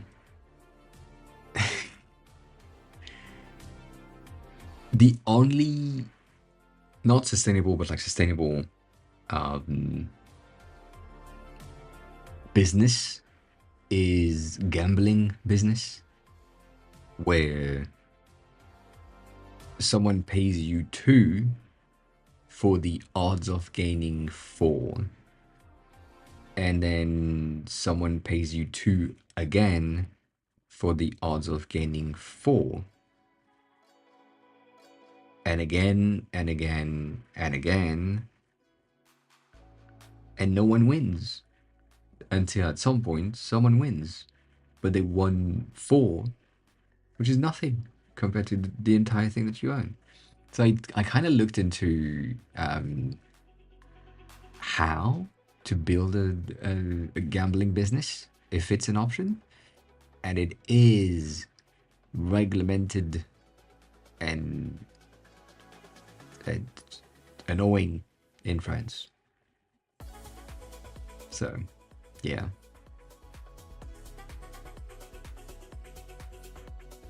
Also, I don't understand gambling addiction. I get it, but I don't get it.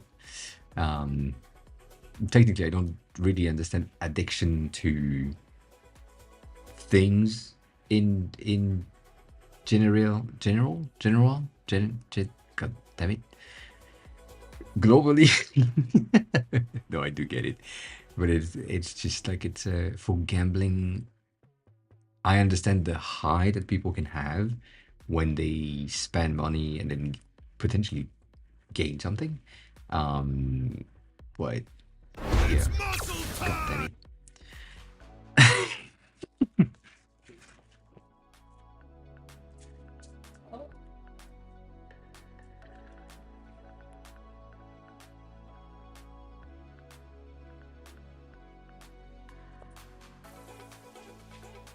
Oh, so. Oh, I need to fix that. Sorry, I need to check that. 1 second. Come on, bitch. Oh, that will need to happen as well. Cool. Good. Good. Where the fuck you at? There. No, there. Oh, yeah, I need to do that. Cool. Good. Sarge. Like Serge, but Sarge, which is sergeant, but different.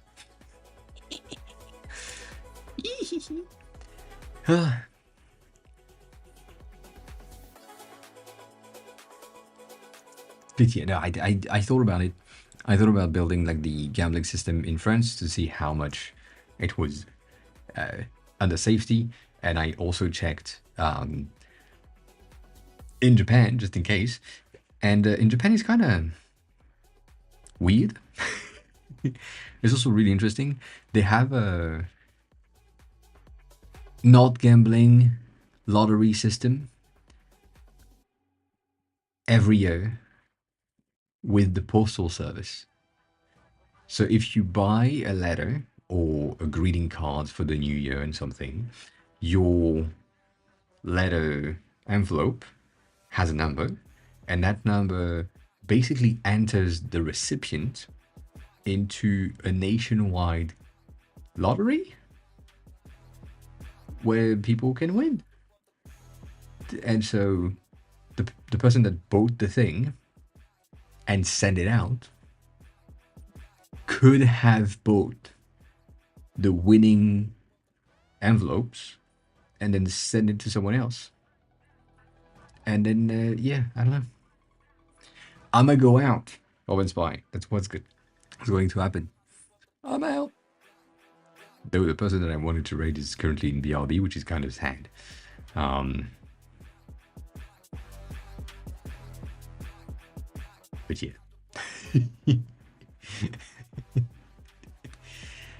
For sole proprietors specializing in graphic design in Serbia, the tax is only 330 euros. That's interesting.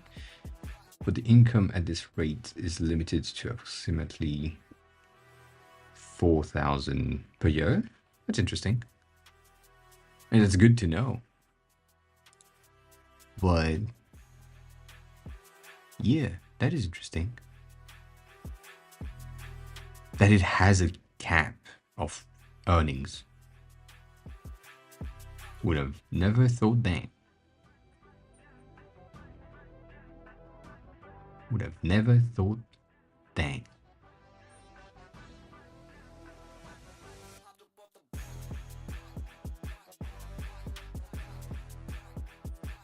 Goddamn.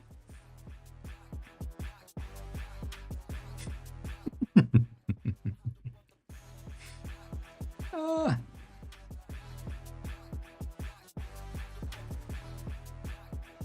Things happen.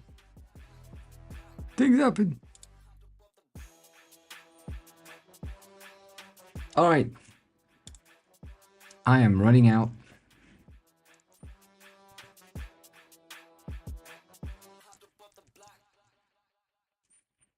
Because I need to go do something outside before it closes, and it closes soon. So I'm sending you to John, who just started a second ago, basically a minute ago. And I will check the updates. I heard you had memory loss earlier, and I didn't say anything about it. Uploading. So yeah, as always, the VOD is going to be on YouTube. You can ask question on Discord when I'm not live, and I shall be on the social, but I shall be back on Friday. Remember as well that next week on Monday there will probably be no stream, but I'm not sure yet. Depends on the internet company and if they plug me in. Fill my ass, that's an option. Anyways. If you have the need or the interest of learning Japanese, I would highly recommend you to check out Can. And if you want to give me money, you can also just buy a UI kit. Nonetheless, take care of yourself. Enjoy the rest of your day, evening, afternoon, time zone, all that. And I'm gonna fill my ass with a burger before it closes. Anyways, bye.